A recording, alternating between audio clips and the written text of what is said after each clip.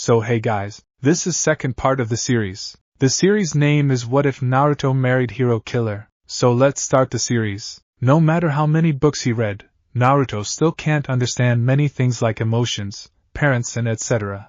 How do one acknowledge a feeling of emotion? What is the purpose of family and what make one a parent or child? He had asked few people but they never give him any answers, and when he asked Salad about that in the passing, the snake-armed Numa just give him a smile and said it's something he have to discover on his own, which confused him farther. How do I discover them on my own? Naruto wondered to himself as he watched a line of marching ants on ground outside. It was lunchtime. Hello, Shirotoko. The Numa glanced up to see Reiko with the rest of her female classmates.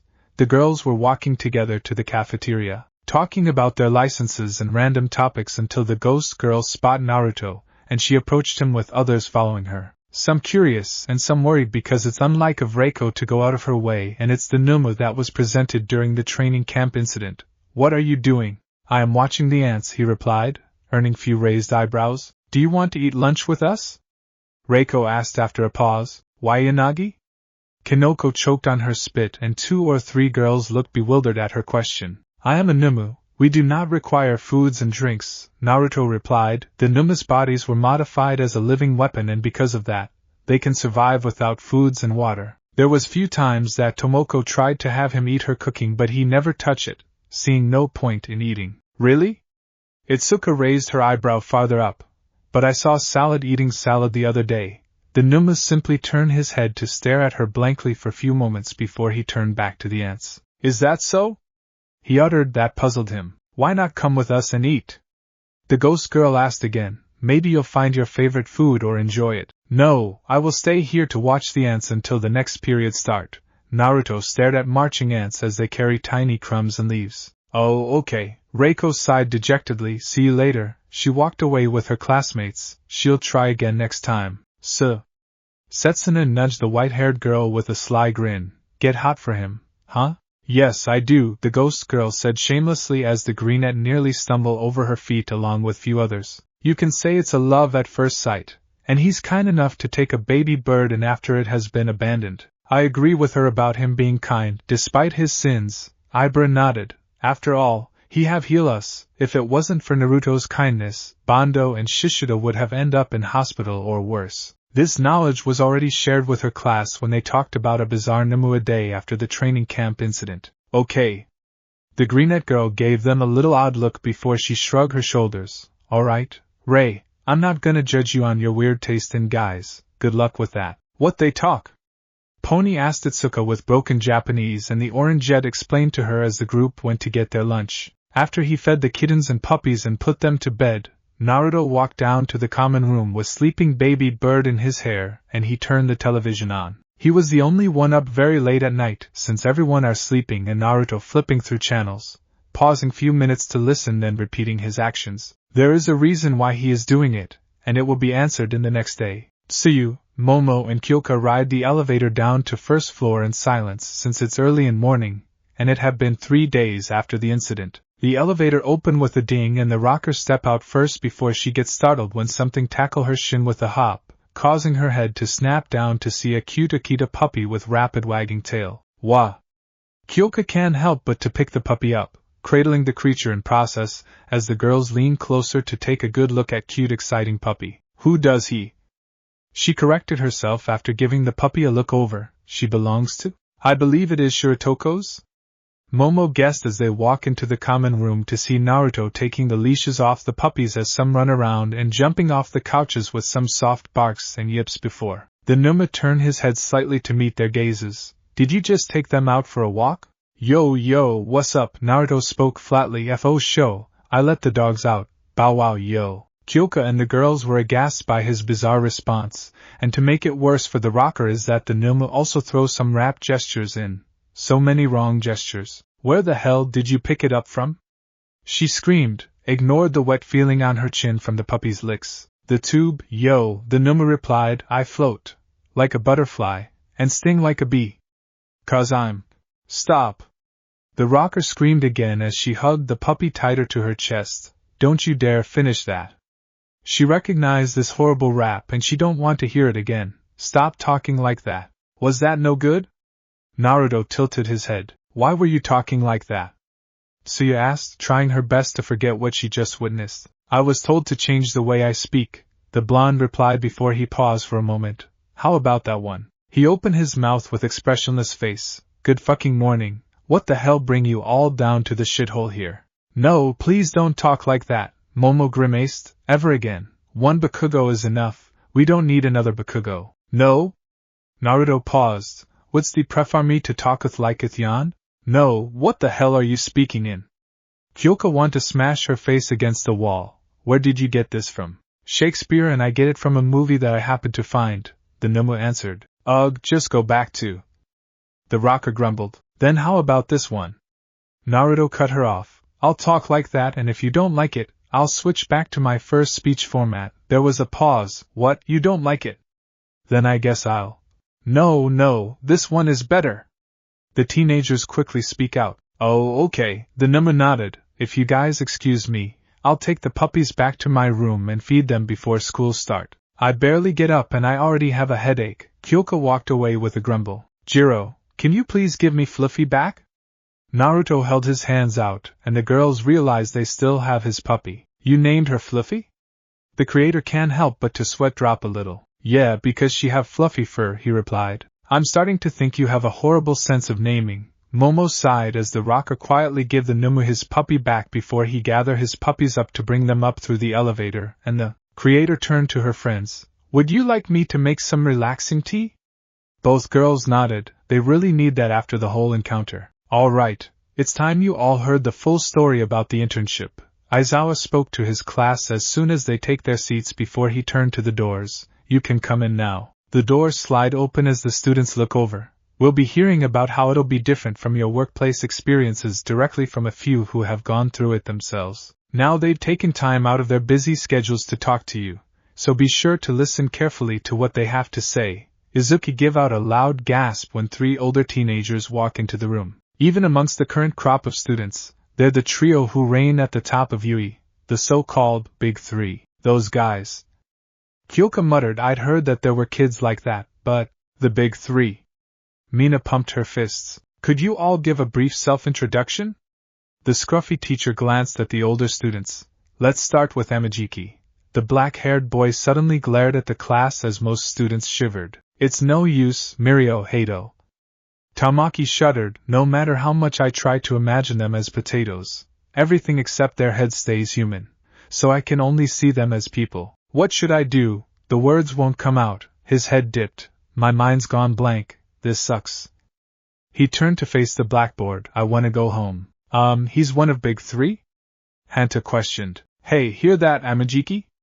The blue-haired girl laughed. They call that being a chicken. Yup.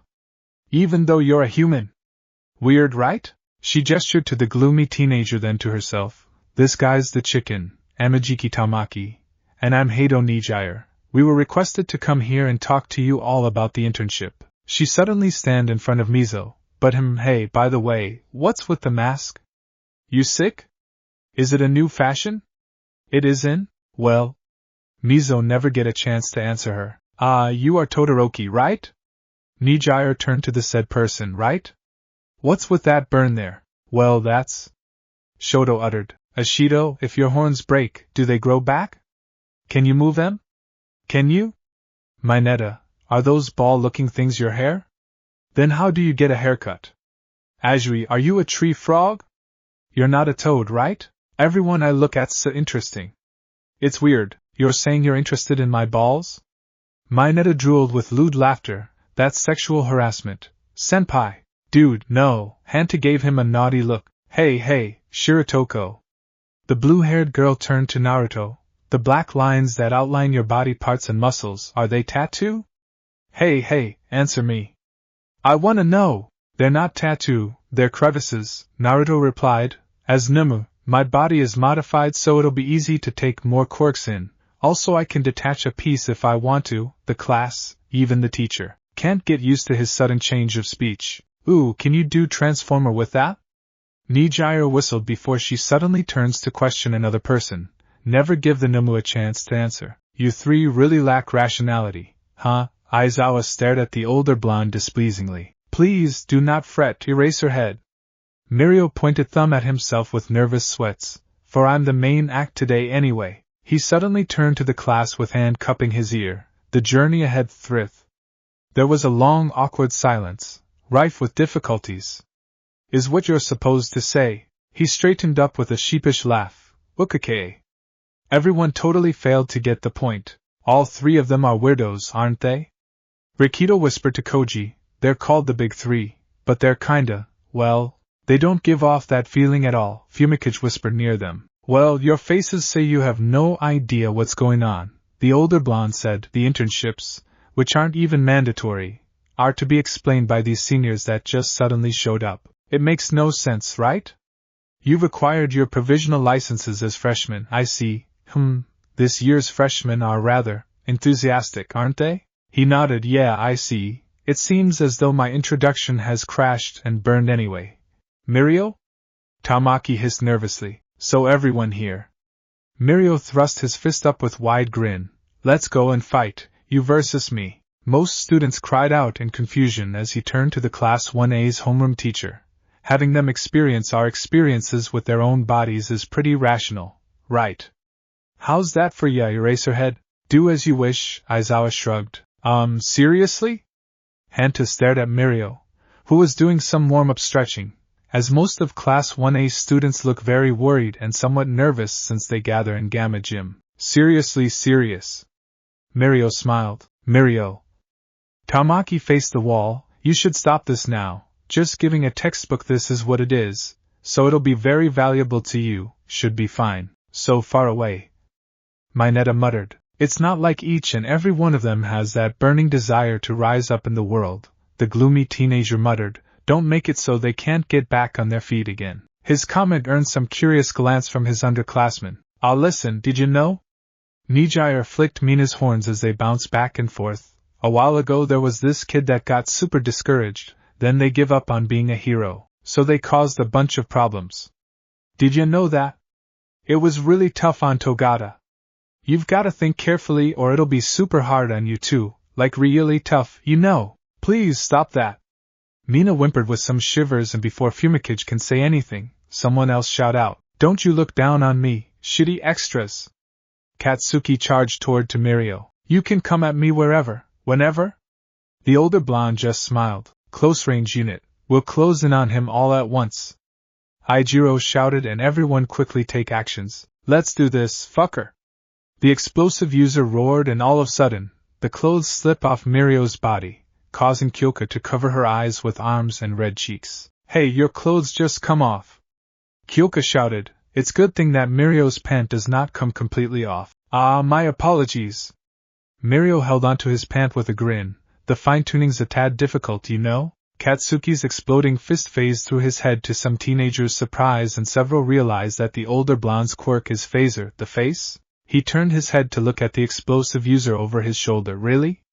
Before the explosive user make a move, a wave of attacks from most of Class 1A went through Mirio, and he vanished without a trace. He's gone! Tenya halt his running, scanning the field. Hey, don't get in my way, fuckers! Katsuki shouted angrily at them. Righto! The phaser suddenly appeared behind Kyoka. Long-range attackers first. He warped. The redhead gasped. It's not just about passing through objects? What kinda overpowered quirk is this? Wah! Before the rocker can turn around, she was immediately taken out along with long-range attackers in a single blink by Mirio. Okay, class. Aizawa called out to the students as the older blonde shout power. This is a great opportunity to get it beat into your bodies. That guy, as far as I know, Togata Mirio is the man closest to being #1 hero. And that's including the pros. He took out more than half of us in the blink of an eye. Shoto watched from the sideline, so he's the man who's closest to #1. Aren't you going to join in? The scruffy teacher raised his eyebrow at the dual-haired boy, then to the Numu. You too, Shiratoko. There's no way you'd lack interest in the #1 student here. I haven't earned my provisional license, so...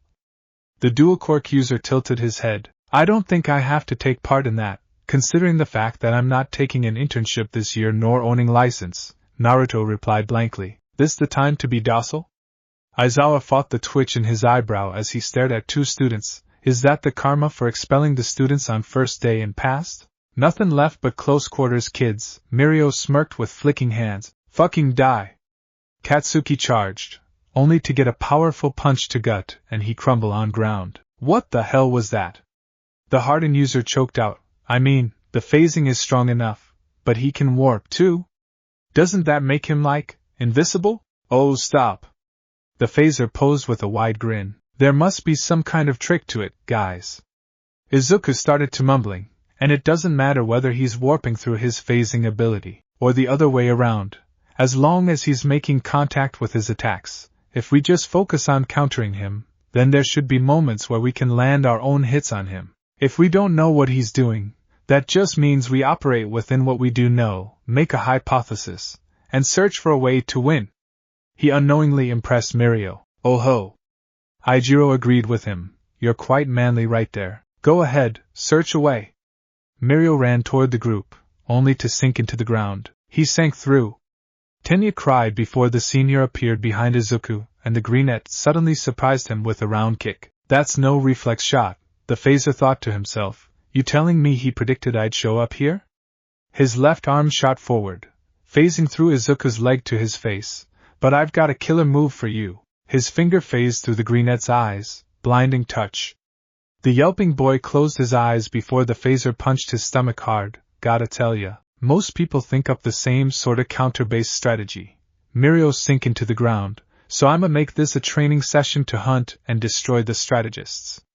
He quickly went through everyone. Power! The phaser gave a thumb up with wide grin and the moaning students lying around him, holding their stomachs. And whelp, Mirio smiled to the groaning freshmen after they recovered and gathered around in front of him and his fellow seniors. Yep, guess that's the gist of it. I don't even get why, but everybody just got off with a punch to the gut. Tenya moaned. You think my quirk's strong? The older blonde grinned. Try way too damn strong. Hanta cried out. It's no fair when I think of my quirk. Toru raised her hand up. I mean, you can phase and warp. Mina said, are you a hybrid like Todoroki or Naruto? He's not a Numu, Naruto pointed out. OMG. I totally know his quirk. Nijire raised her hand up while waving another hand. OMG. Like, can I say it? It's called phase. It's Mirio's turn to talk, Hato. Tamaki cut her off. Nope, just one. Mirio laughed as the blue-haired girl pouted. Phaser. And that warping, as you guys called it, works just the way you knowed it. What's the principle behind your warping? Izuku asked, and the senior explained how his warp worked by using his phase quirk and shooting himself up because two objects with mass can't overlap. That sound like an IRL glitch. Mina puffed her cheeks out with a pout. Perfect way to put it. The phaser laughed out loudly. He can phase through every attack. Suya said with finger on her chin, and move anywhere he wants instantly. Any way you look at it, that's a strong quirk. It's not a strong quirk, Mirio replied. I made the quirk strong. When it's activated, my lungs can't take in any oxygen, since any air I inhale just passes through me. By the same token, my eardrums won't vibrate and retinas won't receive any light. I phase through everything. That means, all I retain is my mass, without being able to sense anything around me, apart from the sensation of falling. Do you really understand? Because it works like that, even if I'm only going through one wall. A simple movement requires several processes. If that was me, Mineta muttered, the bigger the rush, the more likely I'd mess that up. And hard to move if you can't felling anything. Yep, sure enough, I fell behind. The phaser nodded. In a blink of an eye, I dropped to the bottom of the barrel. My clothes dropped too. He tapped his forehead. The one mistake I couldn't afford to make with this quirk is being too slow to pop back up. Predict. Faster than your surroundings. And occasionally, you've got to use deception. But more than anything, I needed to be able to predict. And the thing that makes that prediction possible is experience. Use the experience to put together your prediction. It was a tad long, but this was the real reason for our bout. Rather than words, I wanted to show you through experience. During the internship, we're no guests, we're one of the sidekicks. We're there as actual pros. It's truly frightening. Sometimes you'll even bear witness to deaths. However, all of those terrifying moments and tough times are top-notch experiences that you can't obtain at school. He clenched his fist. I took all those experiences I gained in the internship and made them my strengths. Then I grabbed the top spot. And that's why, freshman, even if it's terrifying, you have to do it. He even speaks like a pro. Rikito clapped along with everyone else. He cleaned up that week and a half explanation in 3 panels. Momo smiled, earned few strange looks from her classmates. Guess, huh? Mizo hummed. Guess the workplace experience thing did kinda feel like that. Yeah, they never let us face anything dangerous. Kyoka rubbed her earlobe jack. It's nearly time to head back, Aizawa announced. Hey, was there any point to us being here? Nijiro whispered to Tamaki. Do you know? I'm glad we didn't do anything, Tamaki whispered back. Let's give Mirio our thanks. Thank you very much. Most students said out loud to their senpais as they left the gym, and one of the students were boiling with anger inside. His anger will later cost him one more friend who just lost all respect for him in the locker room. Wonder what'll end up happening with the internship thing. Achiko leaned back on the couch with some girls in common room while few boys were in kitchen or doing their own business. The school have just ended a while ago. They said they were still checking out the situation for the freshmen, but the story of how Togata-senpai reached the top from square zero's kinda inspirational, Mina said. For the time being, I suppose we're waiting for Aizawa-sensei's go signal. Momo undid her hairdo, combing it down. At this moment, Koda walked over to the group before he pointed at controller remote, then to the already on television timidly. Oh, go ahead, no one is watching it anyway. The creator nodded and the animal speaker changes the channel to some animal documentary show, which appears to be on live. Ugh, I hope it's not gonna be a long wait. The pink-haired girl groaned and Naruto walked into the common room, staring at the group before he looks around. Looking for someone? Yes, where's Jiro? Naruto asked. I want to ask her something. Why not ask us? Achiko unknowingly cut Mina off before she can make a joke. What do you want to know about? She smiled. What's it like to be a parent?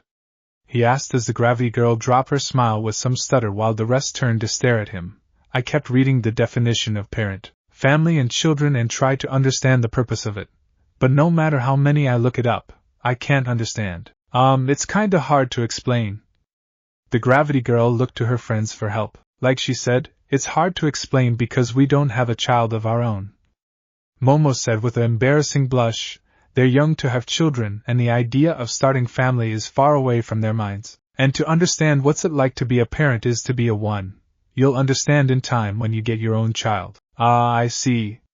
Naruto cupped his chin. To understand the purpose of mother and father, I must become one. He looked up to them after a couple minutes of silence. How do humans create offspring? His question causes the girls and Koda to spazzing out with red faces. Oh, I need to ask Salad if it's possible for Nimbus to create their own offspring. It was a sudden curiosity. Ask your mom, Tsuyu croaked embarrassingly. Okay, I'll do that when Tomoko come pick me up, the Nimbus said, and everyone just looked away from him out of embarrassment before the blonde noticed the wildness show. What show are you watching? Oh, Animal World, a wildlife documentary show, and they're doing it live. The creator quickly answered, grateful for a sudden change in topic. Have killed the rivals. The lion have taken over the pride. The narrator spoke as the lion stepped away from deceased lion toward the pride before the creature turned his eyes on 3 cubs. The first thing the victors will do is kill the young cubs in order to mate with the lionesses. Whoa, they're gonna show it? Mina gulped as Koda covered his eyes frighteningly while the lions slowly stalking up to the crying cubs. Like, do they know that the kids must be watching this show? I don't think any kids would watch it since it's late, the frog girl said. The young kids usually have bedtime at this hour. Behind them, Naruto stared at the show intensely. He wanted to go over there and rescue the cubs as something inside him stirred up. The lionesses appear to have abandoned the cubs by doing nothing as the victor is.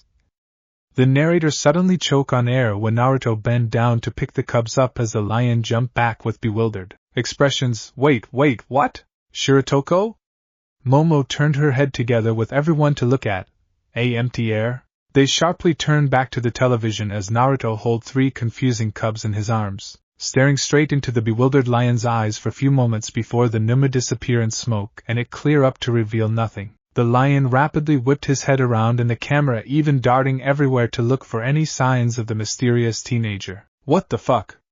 The narrator shouted before the technical difficulty screen comes up with a tune and the teenagers turn their heads as soon as they hear a pop to see Naruto holding the cubs in his arms. Then They stare at each other, one blank face and many bewildered and shocked faces. I just got a new quirk that allows me to teleport, Naruto said flatly before he walked to the elevator. Now if you excuse me, I'll take my new pets back up to my room. Koda quickly ran to join him as soon as the elevator opened. Wait, you can't keep lion cubs as pets. Tenya ran out of the kitchen with a shout and arm chop as he tried to stop the Numa, but the elevator doors closed before he can reach it. It's illegal. Shiratoko. Most teenagers snap out of their stun and start to freaking out over the fact that Naruto just stole 3 lion cubs, even if they have been basically abandoned by their mothers. I'm going to give Aizawa-sensei a call. Momo rushed over to the secured landline phone in kitchen. Before the whole lion event, Vlad King blinks few times before he looked to Niza then back to Aizawa. You want us to? Sekijiro raised his eyebrow. Swap a student? Yes, Aizawa replied curtly. May I ask why and who? The blood hero asked. Bakugo Katsuki, the underground hero said. His relationship with the class has deteriorated to point that nearly everyone stunned him and only 2 willing to work together with him on heroic lesson. Although he refuses to work with them with his attitude and aggrieving everyone, after what they went through and Kaminari's betrayal, my class doesn't need any more hassle, even if it's from one of their own. Aggrieving? How? Sekijiro asked after scowled at the mention of the traitor's name. His class was put in danger during the camp training because of this person. Quirkless discrimination, even toward anyone who have quirkless relatives, Aizawa answered. The HUC actors wrote in their report that he said, in his word, who the fuck care about useless waste of space? They should do everyone a favor and go off themselves.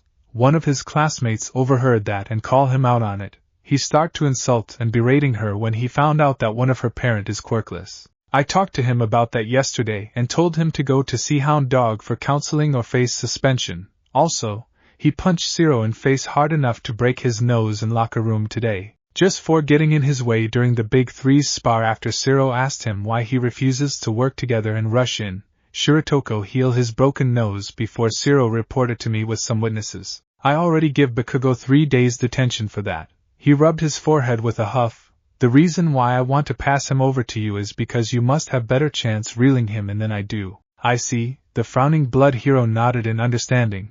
Like Aizawa said, he have better chance reeling Bakugo in because the blood hero is stoic and tough on his students, and pull no punches if anyone act up in his class or out of it. He won't tolerate anything if a student behaves like that. Alright, I'll allow it, he nodded. I will choose a student to swap you with Bakugo. But I have a question. Vlad King glanced to Nizu. What'll happen if I can't control him? Then we'll place him in general education and have him see Hound Dog every day. Nizu steeped his paws. If he makes some improvement, and stay on good behavior for a year, we may consider transfer him back to heroic department. That's acceptable, the underground hero grunted and Sekijiro nodded in agreement.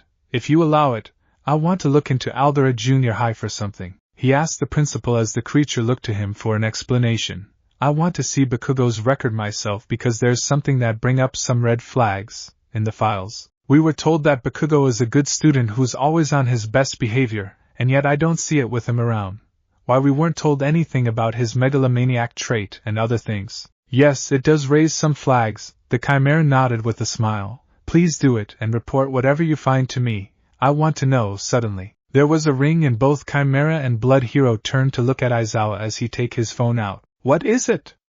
Aizawa grunted annoyingly before he paused with blank face. Shiratoko did what? And he took what? Hold on, I'll be there in few minutes. He hanged up then looked at his boss and co-worker. Shiratoko teleported to Africa and took 3 abandoned lion cubs in to raise them as his pets. He has my permission to raise them, Nizu smirked broadly. In fact, he's now allowed to take any kind of animals in. Nizu, it's lions. The underground hero stared at his boss with twitching eyebrow. The Yui Academy are not equipped to raise wild predators, either. He has my permission and that's final. The Chimera laughed. He can't wait to see the chaos among the humans on campus. If you excuse me for a moment. He turned to the computer. I'm going to make it legal for Shiratoko Naruto to take wild animals in and raise them. Goddammit, Aizawa stomped out. He should ask Niza for a raise after he lectured the problem child. I'm going to look over my class roster and send you email as soon as I make a decision.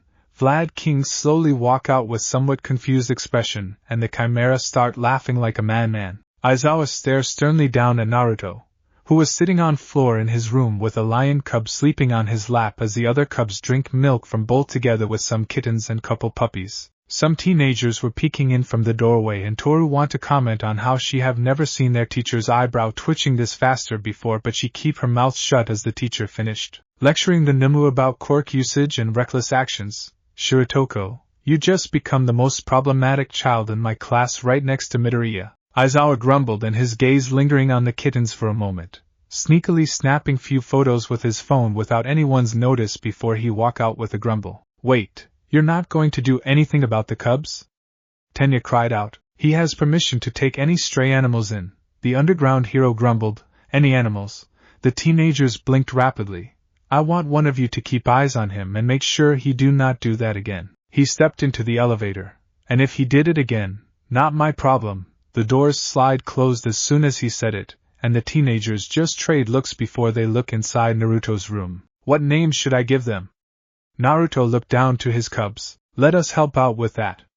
Mina excitingly run in with Toru, both eager to get close to cute adorable cubs since it's not often anyone can get a chance to see them up close. The other teenagers have no clue what to do in this situation, and no one noticed that the elevator never stopped on the first floor but on a different floor. I have the result of yesterday's discussion regarding hero internships for freshmen. Aizawa spoke to his class the very next day, starting with the principal. The majority of the teachers said give it up. What? Aijiro gaped, even after the info session with the seniors? But if we think about it from the sequence of events that led to everyone living in the dorms, I guess it would turn out like this, Tsuyu said. However, the scruffy teacher spoke up. There are also those with the option that under our current safeguard policy we won't raise you to be strong heroes, so this will be our policy. We will only allow freshmen to work at offices that have a good track record when taking in interns. That is the conclusion we reached. Some students start to discuss about agencies, and someone have a burning question to ask. Sensei, do you know where's Bakubro at? The hardened user raised his hand up. I saw him walking into school early, but I was getting to that, Aizawa said. Due to some circumstances, we decide to transfer Bakugo to Class 1B, and a student from there will be transferred to this class. Really? Aijiro looked surprised by the sudden news. Few other were also surprised. He was little upset about that, but at same time, he understand it's unnecessary for his class since almost everyone are now on bad terms with Bakubro. Bakubro will accept his mistake and apologize to everyone. Aijiro know he will do it in time. About time. Hanta scowled, feeling the phantom pain in his nose. He would have a broken nose if it wasn't for the Numu who just heal him without asking for anything in return, and the tape user actually feel bad when he found out that Naruto's heal quirk transfer injuries to himself. Who is it? Rikido asked with raised hand. I hope it's a new hottie. Mineta drooled lewdly. I hope it's not Monoma, Tsuyu said. He get a screw loose. Before anyone can ask anything else, a knock on door sees everyone to quiet down. That would be the student. Come in. Aizawa called out, and the doors slide open as most students lean over to see who it is. The new student turned out to be Class, that is Tsunitori Pony, and she will be part of our class from now onward. He gestured to the foreigner, as she looked little nervous and timid with bashful smile. She will also start living in your dorm too. Her room will be on 3rd floor right next to Uraraka's. While she have difficulty speaking Japanese fluently, she's capable of understanding Japanese as long as you speak clear and slow. Please do your best to help her with Japanese when she's learning speaking it. He gave a sharp glare to Mineta. Mineta, if I ever find out that you're teaching her to speak inappropriate things on purpose. He let the threat hanging up in air. GGG, get it, sir. Mineta sweated bullets as couple girls gave him dirty looks, and some boys can't help but to shaking their heads at him. You will do introductions later after class if you like to. The scruffy teacher turned to the American girl. Tsunitori, go sit up front. He pointed to the empty desk in front row, and Pony take her seat while glancing around to some smiling students. Feel free to ask me anytime if there's something you don't understand clearly. Hi. Pony nodded rapidly to signifying that she understand him. Now let's go over few things before the first period. Aizawa looked down at the class schedule. Today, when the period before lunch ended, some students eagerly huddle around the foreigner to greet her, and few left to get their lunches. Hiya, I'm Hagakure Toru. The invisible girl hopped with waving arm. I'm Shiro Hanta, Hanta pointed at himself with index finger. Yuga posed dramatically, only to be cut off. Yo, name's Ishido Mina. Mina grinned widely as the Frenchman sulked, despite the calm smile on his face. Yo, hot stuff, I'm Mineta Minoru, the purple ball-haired boy ogling her bust. What's your SI? I'm Azuri Tsuyu, please call me Tsuyu. The frog girl shut Mineta up with a whip of her tongue. Nice to meet ya, Pony smiled timidly. Due to new surrounding and her poor Japanese. Naruto, what are you reading? Yuga asked the Numu, walking away from the group. Penal codes and laws. Naruto looked up from the book in his hands to the laser user. Aizawa-sensei assigned me to read the whole book on laws. Something about teaching me the common sense. Sound like he's punishing you for the cubs, Kyoka snorted to herself. Had heard everything from Momo this morning. I find human laws to be interesting but some are questionable. The Numa glanced at the page. Why is it illegal to dance after midnight? Also, do you know you'll be jailed for exposing your thighs? Some laws are not meant to be enforced. The French student's sweat dropped slightly and two students gave them a strange look, mostly because of the bizarre laws that they haven't heard of until now. I see, Naruto continued to read the law book. Yo, is Pony here? They turned to the front door to see Setsuna with the rest of the girls and Tetsu was right behind them. Here.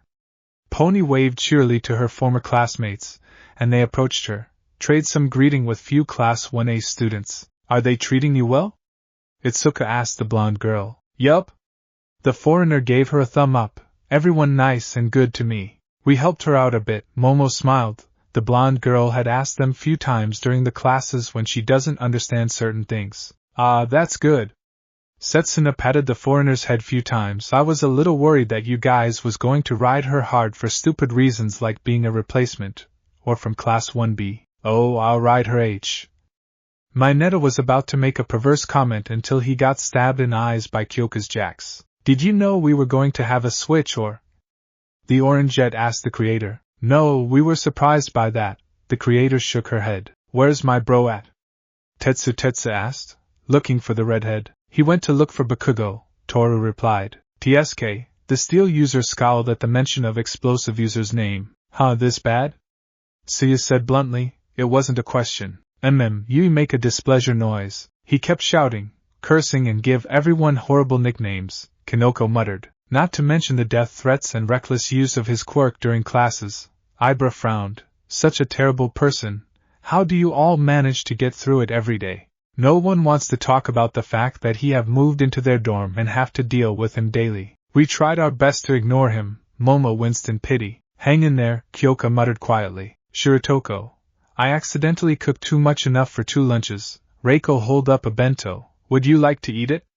That earns few turning heads from the teenagers. I told you before, I'm a Numa. Naruto looked up to her from his book with a blink. There's no need for me to eat and drink. Dude, just eat it. The rocker tilted her head slightly to glance at the Numu. She went through the trouble to make it for you. Okay. The Numa nodded to her, then received the bento from the ghost girl and he break chopsticks. Looking down at the meal, it has white rice, fried chicken pieces and tamagoyaki. He decides to eat rice first, chewing slowly. Are you too? Reiko stared at the rocker with a jealous glint in her eyes, also anxious at same time. Whatever you think it is, it's not like that. Kyoka waved it off. I don't get it, but for some reason, he listens to me and do whatever I tell him to. Yeah, our resident Nomu totally likes Jiro, Mina joked, right, Shiratoko? Hi, she's my first. Naruto take his first bite of tamagoyaki, and it was the first time he can taste something. See? The grinning pink-skinned girl throw her arm around the Numu. His first. What the heck? The blushing rocker cried out in embarrassment as the classmates and other students looked at her with few reactions. First what? Say who? Ashido said you're my first. The Numu chewed the egg roll to scrutinize the taste. Although, I'm confusing about what's my first. His first low. Mina grinned trollishly before the jacks jabbed her eyes. GH. Damn it, Ashido.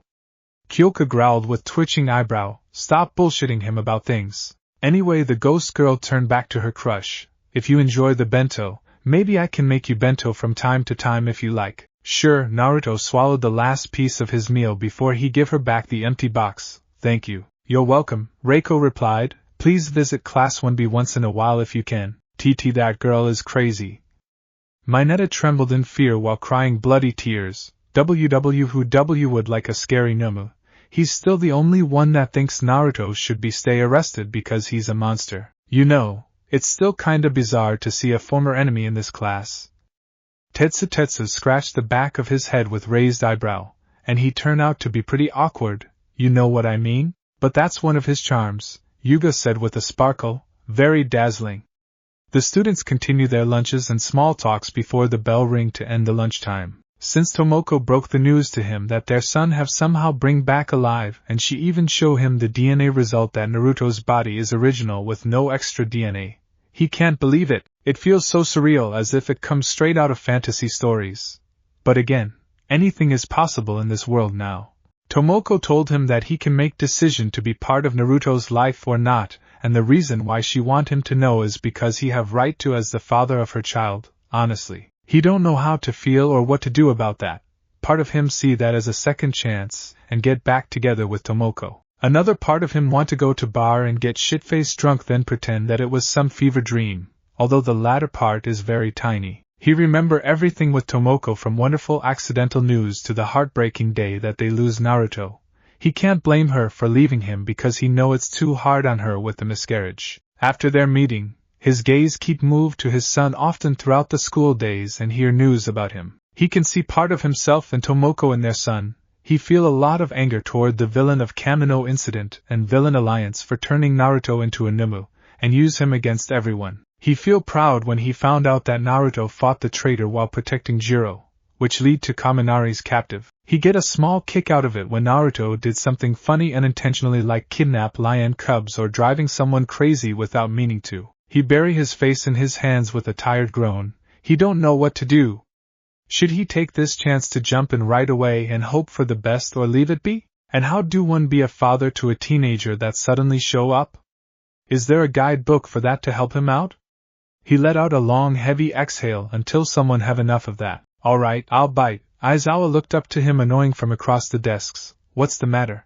He looked at the underground hero with a pause. Should I tell him and ask him for help? Yeah, let's do that. He take a deep breath. I'm a daddy to a teenager boy. There was a long pause. Shota, don't you hear me? I said I heard you the first time. The scruffy man lifted his hand up. I was waiting for you to say it's a joke, but I guess it's real deal. He rubbed his eyes with a sigh. So, you have a son? When did you find out, and who is it? Few days ago. He scratched his chin in deep thought to recall the date. And who is it? It's Naruto. Aizawa's head jerked up to stare straight at him blankly. Naruto? Aizawa muttered. As in Shiratoko Naruto? One of two Nimmu? A nod, and there was a prolonged silence. I can't decide whether to strangle you for spawning a true problem child or ask Namuri to put me in deep sleep so I don't have to deal with this shit. The man nervously chuckled at him. So what are you going to do, Hizashi? Honestly, I don't know. President Mike slumped on his desk, resting on his crossed arms with a sharp exhale. The underground hero grunted at him. Guess they are going out for a drink to talk it out. Why is this guy my best friend? The scruffy man sighed mentally. Naruto walked down the hallway at late afternoon until a pink blurry missile tackled him, and he looked down to meet Mei's eyes. Hey, you! Mei grinned. I've been looking for you. She pulled his wrist as the inventor dragged the Numu. Come on. The suit's ready. Field test. She's really exciting to test her baby out, and the best part of it? She can upgrade it as much as she want after found out that Naruto can gain new quirks, and she don't care how it's possible. More quirks mean more new babies to make. They enter the support department, and Mei shoved the briefcase into his hands before she pointed to the changing booth on opposite wall. Go in there and change. Okay. Naruto entered the changing booth, and it takes some time before he come out. He wears a gray padded bodysuit with armored sections, gauntlets, boots, and an orange trench coat. Like it? Mei grinned. I have an urge to say need more orange, he said. The suit is lightweight, Kevlar plated and made from rubber-like material, the inventor said, but the gauntlets are my real baby. I use the morphing material so your claws won't tear through them, and I put few gadgets inside. She fidgeted with his gloves. Hook shot. A hook shot out with chain and it pierced through a robot's head. My machine! A random student cried out. This baby can let you grapple up someplace or pull whatever it latch on toward you. On cue, the robot's head get ripped out as the hook shot pulled back to the Nimmu, and the random student cry ugly. Next, She tapped the gauntlet before a hologram screen appears. Tada! Holographic functionality scanner. This baby can scan items of interest, analyze compounds and send information securely to supercomputer here. You can contact anyone and send them information too. It also can search for people and any living beings within 30 miles.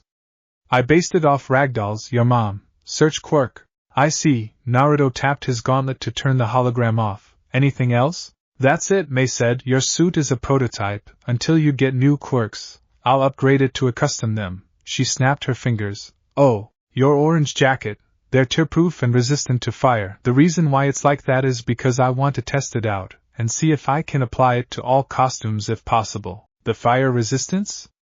He asked. No, the tear-proof material, she laughed. The less costumes to repair, the more time I can make new babies. You see, there's a guy that kept destroying his costume more than once and other guy that damage others' costumes daily. It always annoying me that I have to waste time repairing when I should use this time to build and fine-tune my babies. I see. Naruto stepped back in the changing booth, then come out in his school uniform with briefcase, and he give it back to Mei. Thank you. No problem.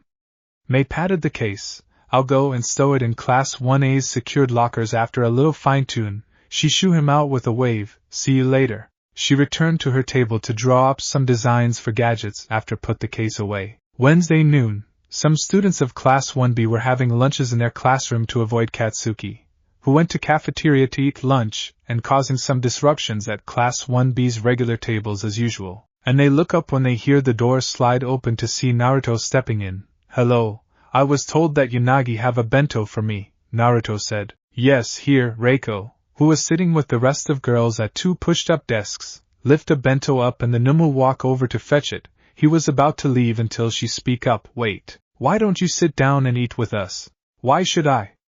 He turned to her with a tilted head. Because I want us to get a little closer and know each other better, she said as he stared blankly. Jiro would want you to do that. The ghost girl don't know if it will work on him by using this girl's name, but it appeared that the Numa listened to the rocker out of 3 people around him from her knowledge. The laser boy and invisible girl were other 2. Okay, I'll eat with you guys. Naruto sat down between Reiko and Setsuna.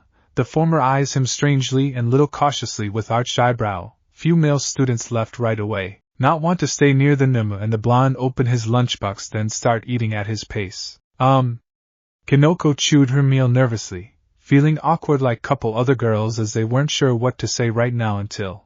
How's the little bird? Reiko asked. The one you took in the other day? She is enjoying the birdcage. He ate some rice, although she preferred to nest in my hair. I'm sorry, what bird?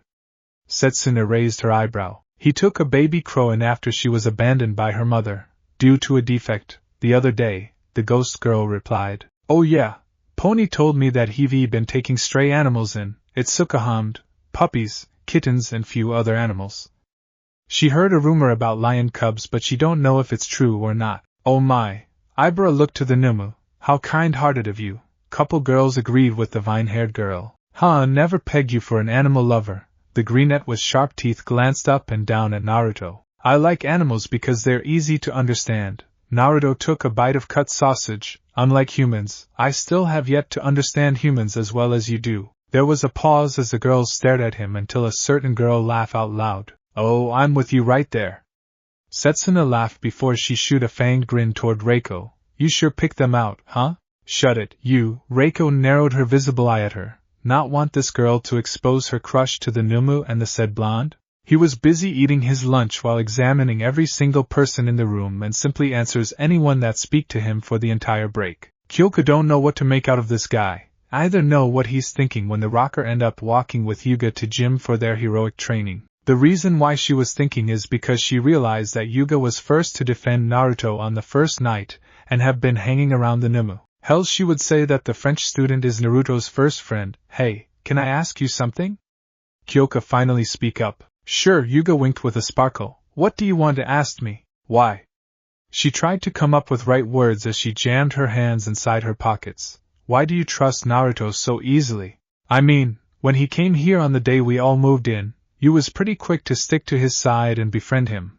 I thought it was weird and something that I can't understand why, you know. The French student hummed with closed eyes. I trust Shirotoko because he wants to reform himself, and I want to show him that I support his dazzling heart when no one else do, because I know how difficult it is to live in society when you're reformed. My father's a reformed villain. Huh?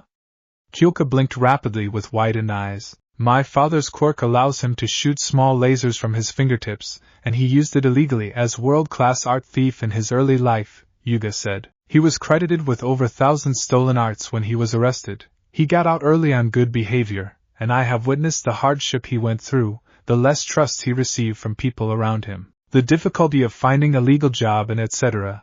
He was able to go legal and work for police force and heroes as consultant in art field few years ago. He suddenly whip out a smartphone up in her face as it play a video of some seminar. He also gives seminars on thieves and how they work down to their tricks. He's popular by demand among heroic academies. Oh. She blinked once. I don't know. Wow, just wow. Now you know. The French student tucked his phone away with a sparkle. I know Naruto will face hardship ahead of him, and I will be one of his supports for the bright path he'll take. He's a better person than I am. Kyoka rubbed the back of her neck, and at same time, she realized that she don't know much about her classmates after everything they went through. It looked like she have to change that sooner. Wow. Toru whistled impressively at Naruto's costume as she circled him. I'm digging the outfit. But... She tilted her head at his jacket with a small sweat drop. So much orange. Yeah, it sure stand out so much. Rikido squirted his eyes. And so damn bright it hurt my eyes. Something like that will scream I'm here to the villains miles away, Hanta muttered. I think he don't mind. Pony tilted her head at the Numu, who was straightening his arms out in T to show off his orange jacket with many sparkles around him. Well, he said orange is his favorite color. Kyoka drawled as she do some warm-up stretching before her super moves training. How can someone outshine Aoyama like that? Achiko shielded her eyes from the Numu. She thinks she'll go blind the longer she stare at him. Some teenagers were busy with polishing their super moves or asking their teachers some questions about upcoming heroic exercise. Ooh, does that mean we're light buddies now? The invisible girl joked as she held her hand up to Naruto for a high five. She recently discovered that her quirk not only make her invisible but manipulate light around her, and have been focusing on this aspect since then. Naruto give her a high five with a tilted head. You're getting good with social cues lately. She slipped her glove on with a laughter before she blinked few times as she stared at her hand that she used for high five. Slowly realized that she had been holding her gloves in other hand the whole time. Wait. Her eyes snapped widened with burning cheeks, and she slowly turned her head to the Numu as she removed her right glove to confirm something.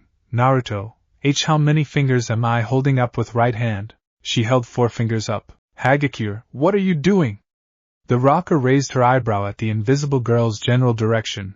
The others share her confusions. You know that everybody can't see. 4, Naruto answered, and everyone turned their heads to him. Toru's right arm slowly lowered to cover her chest as she feel her ears burning red. BB by any CC chance, seeking UCMME? Yes, he answered simply. SS since when? The blushing invisible girl's left hand flew down to cover her groin. Since when? From the beginning, Naruto said. From the beginning. Toru blinked few times. Wait, do you mean, you can see me back then at this time? When the villains invaded USJ? Yes, he replied. Why don't you say anything? The invisible girl squeaked and everyone near them stay quiet. Not sure how to act in this situation, so they decide to let the invisible girl handle it since it's first for everything. That I'm visible to you. I don't understand? Naruto tilted his head. You don't know that I'm invisible? Toru asked after a short pause, and the Numu just shake his head slightly. How come you don't say anything when I wear my costume during the heroic classes? From the gauge of everyone's behavior around you, I assume you're a nudist, he replied, so I didn't say anything. The invisible girl nodded mutely. It kinda makes some sense since Naruto don't know that no one can see her. Oh, okay. The invisible girl shrugged her shoulders, slowly moved her arms away from her private parts with heavy blush. I admit I'm partly nudist. Hagakure?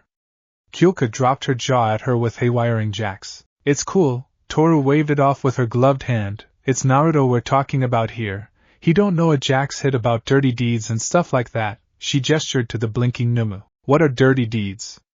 Naruto asked. See? The invisible girl shrugged with her hands. And beside, if you think about it, He never looked down below my face. Some don't know if it's true and few others look thoughtful as they tried to think back. So don't sweat it. If I said it's cool then it's cool. But… Achiko blushed. I said it's cool, Toru sighed. If it make you feel better, be glad it's not Mineta that can see me. Now you say it. The gravity girl grimaced as the sneering girls start to agree with the invisible girl. I'm completely fine with Shiratoko seeing you nude. Anyone is better than this dirty gremlin, the rocker sneered. That is unfair. Mineta wailed as soon as he found out that the scary Numu can see a nude girl. I want this quirk. I want to see her juicy bouncy tits. Her buck ass. Her pu. He mumbled, hey, is she natural down there? Does she shave? What about her nipples? Are they… Someone, please punch this pervert. Kyoka gritted her teeth furiously at the rambling pervert as the girls moved away from him and some boys were trying to tell him to stop. That will be great if someone do it. Okay. The Numu walked toward the rambling pervert and the rocker blinked a few times before she make a realization. Oh shit! The wide-eyed rocker whipped her head around to the Numa's back. Wait. POW. Naruto's fist met Mineta's face in an uppercut, launching the short teenager up in air then bouncing across the ground until he stopped face down on floor with twitching limbs. The teenagers stare at the Numu with dropped jaws and wide eyes as he looked back to them with innocent yet blank face, still holding his fist up in uppercut motion, and the teenagers tense up when Aizawa approached the Numu with expressionless face. Shiratoko. Aizawa stared at the Numu and Mineta lift his head up with a joyous expression. Now the teacher will expel this scary evil Numu, and he can see all girls thank him by performing. From now onward, if Mineta harass girls, making sexual comments or cross the line, you are allowed to hit him. If any girls ask you to punish him in any way like kicking him in groin, do whatever they say as long as it don't end in murder. Hi, sensei. Naruto gave him a nod. SS sensei? The pervert wailed in shock as the students looked surprised by their teacher's permission. They wonder what bring on the changes, but no one minded because they feel that the pervert have crossed the line too many times to point that it's difficult for some to stop him for their own reasons. Mineta, if you continue to behave like that, I will have you expelled whenever I feel like it. The scruffy teacher narrowed his eyes at the shortest student. Gigi get it. Mineta nodded rapidly with trembling body. He's scary as always, Hanta commented with a tiny sweat drop. Yeah. But at least we have someone to punish Mineta instead of tie him up. Tsuyu croaked with finger on her chin and the homeroom teacher walked over to Izuku. Midoriya, please come see me in staff room after school, Aizawa said quietly so the noisy students won't able to hear them. Okay. Izuku wondered what do he want with him. Maybe it's something relate to the internship or something else. He know he's not in trouble since he did nothing wrong since after Kamino incident. Anyway, I'm curious. Mina suddenly appeared as she threw her arm around Naruto's shoulders with a wide grin. What does Toru look like? That almost immediately catches everyone's attention since they're also curious what the invisible girl looked like. Yeah, I'm curious about that, Toru hummed before she noticed some strange looks. I'm one of rare cases where a quirk triggered at my birth. Oh, like luminescent baby and present Mike, Kyoka pointed out. Yup. The invisible girl hopped lightly before they turned to the Numu. So? What do I look like? You have white choppy pixie hair, golden eyes and dark tan, Naruto said, and some teenagers picture it in their heads. You cut your hair? Achiko blinked at the invisible girl. Yeah, it's kinda pointless to grow it out and style it when no one can see it. Toru shrugged and the gravity girl hummed. She have a point there, I'll throw. I'm curious about how tan I am. Am I like? She borrowed Hanta's smartphone to pull up a certain picture from internet before she flashed it to the Numu. This heroine, Mirko? Yes, but yours is a little light in tone, the Numu replied. And the golden eyes, are they like mine? The acid user pointed at her eyes with megawatt grin as the blonde nodded before she suddenly hugged Toru. Golden buddies. Golden buddies. The invisible girl hugged back with a giggle. What about her face features? Tsuyu asked. Any distinctive features? Oh yeah. Hanta rubbed his chin. He can use part of our faces as reference so it'll give us better mental image. Very well, Naruto said as Toru displayed her face with bouncing heels. She has face like a Shido, Uraraka's eyes, Jiro's nose, plump lips almost like Inagi, Yaoyoro's eyebrows, freckles across her nose. Wow, sound like I'm quite a looker, the invisible girl laughed. And sharp teeth, like Tokage or Kirishima, the Numa said. She have shark teeth? Mineta cried out as he trembled. Now I ain't stick my dick in her mo. Punt him. Mina cut the pervert off, and the purple ball-haired boy widened his eyes in horror before the Numa kick him, sending him flying across the field with some bounces. Also, she have a small birthmark on her, Naruto said before the invisible girl quickly covers his mouth. Oh, okay, this part is private info. Toru laughed nervously. She actually forgets about this one until he mentions the birthmark. On where? Some boys blushed, but they don't push it any farther. Alright, let's go back to training, everyone. The invisible girl pumped her fist up with a jump. Oyama, I need your help with. The earth start to rumble as everyone stumble and attempt to keep their balance up. I have received few quirks, Naruto said nonchalantly, and the earth burst upward with many screams. Niza poured himself a tea as he enjoyed the sight of his school from his office's window before a giant tree bust out from the roof of Gamma Gym, and he can see some screaming students and teachers flailing around. Within some branches, Aizawa just hanging limply on the highest branch with resigned expression on his face. Niza calmly sipped his tea with a smile. Such a fine day, he said to himself as if there wasn't a giant tree sticking out of a gym. The school has ended for the day when Izuka entered the staff room and he noticed that Aizawa was the only teacher present at the moment. Midoriya, take a seat. The underground hero gestured to the chair near his desk and the greenette take his seat right away. The teenager slowly started to squirm in his seat as few quiet minutes went by until his teacher finally spoke up. I have been investigating a junior high school for a while and have uncovered few things during this time. Aizawa locked eyes with his student. Midoriya, why don't you say anything? About what? Izuku jerked his head back with blinks. I don't know what you... He paused. Wait, this school you have investigated, by any chance, was it Aldera Junior High? Aizawa said as the greenette froze. You see, something don't make sense when Bakugo have been acting out, and caused some problems around him after his record stated that he's a perfect model student, so the principal allowed me to do a personal investigation. During this investigation, one of the former students who happened to be your classmate decides to give me a testimony, and told me everything. He stared at the sweating greenette. Do you know what he told me? He told me about the discrimination you faced before your quirk come in, how Bakugo have been bullying you, even using his quirk illegally, and the teachers refused to stop it, even fired couple teachers who were trying to help you by reporting him to the principal. It's fine, Kaken was... The greenette stuttered with widened eyes. No, the homeroom teacher put his hand on the boy's shoulder. It's not fine. Quirkless discrimination have no place in schools, and yet Aldera Junior High allow it to happen. What Bakugo did was wrong. He have assaulted you daily and inflicted serious injuries upon you. The boy opened his mouth to defend his childhood friend. Don't. I know you're going to cover up for him, but I have seen the files. That you have been sent to infirmary weekly under some guise that you were sick. I'm not this stupid to figure it out. Izuka flinched. I want you to know that there will be news about Aldera Junior High shutting down and quirkless discrimination, but your name will be leave out along with Bakugo's. Due to age, the boy's eyes widened. From now on, you will go see Hound Dog twice a week, Tuesday and Thursday, for counseling unless you're called into field, and that is non-negotiable. Understand? Hi, Izuka fidgeted with his hands. Before you go, I want to say that I'm sorry. Aizawa exhaled sharply as his student blinked at him. I'm sorry for not noticing the signs when Bakugo lashed out to you. I assumed it was because he have inferiority complex of you surpassing him in a single blink, not that. It's fine, is Kaken going to be okay? I mean, he want to be a hero, he have changed and...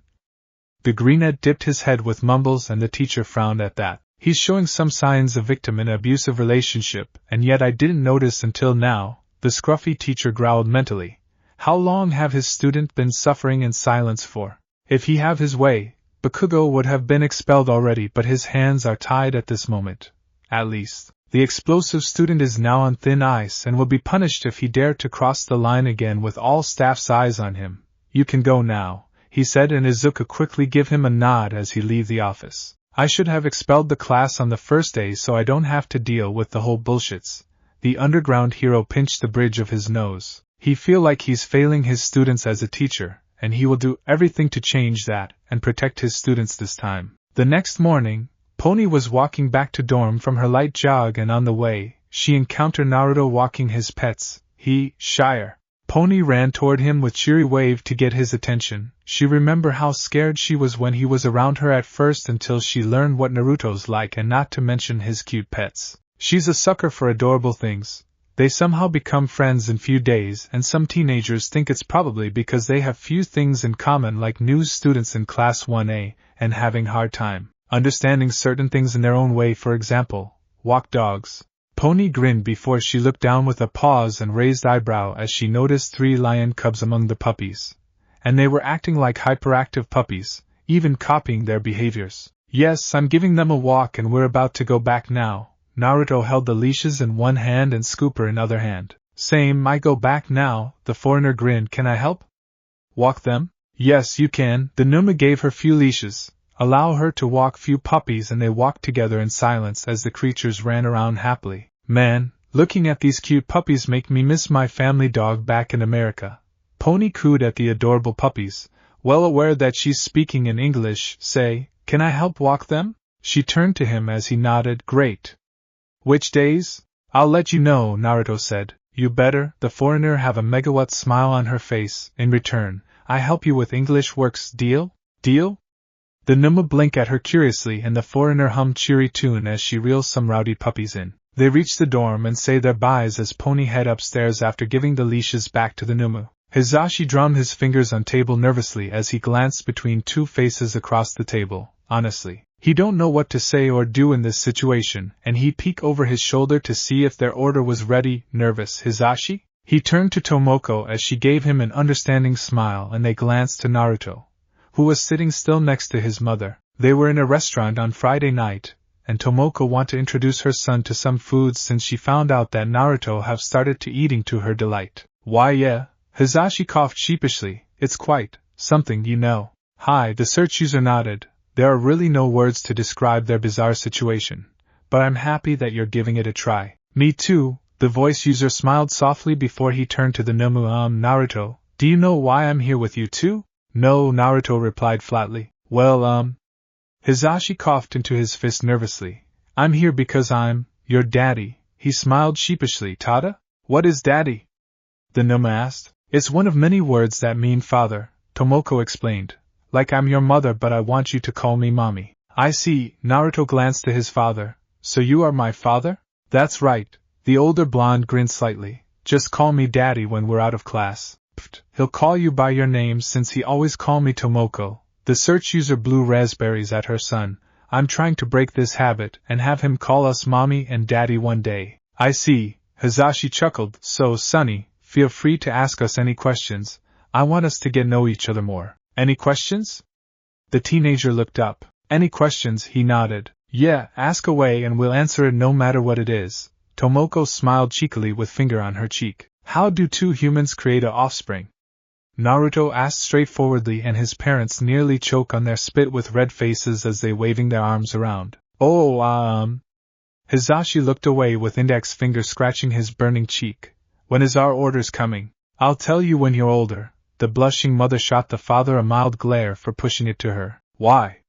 The teenager tilted his head. Because. Tomoko stick her head out. What's taking so long with our order? I know, right? The blushing father laughed nervously. They both don't want to give their son the talk in a public place. Plus it feels so awkward to explain it to him on their first meeting. Who does that? But I want to know how to create offs, Naruto said until his mother cut him off. Oh. She clapped her hands loudly as she turned to Hizashi. Do you know Naruto like animals very much? Oh, I heard about that. Hizashi half shouted, eagerly to change the topic as he turned to his son. Do you have any favorite animals?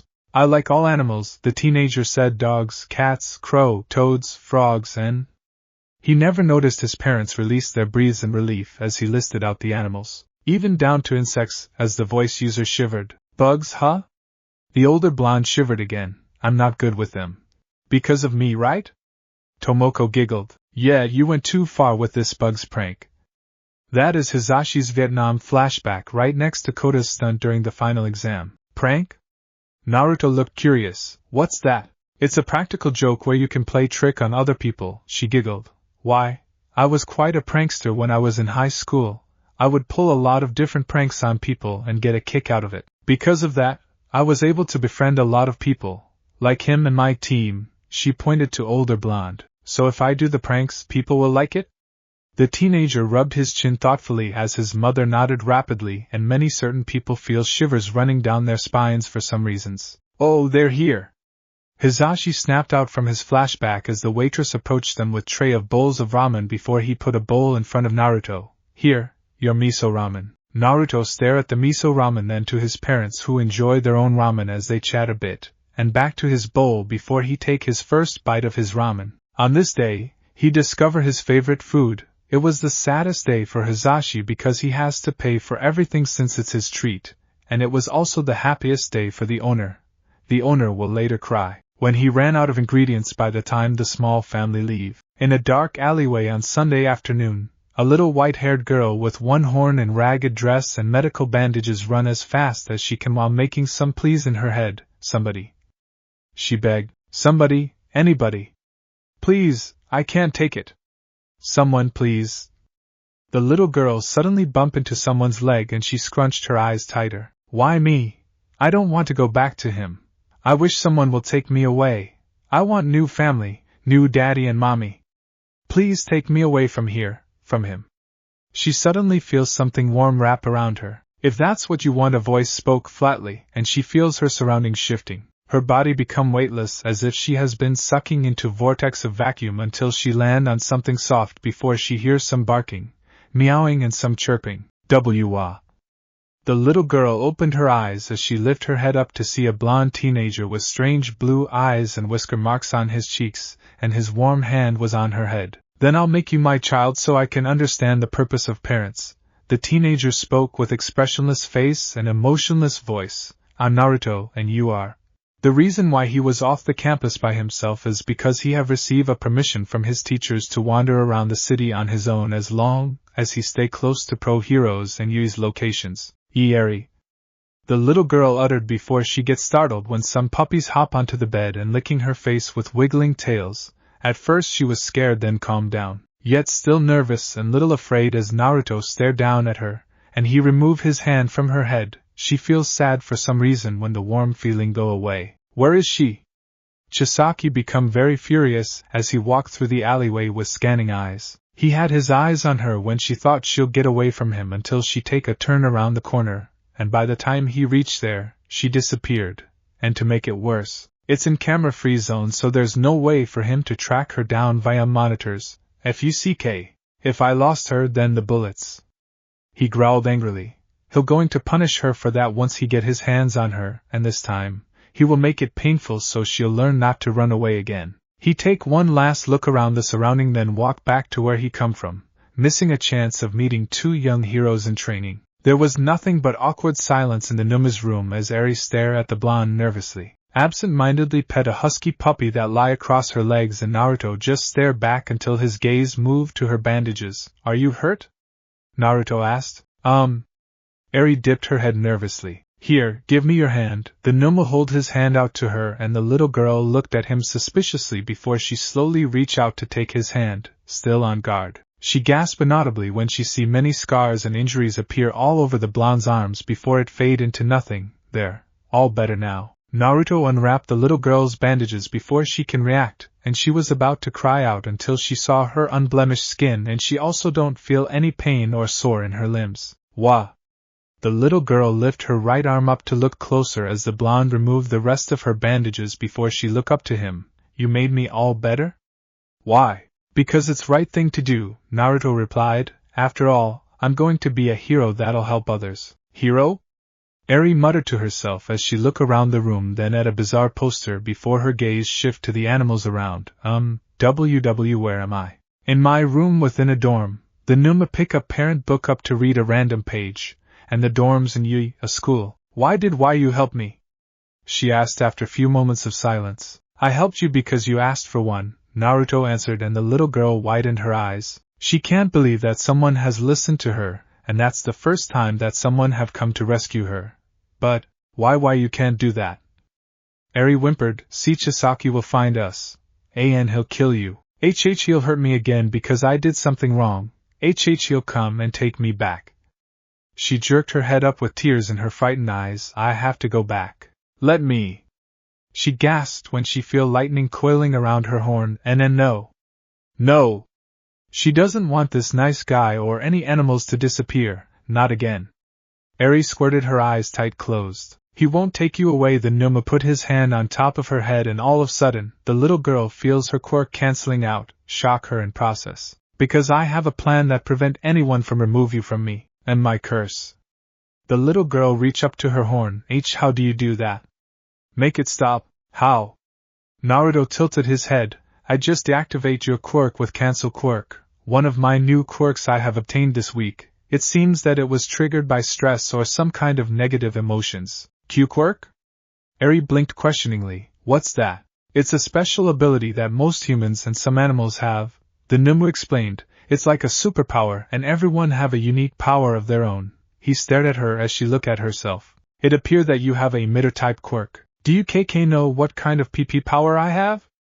She asked. No, not until we have someone else test you, Naruto replied. TT test? Eri widened her eyes in horror. Why you're going to hurt me? No, why would I hurt you? He asked. Because when they TT test me, TT they use. She shivered. Needles and hurty things on me. I can assure you that no needles and anything harmful objects will be used in this test. Naruto kneeled down to pat her head few times, calming her down as he has read it from the book. Really? Eri asked with a sniffle. Really? He nodded, and the little girl slowly relaxed as it became quiet for a while until she spoke up again. Will you protect me? She asked with hope. Yes, I will, Naruto replied. Promise? Eri uttered. I promise, he nodded again. How will why you stop anyone from taking me back? She asked after a couple minutes. Like I said, I have a plan. Naruto patted her head again. Oh, what? The exhaustion have catch up with her as Eri yawned. Plan is it? You will know soon. The Numa lifted the blanket up as he nudged the girl to go under it, then put it down. But you have to go to sleep first. He learned that human child get tired easy, and they need to sleep a lot. He also wondered why humans like to sleep a lot, since he see no point in sleeping. Okay. Eri yawned again as she cuddled with a puppy that lay down next to her, and her eyes slowly closed. For the first time in her life, she feel very safe, and she hope it wasn't all dream when she wake up. The next day in class, some students were gaping at the sight of Shoto's bandaged face. My Kami, they spoiled his handsome face. Mina waved her arms. Seems like the short course for the provisional was a modern Sparta. Hanta muttered. They ain't kidding about physical education. The pink-skinned girl muttered. It's almost class time. Tenya swing his arm high up in air. Are you Raraka, Tsuyu and Shiratoko not here yet? The girls received permission, President, Momo replied. They'll be here a little late, but for Shiratoko, I don't know. Bet he found some stray animal again, Toru joked. And the boys are also missing Kirishima, right? Kyoka glanced over her shoulder. Yo hey, Midoriya, the intern, how's the internship going? Mineta tapped the greenette's desk. I heard there might be a super scantily clad dirty girl around. Huh? Izuku muttered absent-mindedly. The reason why he was out of it is because he just found out that Mirio would be the one who inherit One for All if All Might never have met him in first place. How much time you spending with them? Mina asked out of curiosity. Take me with you. The doors slide open with a squeak, and almost everyone look over to see Naruto entering. Shiratoko.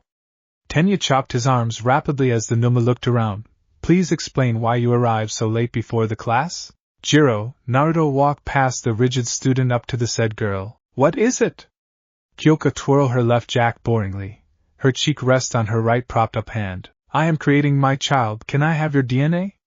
The Numa asked with his hand out, and everything became quiet for a few moments, as almost everyone have different reactions. The rocker gawked at him with widened eyes as her jacks went haywire. Can't believe what he just asked her for. Some also gawked like statues with dinner plate-sized eyes. Some blushed. Some blinked olishly, and other just stared blankly at him. Assessor Taku. The speedster shouted scandalized. Have you no shame? Hey, I don't mind giving you my DNA if she say no. Mina joked, but it don't occur to her that it'll go over the Numa's head. Thank you. Naruto suddenly plucked a hair strand from the acid user's hair as she yelped out. But I'm planning to collect all DNA from girls I know in order to create our child. Wait. The rocker finally snapped out of it as everyone blinked few times at the blonde. Why you you're going to use our hairs to make a kid? She turned to her classmates puzzlingly. Who the hell tell him babies come from hair? Wait, who the hell decide to say that instead of stork birds deliver babies or something like that? Yes, that's correct, the Numa plucked Toru's hair, earning a light yelp from her before he turned to take a single hair strand from Momo then Pony. Okay. Kyoka decided to humor him on this one as she run hand through her hair for any falling out hair strand and she give it to him immediately to prevent him from plucking her hair. Good luck with that. Thank you. Naruto walk out and the students hear a voice greeting him outside. Oh, hi Shiratoko, Achiko's voice said. Hey, why do you have hairs in your hand? Ow. They heard two yelps, following by fading footsteps before the doors slide open to reveal the Gravity Girl and Tsuyu as they rub their heads with quizzical expression. What the heck? He think collecting hairs will deliver a baby to him, Fumikage deadpanned. The heck? The Gravity Girl repeated oddly. I wonder who give him this idea? Mizo asked his mother. But hairs? Kyoka looked back to the masked teenager. That's way out of field, and unique. Momo's sweat dropped and some agreed with nods. Naruto opened the door of Class 1B and the students turned their heads to him with puzzled expressions. Some students haven't arrived yet. Shiratoko, what are you doing here? Reiko asked. It's not Lou. I'm creating my child. Can I have your DNA along with your female classmates? Naruto cut her off and most students have same reaction as his classmates had. Why yes, I'd love to. The ghost girl mistakenly take it as his confession until she realized something as she slowly trail off. Wait, along with. There were several yelps as the Numa plucked hair strand from girls until he stopped to stare at Ibra for a moment before he plucked a short vine hair from the yelping vine user. Thank you, I'll be on my way. The Numa left as he twirled hair strands together, and the Class 1B blinked few times. Do he seriously think baby come from hairs? Tetsu asked bewilderedly, wondering who the hell fed him this bizarre baby excuse. Wait. Yosetsu whipped his head to Ibra with confused expression. Do your vine hairs have your own DNA or are they just plants? It have my DNA like your regular hairs. Ibra rubbed the torn vine strand. It's good thing he took the smallest and thin one and it's unnoticeable to anyone. A relative of mine tested it out of curiosity when I was little. Huh, interesting. Itsuka can't help but to mutter it out loud. What the fuck? The wielder uttered. Language? The vine user chided the wincing wielder. Naruto walked down the corridor until he hears a voice calling out to him. Oh, it's you. Nijire suddenly popped into his sight from his left side. Shiratoko of Class 1A. Aren't you supposed to be in class right now? Because the bell is about to ring. Hey, why are you carrying hairs in your hand? Are you up to something or what? I'm carrying them because I'm going to create my child with DNAs of the girls I know, Naruto answered. Therefore I can understand the parents, and why there are different kinds of mothers. Oh, I see. She hummed, sound interesting. She suddenly combed her hair until she found a fallen hair strand, then she pushed it into the Numa's hand. Here. Nijire is so curious if the Numa managed to grow a kid from hairs, what her kid will look like. Oh, and the quirk. What quirk will the baby have when it become older? So many questions that need to be answered. She never noticed that she stopped in her trail to wonder more, either that the Numa walk away from her. It took few minutes until her annoyed teacher find her and drag her back to the class. Phew. May wiped dirty sweats off her forehead with $1 million grin as she looked at charred pieces.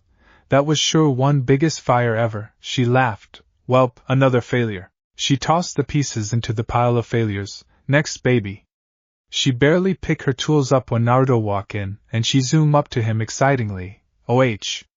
Did you get new quirks? Anything I can test my babies out on you? I get a perfect baby too. Handsome, can I have your DNA?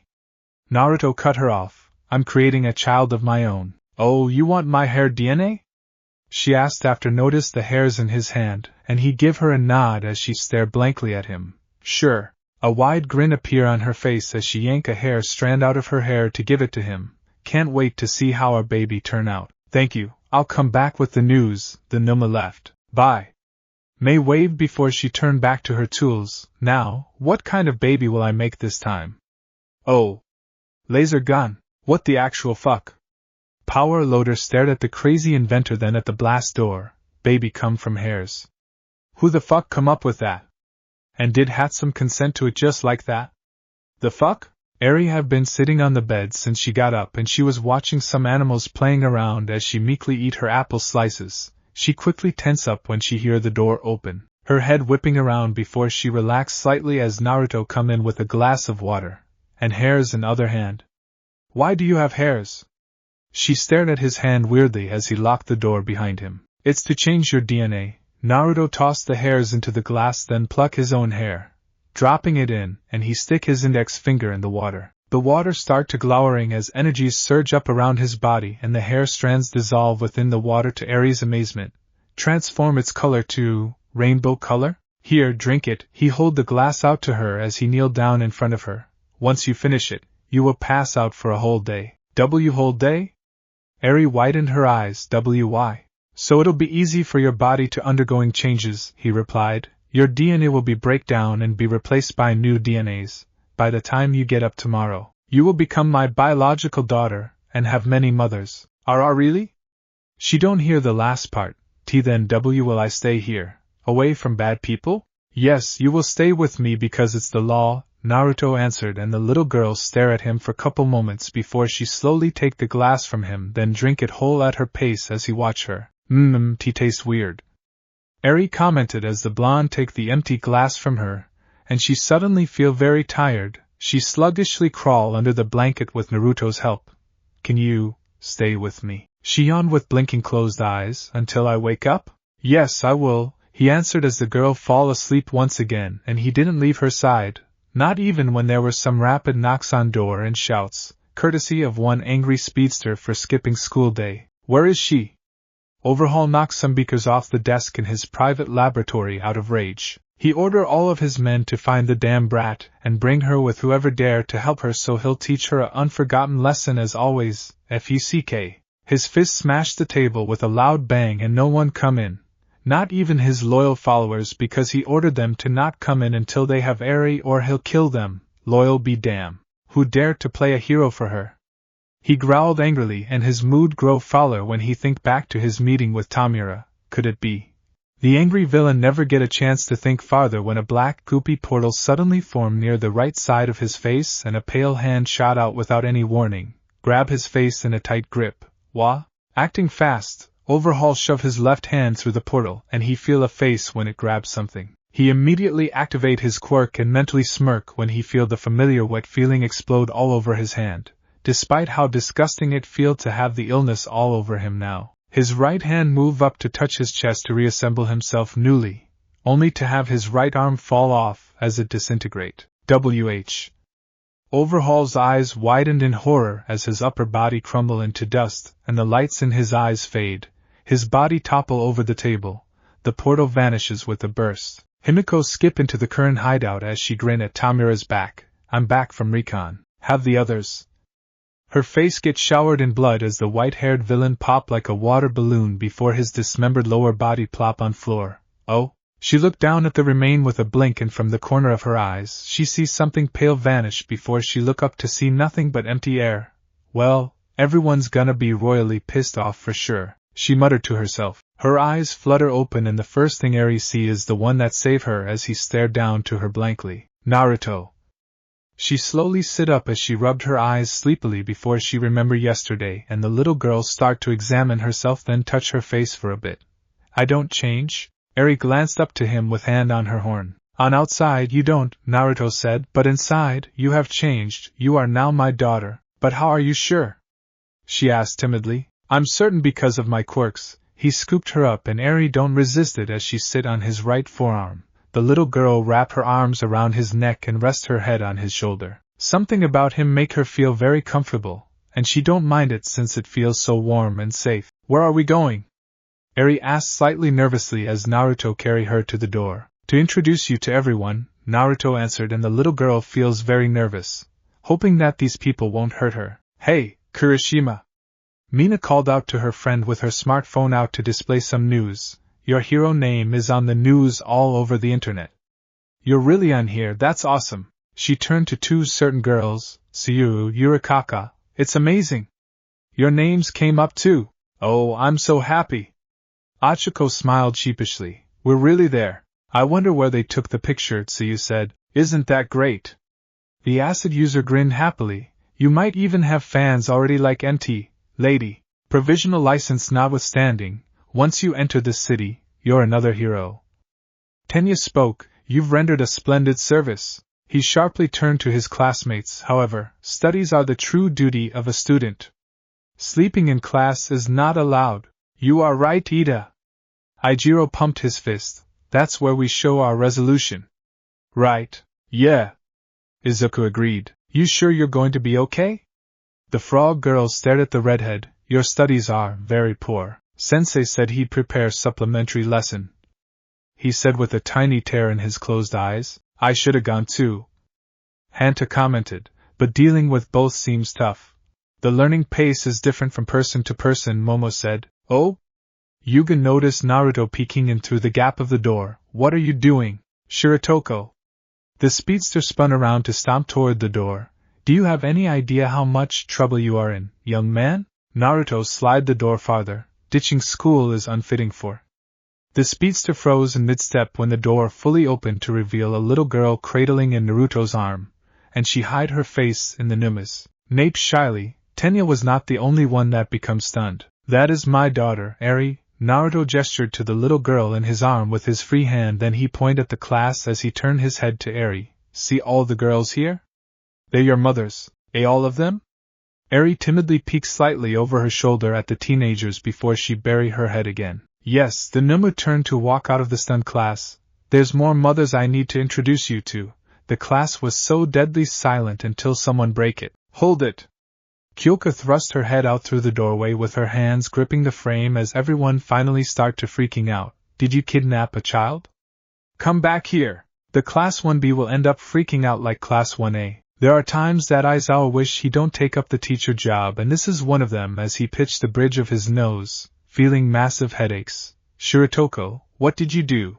He lifted his head up to glare down at Naruto in infirmary, ignoring the little girl sitting on the Numa's laps and the group of girls that he claimed to be the mothers of a little girl, standing by with mixed of shocks and pure confusion. They were called to Recovery Girl's office to take a parental test to prove that the girl is not their child as Naruto claimed. I created our child with the DNA of our hairs, Naruto replied as the little girl hugged his torso, refused to look at anyone else. Do you know how ridiculous it sounds? The underground hero hissed. Because of you, some parents or guardian must be worried sick that someone kidnapped this girl. When we are done here, I'm going to. Recovery Girl handed the DNA result to the angry teacher, and he take a look at it before his anger become confusion with some pause. Is it? Yup, it's accurate, Recovery Girl answered. Can you? I ran it many times and they all end in same result. Aizawa stared at the paper for a good amount of time before he looked up to the teenagers with a deadpan expression. Congrats, it's a girl, you all are the proud parents. All. Achiko dropped her jaw and it went farther down when Recovery Girl gave everyone the copy of the DNA result. Everyone are matched. Couple girls actually fainted right away as some look stunned or show no expression to it, and couple certain girls become excited by that. See that? Naruto show Eri the paper as she turned her head slightly to see it. It say I am your father and you are my daughter. The little girl's eyes perked slightly at that. I'm going to see the principal. The scruffy man rubbed his forehead annoyingly. But don't worry, it won't change anything and you all still can attend school. For today, you can be excused so you can deal with it. Just figure it out yourself. He left the office with a grumble. Can't believe a single shit, and what did he do to deserve that? I can't believe it. Kyoka reread the test over and over in disbelief. How the fuck are they going to break the news to their friends and parents? It's not like they can go and say, hey, guess what? I have a daughter now and she was born from our hairs because of a quirk. Who will believe this fucking bullshit? Hey, your name's Eri, right? May swiftly squat down to grin lopsidedly at the little girl and she nodded mutely. Barely look at her. My name's May. You can call me May Mama or Mecha Mama. She patted the squeaking little girl's head. Bye, baby girl. Mecha Mama's off to make more babies. She ran out with a wide grin. Come to support studio if you want to see me anytime or play with my babies. Several weren't surprised by her reaction to the shocking news since she's a strange one-of-a-kind girl with only inventions in her head. Wow, you really make our daughter from hairs and nothing else. That's awesome. Nijire grinned as she get closer to Naruto and Eri, then she poked the little girl few times with index finger. causing the little girl to squeak again. You're so cute, Eri-chan. I wonder which moms do you take after the most? What quirk will you have? Is your horn part of it? Does it come from Tsunatori or Ishido? Does I give you this hair color because mine's blue so it must mixed with other colors? She fired questions after questions at the bewildered little girl, and her response was just burying her face deeply into Naruto's chest with her fists scrunching up his shirt. Seeing that, Nijire back off with a smile, figuring that the little girl must be very shy and confusing about everything. Do people usually get confused on the first day they wake up and find themselves a new place? Kendo, do you think we should go to Class 1A's dorm or yours to discuss about our situation? Momo slowly turned to the said girl, often sneaking glances at Eri. I think it's best to go to your dorm since it's close. Itsuka muttered, I'll let Vlad-sensei know. Naruto is my papa? Eri kept staring at the result before she glanced up to the Numa's face as he started carrying her again to follow the girls out, and the little girl's mouth twitching upwards slightly. For some reason she feel very comfortable with this sudden yet good news. After setting the table with snacks and drinks as a good host in common room, the girls sit around the table on couches and chairs. Naruto was the only one that sit on a center couch with Eri clinging to his side, and her eyes wander around from girls to foods to her new surrounding. Now what? Toru finally break the awkward silence that have been persisted the room since everyone gathered for a discussion. I have to admit I'm somewhere lost here. Momo sighed into her hand. It's quite unexpected situation we find ourselves in. Yeah, we have a daughter. Kyoka held the bridge of her nose with a deep inhale.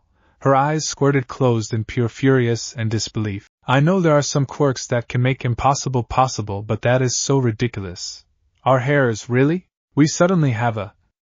She paused for a moment before she turned to Eri questioningly. Wait, Naruto, how old is she physically? I am 6. Eri answered softly instead of the Numa, and she tried to hide her face in his side when everyone turned their attentions to her. Oh, 6? The rocker said gently to the little girl before she turned back to everyone with deadpan expression. We suddenly have a 6-year-old daughter, spouting from our hairs, not to mention that he... She jabbed her index finger to Naruto. Can create life from nothing. Technically, he used our hairs to create a life, Setsuna corrected the glaring rocker. You know what I mean. Kyoka rubbed her forehead with a grumble before she shot a glare at Naruto. From now on, you are not allowed to create a life from anyone's DNA without permission. Get it? Okay. Naruto nodded and the rocker exhaled heavily with slumped shoulders. Anyway, we need to figure out how to handle our unique situation. Itsuka looked around. So, anyone? They know Naruto will keep Eri instead of giving her up for adoption since he said he'll raise her as a parent to find the answer to his question. I don't know you guys, but I'm going to help him raising our daughter, Reiko said, seeing it as a chance to get close to her crush. I will also do my best to raise the little lamb. Ibra clasped her hands. Same here.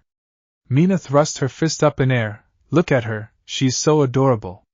I call dib on fun, Mom. Slowly, most girls agreed to some degree that they will take part, while few others look little unsure if they're ready for parenthood, still will take part anyway. Girls, I know you all want to do it, but there are things that we need to address first. The orangeette bobbed her hands up and down softly to them. First, her room. Where is she going to stay in? We'll convert an empty room into her bedroom on the girls' side. Tsuyu pointed to the elevator that led to the female side of the dorm.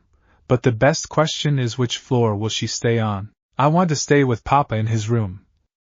Eri speak up as she pressed against Naruto's side in attempt to hide herself from their sight. It's safe, and I like pets in there. Are you sure? Momo asked as the little girl barely nodded. Then it's okay, that'll solve one problem. Is that really okay? Kanoka looked to 1A group. Yeah, sure. Toko's room is kinda almost empty than mine. Achiko scratched her cheek bashfully. He only have few things beside his pets. What's next? Toru gave the little girl some cookies when she saw Eri eyeing the snacks curiously, and the little girl slowly take them from her, examine them, then take a small bite. Eri's eyes lit up at the taste, and she meekly eat the cookies at her own pace, causing the invisible girl to coo at her. School, Itsuka crossed her arms with a sigh.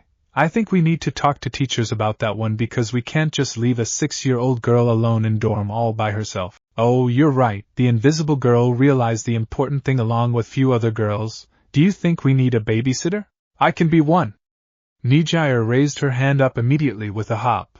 As one of Big Three, I have a lot of free time and I'll ditch classes to look after our adorable daughter. Please don't skip school. Momo gave her a look before her gaze shifted to the group. Let's put this one aside for now until we discuss with the teachers. I want to point out that Eri have a clean bill of health with no allergies, so we don't have to wonder about her health for now. For her quirk, we have to wait until Recovery Girl come back with the result of quirk factor test. Her head turned to the Numu. Until you know what it is. It is emitter type, but I don't know anything else, Naruto answered flatly. Oh, emitter type, huh? The creator hummed in pure curiosity. I wonder which one of us she'll take after? Yu shrugged her shoulders slightly. Guys, I'm curious about something. Mina realized something else. Do we need to set up Mom's schedule? Some looked at her oddly with raised eyebrows, taking turns to be Eri's mom for a day, something like that. I'm just saying because some of us might have some disagreement about the way we raise Eri in many different ways, like let her have fun like free spirit or study seriously like a nerd. You know what I mean? We'll work on a schedule, Momo said as almost everyone agree in their own ways. I want everyone to take turns putting Eri to bed at night. Naruto suddenly speak up. I read in the Parenting for Dummies that people have different rituals to lay their offspring to sleep, from singing lullaby to story time. Yeah, we'll do that. The creator muttered before she glanced to everyone else. Anything else? Yeah, can we please getting know her now? Tori gestured to Eri. I'm dying to ask her many things like. She turned to the little girl excitingly. What's your favorite food? Apple, Eri answered simply. Yeah, let's do that while we go on a shopping spree. The acid user grinned widely with a small squeal before most girls look at her. What? I'm pretty sure she don't have anything but this gloomy dress. I mean, it look like hospital gown. Oh, and she need a bath. Tsuyu speak up with index finger on her chin, and some girls muttered in agreement, while they stare at Eri's unkempt hair. I'll wash her myself since I'm used to taking care of my little siblings. I'll make some clothes and shoes for her to wear after you dry her off, then we go and buy her some more. Momo eyeballing Eri's sizes so she can create a fitting outfit for the little girl. Bee bath? Eri gulped. She hate baths because it's always cold and hurt a lot when the bad man threw her in this dark cold room. See, can Papa come? She peeks up to the blonde. I'll come with you. Naruto nodded at her as he get up with her in his arm again. Before you say something, both Naruto and I will be fully clothed, and if Eri want it, he will be blindfolded. The frog girl had noticed certain girls open their mouths to say something before they close their mouths. In meantime, you guys should break the news to your parents before the school may call them. I'll contact mine after bath. Shit! That was almost the collection of everyone's thoughts when they realized they have yet tell their parents. Is the water perfect? Tsuyu asked as she washed Eri's hair thoroughly with shampoo behind the side of bathtub. Warm enough? Yes. Eri cup foams with a blink. She's so confused when the frog lady pours soap down in the bathtub and why she call it a bubble bath. Her gaze shift to Naruto next to the frog lady as he read a section from Dummy's book before she looked up to the teenager girl. Frog lady. She looked at the foams in her cupped hands again. What's that? It's bubble foams, the frog girl said, and I forget to introduce myself to you, didn't I? My name's Ajuri Tsuyu. Call me Tsuyu or whatever you prefer. And you're one of many, mama? The little girl slowly pressed her hands together to watch the foams either squashed or falling back into the water. Yes, that's right. Tsuyu's eyes flicked to Naruto then back to Eri. It's weird, isn't it? Eri sink her hands under the water. It say here that we have to play with her. Naruto finally looked up from his book, that he set aside on a sink, splashing and putting foams on face. He scooped some foams and he give Eri a foam beard. Foam beard? The confusing little girl innocently blinked up to him. Foam beard? The little girl scooped some foams up with little hesitance, then leaned forward to put some small amount of foam all over Naruto's lower face before she sit back, and the unlikely father-daughter duo stare at each other, tilting their heads slightly in opposite ways. Adorable, the frog girl said to herself as she lifted a bowl of water up. Eri, I'm going to pour water. Close your eyes. At same time, there was a knock at the door. Naruto, can you go get it? Yes, he get up to unlock the door, revealing Momo with folded clothes, and the creator was taken aback by his foam beard. Are they for Eri? Yes, they are. Momo peeked over his shoulder to see Tsuyu drying the little girl off with comfy towel as it swaddled around her. You came at perfect time, Momo. Tsuyu waved her in with one hand. Momo? Eri tilted her head slightly to the said teenager. Ah, right, we don't introduce ourselves to you early, did we? The creator put the clothes on bench as she kneeled down with a small gentle smile. My name is Yayorozu Momo. Since my last name is mouthful, you may call me Momo. The little girl blinked once before the creator's head turned to Naruto. Shiratoko, can you please turn around while we dress her up? The Numa stared at her for a bit before he turned around. The Ravenet wanted to give Eri some privacy, and she was just taking a page from her childhood memories. Momo turned back to the timid girl. Eri, do you know how to put them on? The little girl glanced at the clothes before she dipped her head down. No, I'm sorry. It have been too long since she wear more than one clothing and she can't remember very well. It's okay, we'll teach you how to. Momo picked the clothes up, then she put them on the little girl with Sayu's help as they show and tell her what to do. Does it feel comfortable? Not too tight? It's okay. Eri muttered softly as the teenagers lift her upon the bench and the creator lift her right leg up gently. The frog girl takes a hairdryer and comb in both hands, fixing her hair up neatly. Let's see. The Ravenet muttered to herself as she slipped a plain sneaker on the little girl with some little resistance. Does it feel tighter or loose? Tight?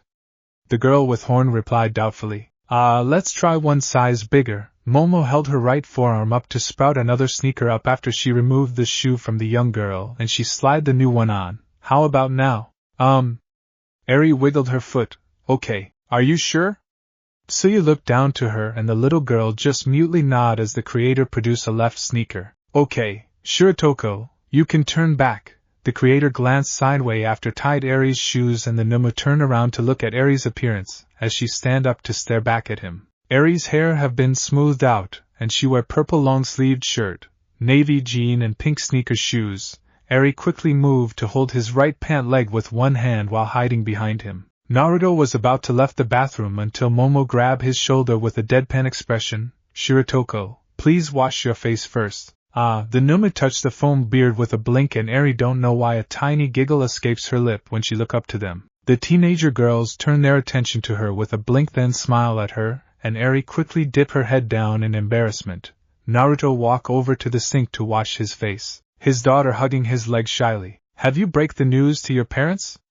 Suyu asked the creator as she received a nod. How did it go? It went as well as one would expect, Momo sighed. My parents panicked at first but lucky, they stay calm and let me explain everything. She blushed embarrassingly as she recalled her mother asking her if she's done the deed as one can speak and she swear her father crying out in joy when she told them that she don't. It took me few times to explain that our daughter come from our hairs. She feels so stupid after saying it out loud. And Shiratoko's chaotic quirk. Guess he's living up to his name, huh? The frog girl said offhandedly and the creator paused for a moment until she realized the Numa's first name mean maelstrom, instead of fish cake, and, well, they say they need some time to wrap their minds around it first before they make any decisions, the creator replied. It's same with everyone else, although. She cupped her cheek with one hand. I did hear few shouting from some girls' phones and they said it's fine now when I asked them out of concern. She glanced at Suyu. What about you? Have you yet tell your parents? Oh, I already told them, Suyu replied. They listened to me until the end and accepted the fact their grandparents now through an unlikely circumstance. My mom asked me to send her some pictures of Eri later. Momo hummed and Naruto approached them with Eri still clinging to his pant, trying her best not to stand out much as he read something from the book before he looked down to the timid girl. Here, hold my hand. Naruto stick his hand out to her and the little girl slip her hand in his hand. It's warm. Eri squeezed his fingers as they left the bathroom to the elevator. We should have everyone introduce themselves to you when we get to the common room. The creator looked at Eri and her response was just leaning closer to the Nimu. When they meet the girls on first floor, some girls gushed over Eri while everyone make a quick introduction. Alright. Mina pumped her fist up. Let's go and.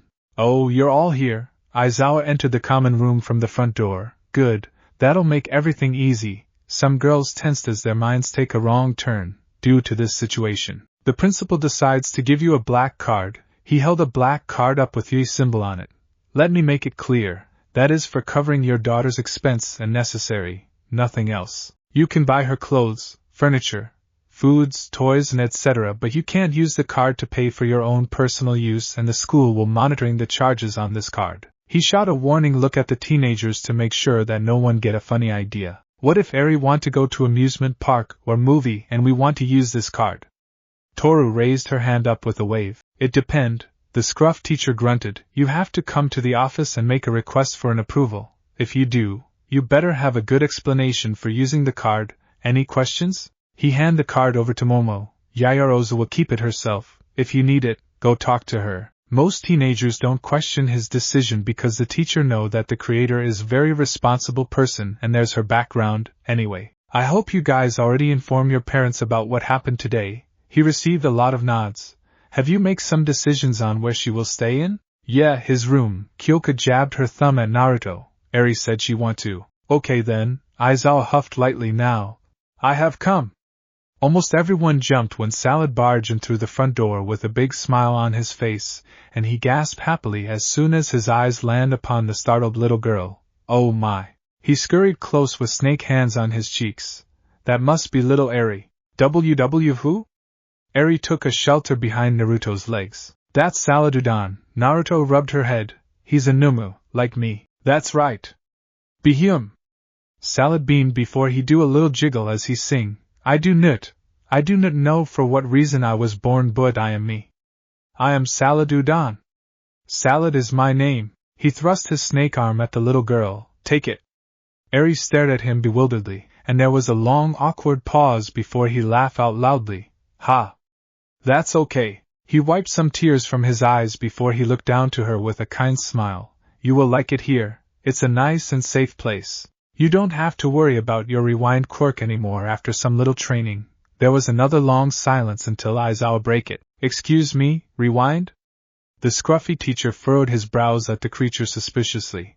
Are you saying you know what quirk she have? Even when we haven't confirmed it yet? That's right, I know. The chimera puffed his chest up proudly with snake arms on his hip. Because one of my quirks allow me to identify a target's quirk, its name, abilities and if it have reached its full potential. And rewind? Aizawa asked as the teenager girls blinked at the bizarre Numu. Rewind. Salad smiled at Eri with a wave of his snake hand without looking back to the scruffy man. A emitter quirk with accumulation subtype that affect living beings and organisms. The bigger her horn is, the more energy it have and the smaller it is. Well, you know the answer. He laughed lightly. Like her quirk's name, it allow her to rewind the time of living beings, for example. She can undoing a person's injuries or bring it back from present to past, however. Her quirk is very powerful that she can revert a person to time before they were born, erasing them since she have no control over it. Due to lack of her experience, Aizawa and the teenager girls paled. But don't worry, her range is limited and while she has no training, her quirk won't go out of control as long as she doesn't get too stressed out under any conditions. With Aizawa's erasure and Naruto's cancel and thief's arm, it can be neutralized. The creature patted Eri's head couple time. With right guidance here, she'll have full control of her quirk. Does that mean I won't hurt anyone else again? Eri gained a bit of lights in her hopeful eyes. Great, our daughter has an overpowered quirk, Setsuna deadpanned. Must take it after her father, Achiko muttered. At least it's maintainable. Kyoka exhaled heavily and at this time, the boys of Class 1A enter the dorm. Oh hey! Aijiro looked around. You're all here, huh? He noticed the little girl behind Naruto's legs. So is she. Yup, the test confirms that Eri is really our daughter. Mina jabbed her thumb at herself then gestured to the group of girls before pointing at the blonde Numu. And he's her father. There was a short pause as the group stare at each other until someone break it. He can create a light from hairs? Rikido gaped, feeling like his reality have crumbled on this spot like few certain boys. Apparently, the acid user replied, she's going to live here with us from now on. I suggest everyone to watch their language while she is present. Ibra stared sternly at the boys. She don't know if they're foul-mouthed like this unclothed Bakugo, or a ways. Hey babe, Mineta get closer to Eri as he picture her older in few years with all best body parts from the other girls and the little girl suddenly feel discomfort near him. Look me up in few years and I'll. He wailed out when Naruto pulled him up in air by his collar then threw him into the wall with a hard crash before the blonde looked down to his daughter while pointing at the sliding pervert. That is a pervert, Naruto said. Stay away from him. If he tried to talk or do something to you, you kick him in groin and run to me or one of your mothers and tell us what happened. Okay, Papa. Eri hugged his leg with an innocent timid expression. Remind me to buy her a taser and whistler. Itsuka looked at the pervert in disgust. I already covered it. Momo ordered the said items on her smartphone, and I also ordered pepper sprayer. Hey, what's with all hate? Mineta wailed, I'm innocent. I did nothing wrong. Dude, you just hit on a little girl. Hanta deadpanned at the pervert with dirty look. Yeah, she's 6. Pony frowned at the pervert. Sicko, Yui said flatly. I said in few years. The pervert wailed. It's not like I'm going to. Go on, Mineta. Aizawa narrowed his eyes at the said teenager, and the pervert shut up with trembling body. Anyway, the girls and Shiritoko are going out on a shopping spree for Eri. Mina turned to the rest. We'll be back in. Again, almost everyone jumped when the front door opened with a hard slam, following by a cry. Naruto, what did you just do? Hizashi ran in with flailing arms in air. They said you. He braked with a skid to stare at everyone, then down to Eri with a wide eyes, as almost everyone wondered why the voice hero was here, and Naruto pointed to him. His eyes stay on his daughter. Eri, that's your grandpa. Naruto shifted his eyes up to the gawking blonde man as his pointing finger moved down to Eri. Hizashi, that is your granddaughter, Eri. Grandpapa? Eri uttered up to the Numu. Barely give the gawking man a glance out of shyness, and Hizashi stare at her with pop-out eyes in silence. Thud. Present Mike. Tenya cried out at the fainted teacher on floor. Hold up. Izuku blinked as his eyes slowly widened. Did Shiritoko say grandpa? Does that mean? Everyone come to conclusion and some doubt about it until the underground hero confirm it. Yes, turn out he's Shiritoko's biological father, Aizawa said flatly. Said what? Present Mike in Ragdoll? He's his son? What? That was the common cries among the shocked teenagers as the underground hero stared at them uninterestingly. Yes, I was shocked as you are. I can't believe it. Kyoka muttered before she looked at her teacher. What's next? You're his godfather? Unfortunately, I am. Aizawa's eyebrow twitched. He was forced into this role by Naruto's parent against his protests. And we're going to mall. Toru locked arms with some girls to drag them out, causing the rest of girls, Eri and Naruto, to follow them out, and the underground hero looked down to his fainted best friend annoyingly, then to his shocked male students before he walked out with a grumble. Is it too late to try and quit his job? We're almost there. Nijire skipped with Mina and Toru, all eager to dress Eri up as they walked through the crowd and mall, and in a distance, Kamui Woods was following them from a certain distance on Yi's request, due to Naruto since he's still on house arrest. Behind them, Eri looked around at her surrounding, and she feels so uncomfortable with many people as her hand squeezed Naruto's hand tightly. She feel her heart beating faster with some anxiety, and her eyes stinging with tears. Her mind kept running down the dark path with what-ifs, mostly revolving around Overhaul and his men finding her. Her instinct kicks in by turning to one thing that comforts her. Papa. Eri tugged Naruto's hand lightly as he looked down to her. Up. She held her hands up while fighting her tears back. Okay. Naruto bent down, and the little girl wrapped her arms around his neck, burying his face in his nape as he picked her up, then adjust his arms to secure his hold on her. Is that better? Yes. She muttered into his nape quietly, and she feel a hand rubbing her back soothingly. It don't feel like her papa's. Eri peeked out from the corner of her eye to see Yui before she buried her face in Naruto's nape again. Is she okay? Pony asked out of concern. I think she's anxious, Yui replied in a monotone while rubbing the little girl's back. Perhaps because of many people. The group reached a certain store right away, and the Numa put Eri down as the little girl glanced around at the store out of curiosity. It appeared to be a large store with many children clothing, and the young girl noticed there are some toys far away from their positions. Lucky there's not a lot of people in here. Achiko smiled down to Eri. There were only 2 or 3 customers inside. We need to check Eri's sizes first before we buy the clothes, Momo said before she tapped her cheek with a hum. Should we buy 2,000 clothings and 500 pairs of shoes? Let's limit it to whatever we think is plenty enough. Kyoka placed hand on the creator's shoulder as most girls' sweat dropped at the rich girl. I know she's rich, but damn. Oh, okay. The creator blinked innocently before she looked down to the young girl. Eri, can you change on your own, or do you want one of us to help? Why yes, I want you to help me. Eri glanced up to the Ravenet as she fidgeted with the bottom hem of her shirt, and the smiling creator gave her a little rub on head. After checked Eri's actual sizes, the teenagers start to peruse the clothes and pick some outfits out. Once in a while, Eri would choose whatever catch her eyes, like these yellow boots for example. Oh, what's your favorite color by the way? Toru asked the little girl, looking through many different color of same t-shirt. Don't know, the little girl answered softly. I'm sorry. Don't be, it's okay. The invisible girl waved it off as she picked 12 t-shirts in different colors, then put them in one of shopping carts. Maybe we can find your favorite color today or someday. It would make sense to Toru if Eri don't have favorite things since she was born recently. Is anyone picking PJs out? Nijire asked, piling the hair accessories up in shopping basket. Me and, Achiko looked to Kinoko as they searched through pajamas and sleepwear section. Komori, right? Yup. Kinoko nodded before she takes a red and white pajama set with a happy gasp. Ooh, it get pattern of cute mushrooms and other plants. I'm not surprised that Hatsum don't come to shopping with us, Setsuna commented to Mina in dress section. This girl always has machines on her mind and nothing else. Actually, Hatsum shot me a text, saying she's buying tools for her precious apprentice at the moment. Mina showed her the text. You have her numbers? The greenette gave her a funny look and the acid user shrugs her shoulders. She's a social butterfly. And what tools? Child safety tools, I hope. The pink girl texted back with a nod. Shopping really take our minds off the fact that we suddenly have a daughter. Kyoka think to herself, selecting some pants as she glanced at Eri picking a fleece pajama set out because it have dog patterns on it, and shyly give it to one of the teenager girls. Cammy, I can't believe I just become a teen mom. She turned back to the clothes to take her mind off again. Here, Naruto held a certain outfit up in front of Eri. It's nice and should fit you. Shiratoko, where the fudge did you find that?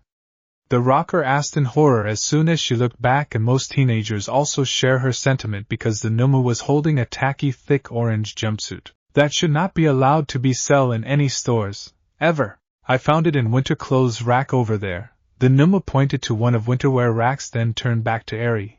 Will you like to have that? Yes. Eri nodded timidly as she take it with both hands. Great, Kyoka deadpan, she better wear it once in a while during the winter time. After a while and many changes, Setsuna squatted down to Eri with arms around her knees as she gave her a wide grin. Hey kiddo, wanna pick toys out while the moms sort through the clothes? Yes. The little girl gave her a slow nod. Great.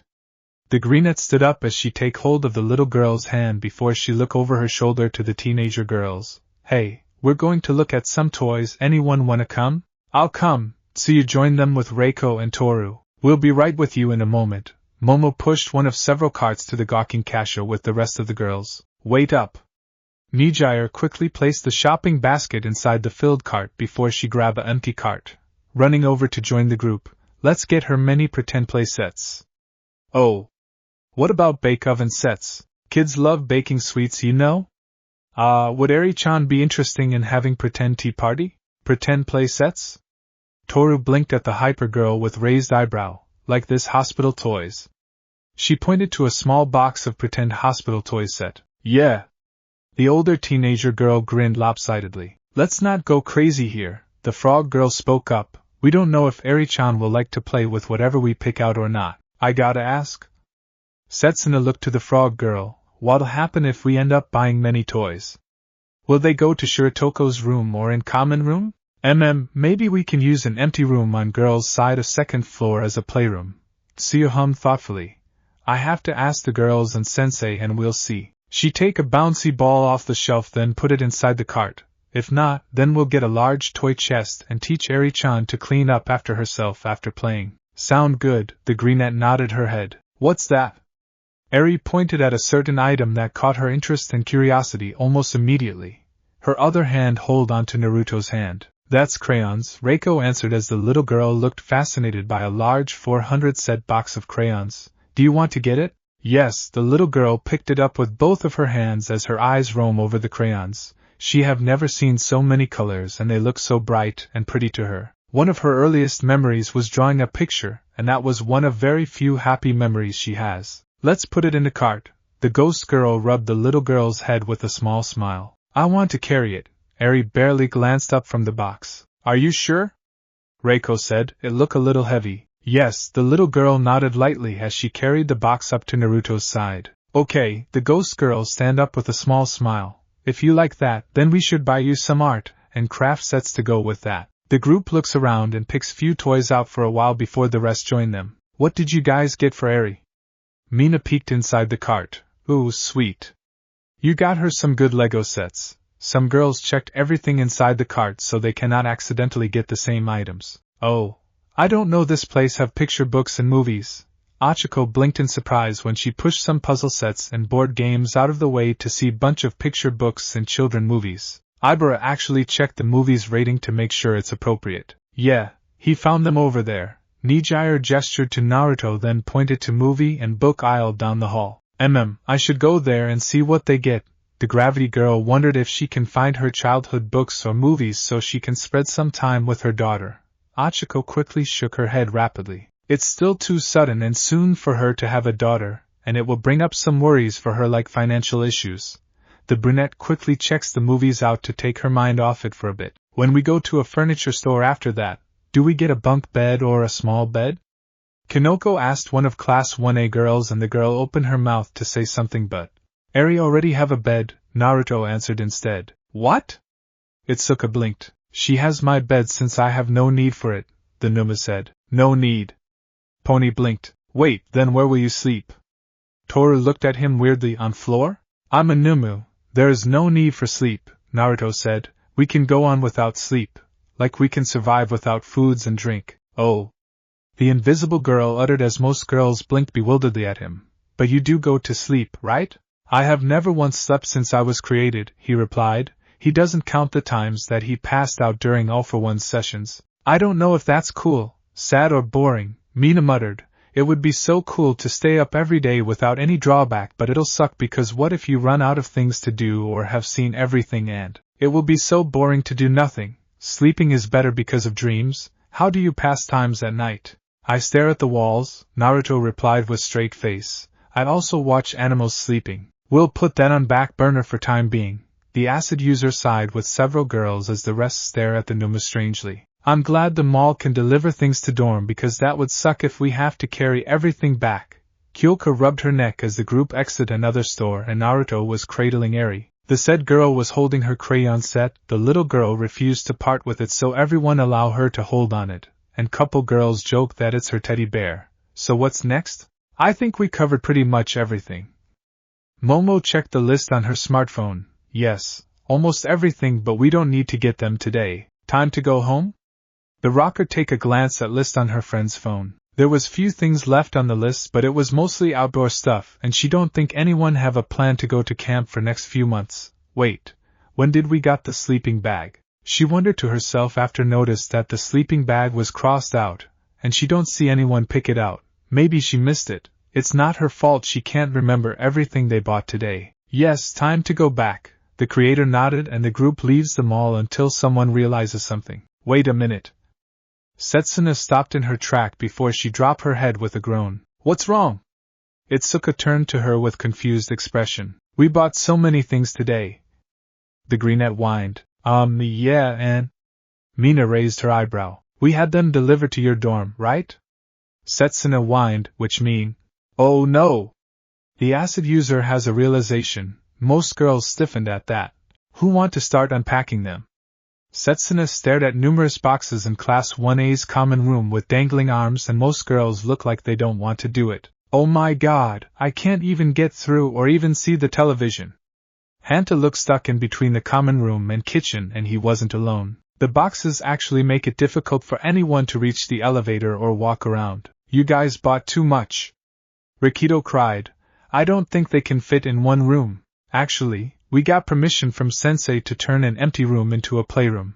Tsuyu informed. She made a quick stop at the teacher's office, and Aizawa simply shrugged his shoulder, saying it's fine as long as it don't give him any fuss. Can you guys help us carrying some boxes to playroom?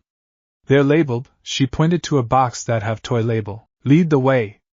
Aijiro lift a large toy box as several boys helping out then waddle through the maze of boxes to the elevator with the frog girl leading.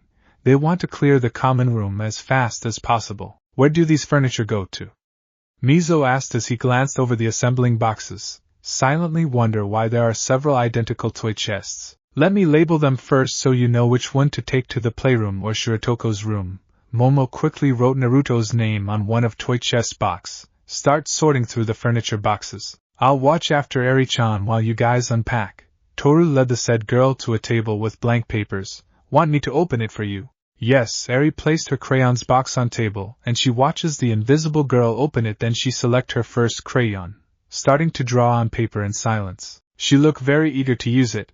Izuka glanced at the little girl as he picked a random box up, checked the label. You should have seen her at mall, Achiko giggled. When she found this box, she refused to let go of it all day. Yeah, she sure loves her teddy bear, Mina joked, and very few girls laughed to some boys' confusion. I'm so beat. Achiko plopped on couch few hours, and she wasn't the only one that was exhausted. They spent almost all of their time unpacking and assembling everything. Only stopped for a short dinner break. I'm so glad we finished. Yeah. Mina moaned, I regret going crazy on shopping spree. Thank Cammy for black card. I can't feel my hands. Hanta stared at his hands weakly. It's still numb. We opened so many boxes. Fumikage agreed. It's so unfair that the girls can take a break by watching after Eri. The tape user muttered. Why can't we do it too? Because she's not comfortable with anyone else but his parents. Mina said before she paused. Feel weird to say it out loud now? Aijiro said. Very. It's 8 now. Tsuyu checked the clock before she turned her head down to Eri as the little girl appeared to be tired. It would be your bedtime. Okay. Eri turned to Naruto and she stretched her arms out to him as the Numu pick her up. Who will be first to put her to bed tonight? Naruto asked. I will. Reiko immediately volunteered. That's a perfect chance. Well, then we'll be going now. Itsuka lifted her hand up to bid them farewell as the Class 1B girls start to leave with their byes. See you guys tomorrow. There are still more discussion about their sudden parenthood and raising a child. Goodbye, Momo called out as most people returned the byes in their own ways and Naruto entered the elevator with Eri and Reiko. Do your pajamas feel comfortable? Reiko carried Eri to bed. The young girl wore a dog-patterned fleece pajama. Yes, it does. Eri yawned softly as the ghost girl put her in bed, then tucked her in, and a husky puppy hopped on the bed to snuggle up with Eri. Would you like a story time? The ghost girl asked, and the little girl nodded sleepily as Naruto bring a picture book to them. Reiko take it from him, then open the first page. Once upon a time. The little girl listens to story all the way to the last page. The end. Reiko put the book away. Do you like it? Yes, it's funny. The little girl muttered. Good. Reiko leaned down to give her a kiss on forehead. Good night, Eri-chan. Good night, Rei-mama. Eri muttered without thinking first. Good night, Eri. Naruto decided to copy the ghost girl's action as he kissed Eri's forehead, not noticing Reiko's blush at indirect kiss. Good night, Papa. The little girl finally closed her eyes as she snored softly. Hey, can I stay here for a bit? Reiko subtly leaned against her crush's shoulder with her shoulder as she whispered to him. I want to watch our daughter sleeping. Naruto gave her a nod and they stand there while watching their daughter snoring away. The ghost girl's hand gently stroked the Numa's forearm, an action that Naruto don't understand. Reiko should use this chance to confess to him, but she didn't. It's not perfect, and she wants it to be perfect and sweet. The next morning, Naruto was cutting the pancakes into small pieces for Eri as Rikido served his dorm mate's breakfast, and the young girl clumsily eat the pieces with fork, enjoying the delicious taste of fresh pancake while ignoring the sticky feeling of syrup on her hand and face. Damn, so adorable. Kyoka drink her juice groggily across the table. Only Mina and Toru was vocalized about it, and they even take pictures with their phones. The rocker feel her phone vibrated and she checked it to see that the invisible girl have uploaded the pictures to one of chat group that Mina created, Unicorn's mom's group, before she put her phone back with a small groan, bit embarrassed by the name of the group. Oh, Aizawa-sensei said to bring Eri to teacher's office before class, Momo informed. Is one of teachers going to babysit her or something? Mina asked and the creator just shrugs her shoulders lightly. Maybe it's President Mike? Oh, Cammy. I just forget he's Shiratoko's old man. The groaning rocker rubbed her eyes with her thumb and forefinger. To be honest, most of us forget about that. Achiko scratched her head sheepishly. Yesterday felt so blurry to her and everyone else. The acid user was about to say something until they hear the door swung open with a hard slam, following by a cry. Naruto, my baby! Tomoko ran in with a screech as she waved her arms crazily in air. What's that about, daughter? Your father just... She froze as soon as she saw Eri, who was startled by her appearance. Eri, that is your grandmother. Naruto pointed to the gawked woman before he shifted his finger to the little girl while looking at his mother blankly. Tomoko, that is your granddaughter. Grandmama? Eri uttered softly. I'm going to kill your daddy for not telling me until early in morning. Tomoko said calmly before. Thud, the search user fainted. Shiratoko, ragdoll.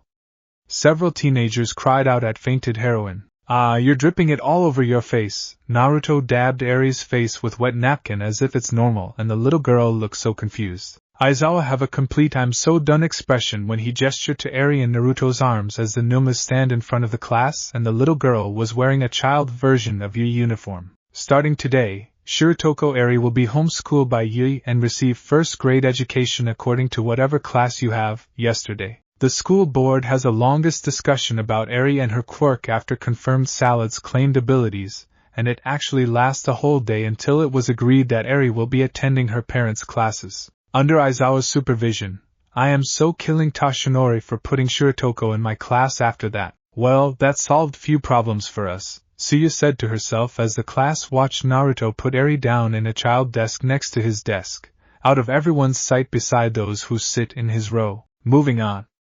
Aizawa turned to the blackboard and he admits he was tempted to bash his forehead on it as he wrote lesson of the day. Late at night few days later, everyone was watching the news on television about a raid on Yakuza's hideout before they hear Minatas shout, "They're back!" The purple ball-haired boy screamed, they came back. Are you guys alright? Mina asked worriedly. We saw it all on the news. Toru ran over to hug Achiko and Tsuyu. Everyone was worried about you guys, Kyoka said. You've all been though a lot. Hanta said. In any case, have some chocolate cake. Rikido held a place of chocolate cake. You troublemakers, Yuga sighed in relief. You guys always come back after getting mixed up with some crazy business. The tape-elbowed teenagers shouted at Eijiro and Izuku, who look very sheepish by that. Quit scaring us, damn it. We're glad you're all okay, Mizo said. Okay? The rocker muttered, are they okay? Everyone. Tenya jumped in between them. I know you were all worried, but... Let's calm down. You all saw the news, didn't you? So you know what they went through. As classmates, we should be sensitive to their feelings and let them rest. It's not just their bodies. Their spirits must be hurting too. Ida, Izuku called out to him. Thank you, but... He nodded, I'm alright. Well then... The speedster cleared his throat. I was so worried. None of you have the slightest idea how I... You're the most intense one of all. Hanta deadpan. I'll make some lavender herbal tea. Momo raced to the kitchen. It'll put your hearts at ease. But we're... Izuku tried to say something but Rikido shoved a piece of cake down his throat. His mind drifted back to the raid this morning. The Yakuza thugs and elites gave the raid team a hard time with some serious injuries with some surprise appearance of Villain Alliance members until his group make it to the laboratory room, and that's where everything become chaotic at this point. They found Overhaul dead, his head and torso decayed all over the table with the rest of his body on floor, and it appeared to be recent because his organization have no idea what have happened, losing their cool over it as they finger Villain Alliance for betraying them. Sir Naitai was confused by that, saying he don't see it anywhere in his quirk, and his team wonder how it's possible for his 4C quirk to not predict it. Izuku and some heroes assume that Shigaraki have betrayed Overhaul to get his hands on the quirk bullets, which would make sense since there are a lack of bullets in the hideout and Mimic keeps screaming bloody murder about Toga and twice backstabbing him. While almost everyone fussed over the internship group, Eri was sitting on Naruto's lap while staring at the television in shock before she lifted her head up to the Numu. Papa. Eri uttered with hope in her tone, they say Chisaki is dead, is it true? He will not come back again. Look like it, Naruto replied, that means you have nothing to worry about anymore now. The little girl nodded her head quietly as she looked at the news. She don't know what happened to the bad guys but she's glad that they are gone and won't hurt her anymore. Midoriya, Uraraka, Kirishima, Ajri, I'm sorry, but I've got to get going. Shoto walked away from the group to his room. I'm turning in. What? Toru gasped, this early? Are you a grandpa? I heard he have provisional license training tomorrow, Kyoka said. Yes, he does. Momo nodded before she turned to Naruto as she glanced at the little girl. Speak of turn in, it's bedtime for Eri. No, it's still early. Mina hold Koji's rabbit up to Tsuyu and Achiko to comfort them from whatever they went through. Let her stay up a little longer. We can watch some movies and cuddle up together. No, may I have to remind you it's my turn to put her to bed. The creator gave her a mild stoic look before she turned to the little girl as she scooped her up. What story would you like me to read? Fairy tales, Eri absent-mindedly play with Momo's hair, twirling it around her fingers as the creator carried her up with Naruto in tow. Such mom, the acid user muttered before her eyes lit up with a giggle. Ooh, mom. She fished her phone out with one hand. I am so changing her name in Unicorn's moms. Wanna bet Momo be mad at her? Toru whispered to Kyoka. I'm not taking this bet. The rocker rolled her eyes with crossed arms. A pale hand pressed up against the glass of a large tube as a tall silhouette stand in front of it, and the figure turned to face Kyudai, who was trembling on his rear. I don't understand. The doctor's eyes trembled violently. I create you and my children, and you all turn on me? Fool, you believe we will be loyal to you for creating us? The figure spoke coldly. How naive of you. You were manipulated into creating Numu under the whispers that you believe to be your own thoughts. The doctor's eyes widened farther. That's right, your thoughts was nothing but one's whispers. All you did was just help us coming into this world earlier than expected on one's whim, and the one did all the work while allow you to believe your delusions that you have create a new life form. It can't be. Kyudai sweated heavily. If that's true then, WW what are you? We are Numu, a perfect being. The pale hand grabbed the doctor's face violently. You have outlived your usefulness. We thank you for helping us come into this world earlier. No, wait. The doctor screamed right before he burst like a bloody water balloon in a painful way, and the figure stared at the raining blood and flesh uninterestingly, then turned to face the rows of tubes. We will urge everything into a new era, the figure whispered with narrowed eyes. It's not particularly elegant. Ectoplasm gestured to the blackboard as the Class 1A listened. But calculate the integral of this equation. Whoever has the answer, raise your hand. Ectoplasm does occasionally get really into his hobby. Kyoka nibbled her jack softly. Even number 1 student Yayorozu has been stumped. Fumikage glanced at the said student. This is truly a question of darkness. He heard a rapid-fire mumble before he looked over to see Izuku going over the problem before the bush-haired boy swiftly stand up with raised hand. Midoriya! The math teacher called out. 107/14. Izuku answered. Wrong. Ectoplasm said before Momo stood up with raised hand. Yayorozu. It's 107/28. Momo answered firmly. Correct. The math teacher nodded. Let's go to the next pa. Sensei. Naruto suddenly stood up with raised hand. I have obtained a new quirk. Hit the deck.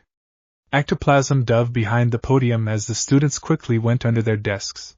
Beside Eri, who looked so confused at their weird behavior, and they wait for something but nothing happened. The math teacher peeked up over the podium to stare at Naruto holding a spiraling ball of energy, hovering a little over his palm.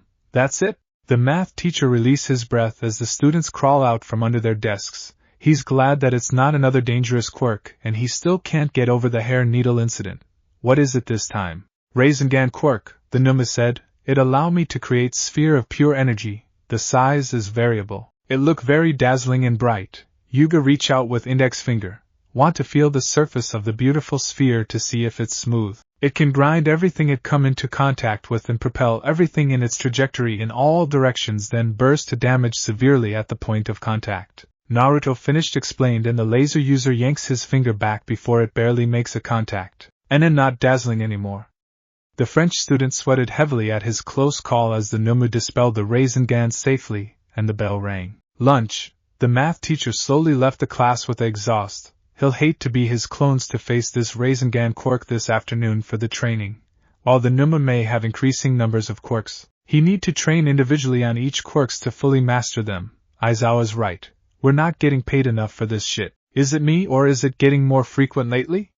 Fumikage wondered. Oh, that's true, Izuku commented. They said he was supposed to get new quirks once in a while because of his original quirk, and yet he get new ones almost weekly. But so far, they are almost always emitter type, and I don't think I have seen him receive any mutant type quirk. You're right. The bird-headed teenager rubbed his chin thoughtfully. It's as if it's preparing him to face something unknown beyond the fabric of our reality. That's pretty absurd, isn't it?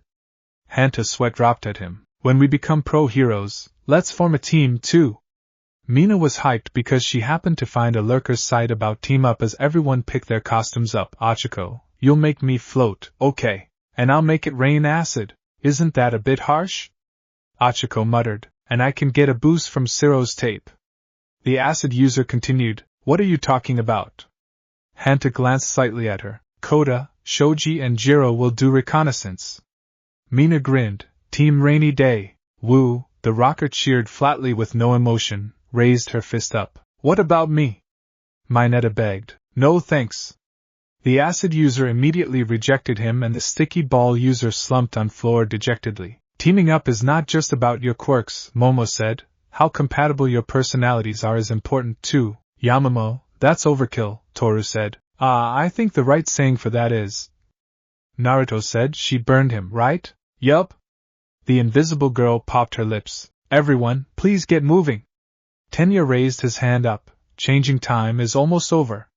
Everyone moved to their changing rooms to change into their outfit before they head to the gym. Now for today, let's keep working on improving our super moves. Samantha stand in front of the heroes in training. Previously, I charged you all with a 2 super move minimum. Those who haven't met this goal yet will focus on development, and those who have will focus on even further improvements. Everyone split up as soon as he finished his sentence. Unbreakable. Ijiro hardened into the unbreakable form as Mina whistled. I'll train myself until I have attacks as good as the villains. And to do that, Midoriya. Shiratoko. Sato, he bowed. Treat me like your sandbag and hit me to your heart's content. Are you trying to trick us? Rikido gaped. Very well, I'll use Rasengan on you to test its strength, Naruto said. Yes, please do. The redhead pumped his fist. No! The sugar power user cried out.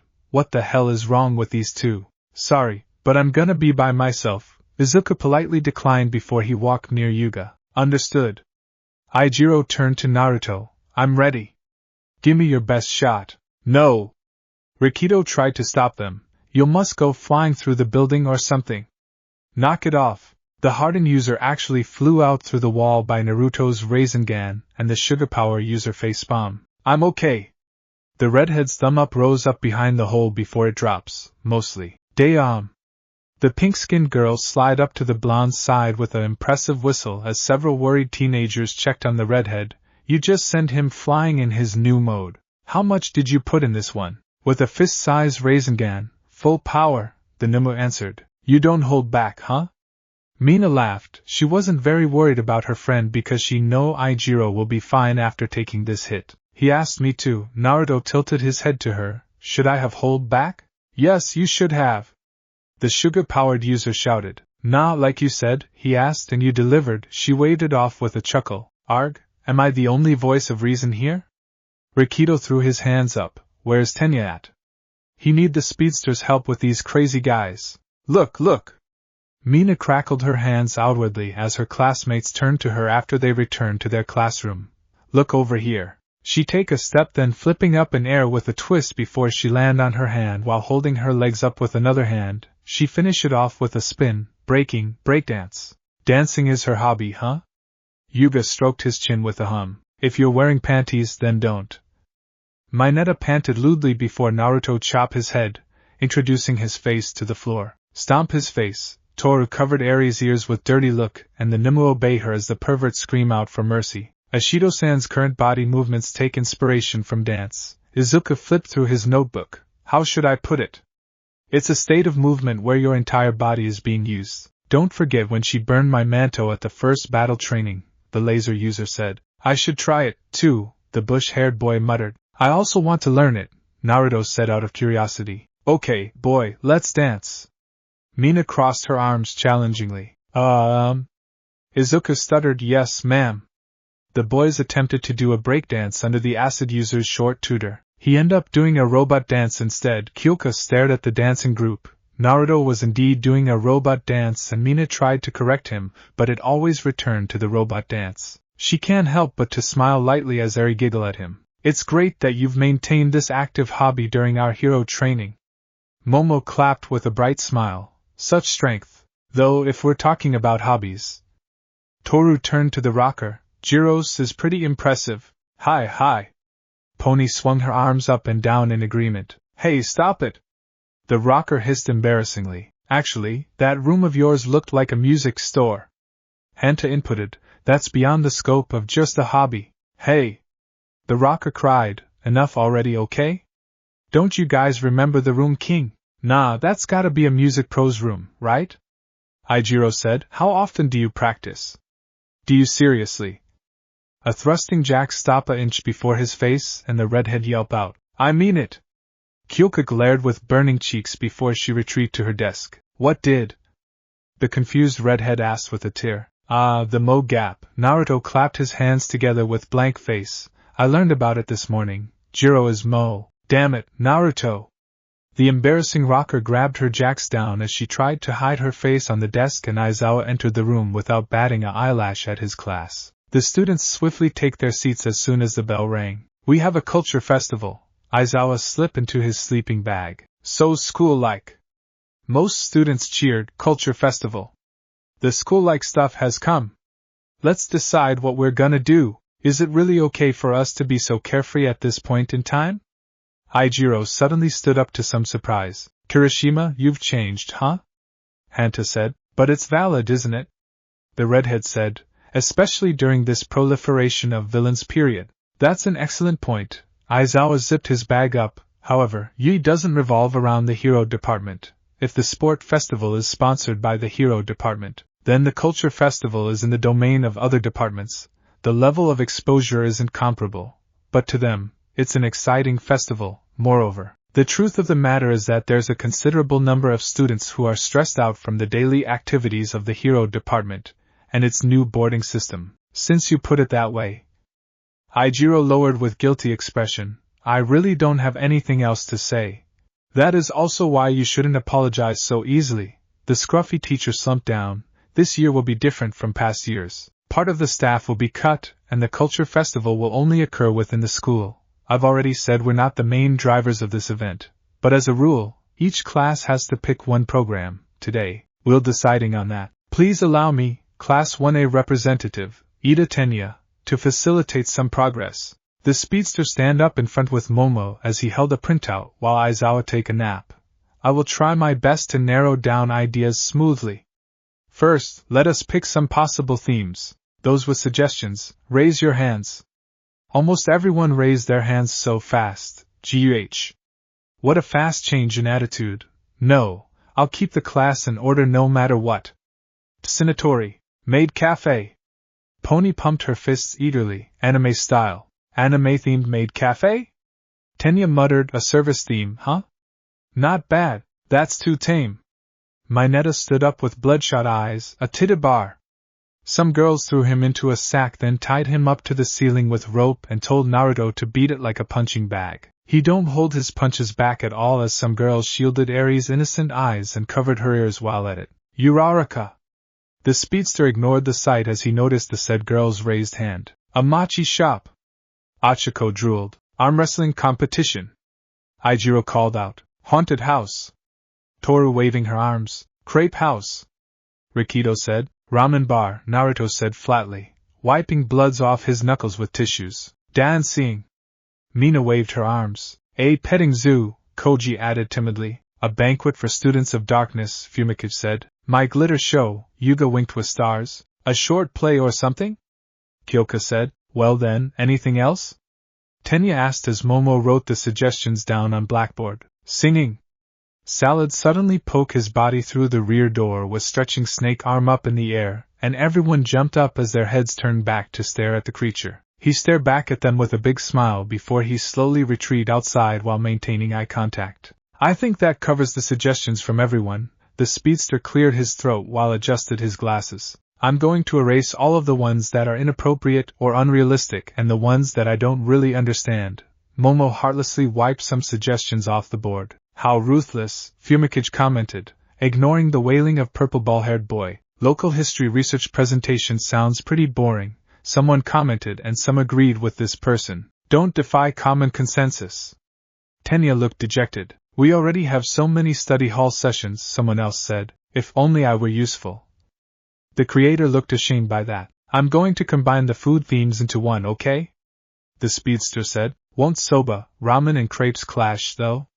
Someone pointed out before the students start to arguing about the foods. That's why I said crepes don't belong in any Asian food theme. Ramen is unhealthy and I hate it. Who say that? Naruto slowly stood up.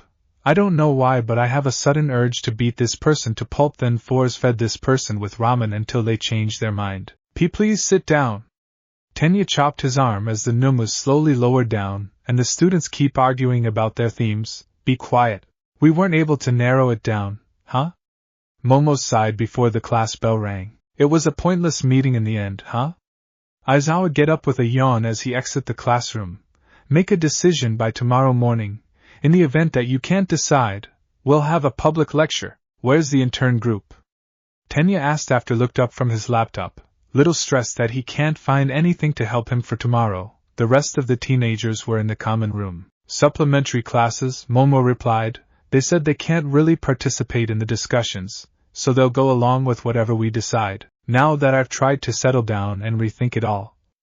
The speedster typed, regarding what Sensei said about other departments' stress. I think we should come up with a design plan that would assist them in letting off some steam. That's true, isn't it?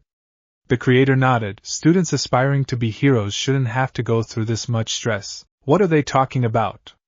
Eri asked Naruto next to her, looking up from her coloring as the group decide to drop food-related theme with some heated discussion. They have to come up with something for a cultural festival, Naruto replied. What's cultural festival? The little girl asked. Just remembered that she never asked about it earlier. It's a festival put on by our school, Yuga explained to her instead of the Numu. The classes set up events and foods for other students to enjoy. And apples. Pony waved her arm happily. Candy apples. Candy apples? Eri perked up at that. It's an apple that's sweetened to the point of becoming candy. Toru grinned. Sweetened. The little girl drooled with shiny eyes. Well then, what if we did something more festival-like? Momo looked over the list with a hum, like a maid cafe, petting zoo, haunted house. A petting zoo is kinda unsanitary, isn't it? Tenya muttered, we need something to let off some stress. How about the short play idea? Someone asked. An amateur-level play surely won't add any stress.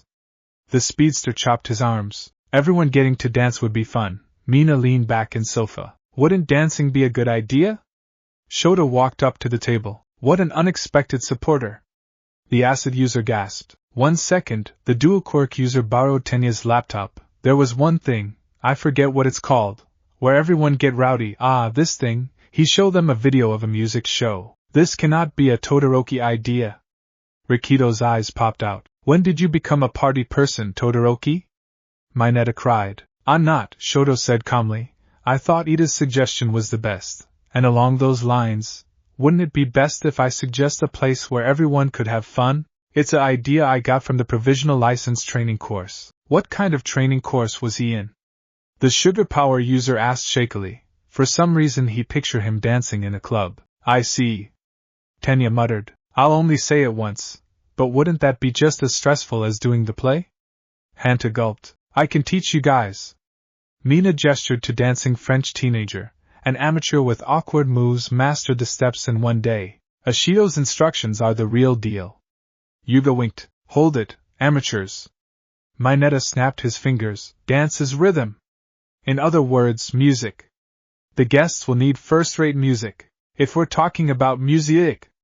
Toru get up to turn to look at Kyoka with everyone. What? Kyoka got flustered by the sudden attention. A live performance with Jiro-chan's instruments. The invisible girl hopped. Wait a minute. The rocker cried out with her hands up. For what? Toru asked. Not only are you really good at teaching music, but when we were playing together, it was so much fun. Ashido, and everyone else, it's not exactly a hobby rooted in heroism, you know? Kyoka tapped her jacks together. For me, it really is just a simple hobby. Honestly, it's not something I could be proud enough about to perform. Kyomama's going to sing?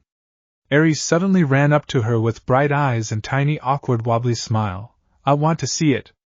She developed the habit of attaching Mama to the girls' names as nicknames lately. Yurk. The rocker feel her heart shaken by the sight. Jiro. Koji jogged over before he take a deep breath. It's a skill that may put a smile on people's faces. I think it's well situated in the word of a hero. I understand both of your requests, but it's completely up to Jiro herself. Momo stepped in. If I don't do it, after this much commotion. Kyoka messed her hair up before she looked at them bashfully. It wouldn't be very rock and roll of me, right? Then Class A's program is a live performance, and dance with party space. Tenya clenched his fist with a nod and almost everyone cheered. Toru, it's almost time for Eri's bedtime, Naruto turned to the said teenager. Ah, right.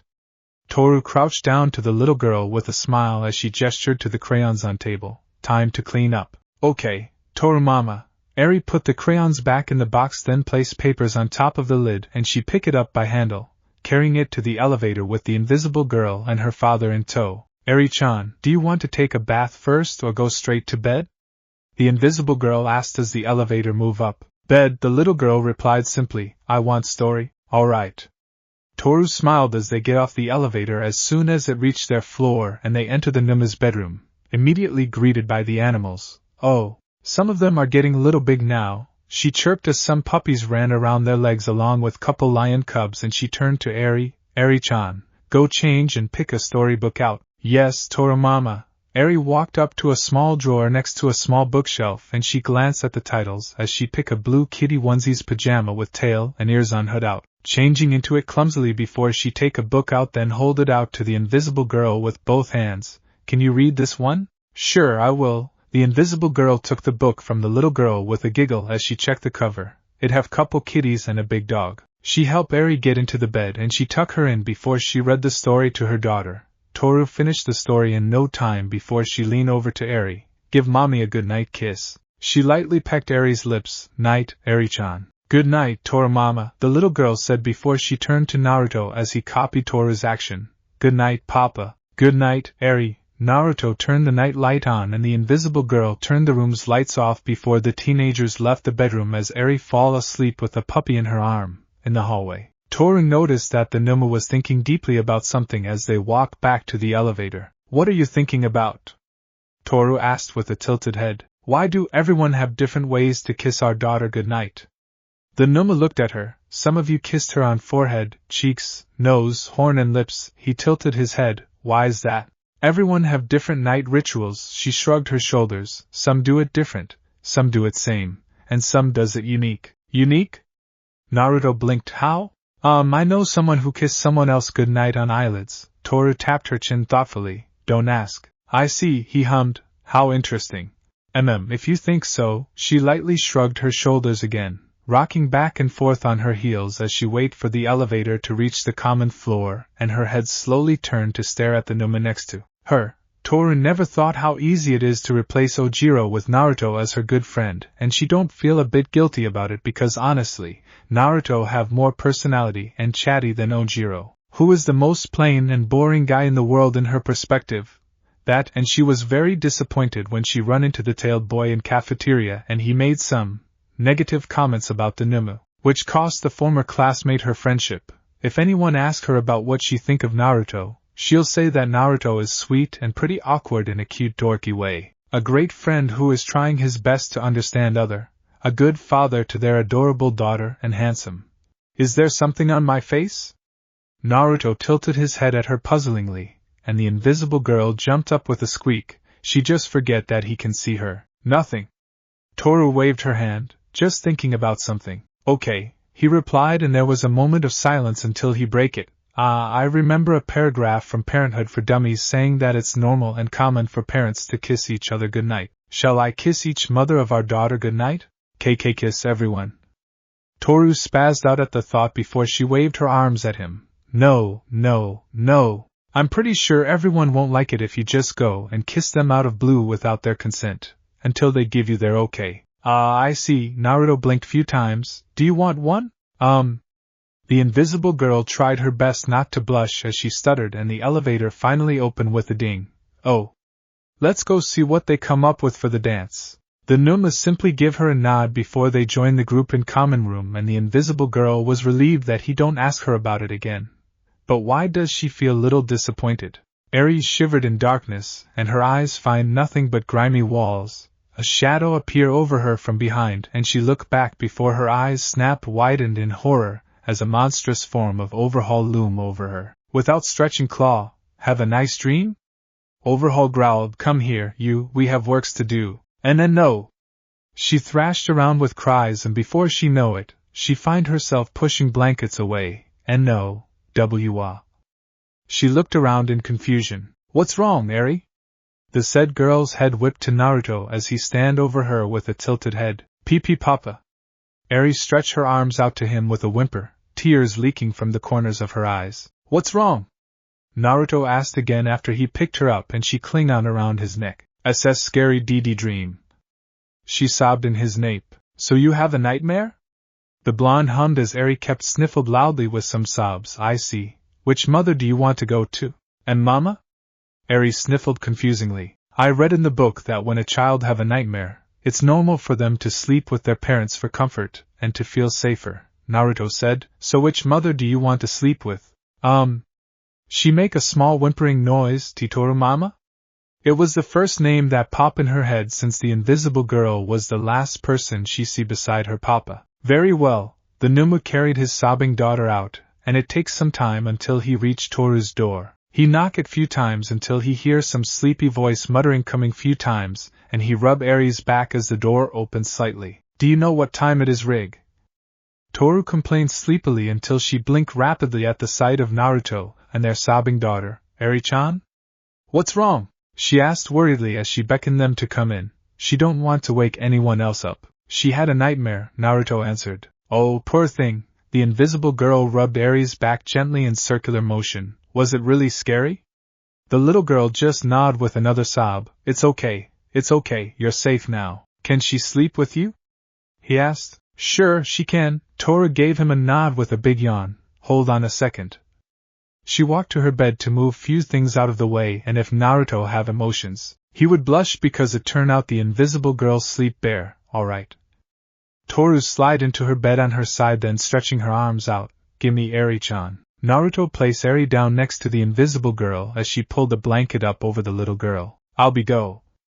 Naruto said. Wait, I want Papa. Eri held her hand out to the Numu with few sniffles. Papa. Okie dokie. Let's scoot back a little. The invisible girl would try to calm the little girl down, but she's too tired. Naruto, get in here. She turned the blanket cover over. But I'm a Numu. I have no need for SLE. The Numa said before the invisible girl cut him off. Just get in the bed and sleep. Toru yawned. Maybe you'll end up enjoy sleeping like you tried eating for the first time. Naruto stared at her for a few moments before he get on bed with a nod. Okay. He lie on his back with Eri in between the teenagers, and the sleepy invisible girl tossed the blanket back over them. Want another goodnight kiss? The invisible girl asked Eri as her mind slowly shut down from tiredness, and she slid her arm over Eri's torso to snuggle up. Why yes, Eri whimpered softly, and her parents kissed her goodnight. Night, you too. Without thinking about it, Toru sleepily pecked Naruto's lip, then she immediately fall asleep, and the blinking Numa stare at the snoring teenager before he looked down to his now sleeping daughter as one of her hands hold handful of his shirt. Good night. Naruto decided to close his eyes as Toru told him to, and everything suddenly went dark. A contented sigh slipped from her lips when Toru wake up in morning, and she almost yelp out in surprise when she see the sleeping blonde lying on his side with one arm tucked under his head before her eyes snapped down to Eri. Then she recalls some details from last night. Oh right, Eri-chan had a nightmare, and we end up sleeping together. Toru calmed herself down as she stared down at the sleeping little girl, then up to the blonde, and she realized that Naruto's another arm was wrapping over them. It kinda feel a little nice. The invisible girl rested her head back on the pillow as she gently brushed the sleeping little girl's hairs with her fingers, taking the sight in, and a minute passed before Toru's face suddenly light up with atomic blush when she remembered one little thing before she went to sleep last night. Did I just kiss him? It took all of her willpower to not scream out in embarrassment. It's not her fault she did that.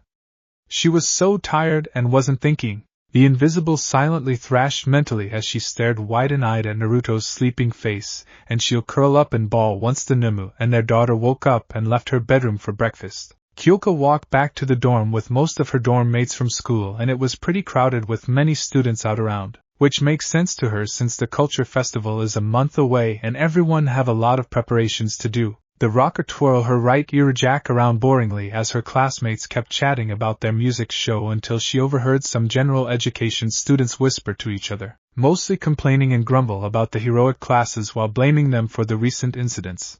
They need to get their heads out of their asses and get over it. Kyoka mentally rolled her eyes. It's not their faults that the villains decide to attack Yui's school more than once, neither being targeted by the same villains. She don't pay them any mind until some comments reach her ears and it piss her off right away. Why is this monster still walking around? They should toss this thing back in prison. I heard this thing killed a student from his class, this guy with electricity quirk, which explain why there's one less. They may trying to cover it up. They're with a little kid and she called this villain Papa. Do you think he forced himself on one of the girls or brainwashed this girl into? Gah, fuck them all. The rocker cussed lowly under her breath with a glare. She want to lash out at them, but that would feed the fires and they don't know a shit about Naruto or their situations. She never know how glad she is when they finally reach the dorm, away from these gossipy people. The culture festival is just 1 month away. Tenya said to everyone, we don't have much time, so today I want to decide on a few things. First, music. Let's do something groovy. Mina grinned. Well, then shouldn't we do a song that's as well known as possible? Someone asked. One that we can dance to. Toru pumped her fists. If that's the case, we might consider Four on the Floor. Kyoka loosed her tie, and club rock in the style of new rave. If we're doing dance music, we really should turning toward EDM. But everyone's set on playing instruments, right?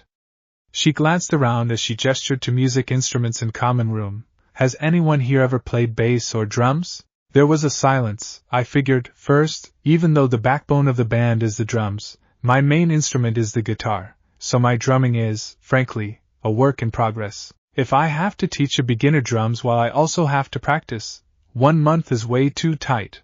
Naruto walked to the drum set to everyone's confusion, and he sit down with the drumsticks before. What the hell?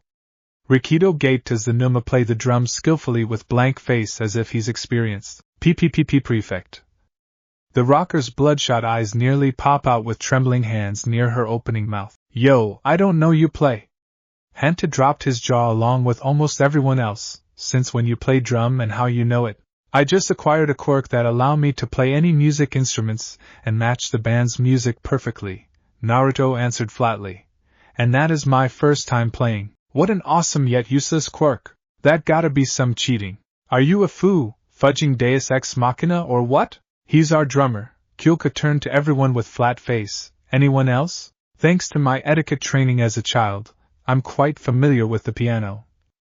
Momo spoke up. Would that skill prove useful? Woa. Mina thrust her fist up. Yamamo's on keyboard, then. Synthesizers are essential to club music, the rocker replied. Yamamo, you'll be a huge help. I'll do my best. The creator clenched fist closer to her happy face. Hey, we said girls were gonna dance.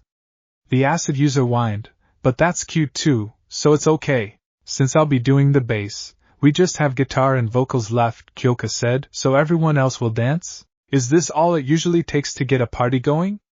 Tenya cupped his chin with a hum. What about that thing that gets people rowdy? Shoto said, we have to add staging. The acid user spun around. Yeah, that, the dual-haired boy nodded. Staging? Some teenagers questioned before the pink-haired girl showed them a picture on laptop. For example, this. Mina spoke. Things like sparklers, streamers, or a disco ball, anything that's essential to creating the atmosphere is called staging. Let's make it look like a Disney parade. The invisible girl clapped with some jumps, one that really involves participation. Did you say we're borrowing the gym? Hanta asked the class president. Yes, Aizawa-sensei has already made the arrangements, the speedster nodded.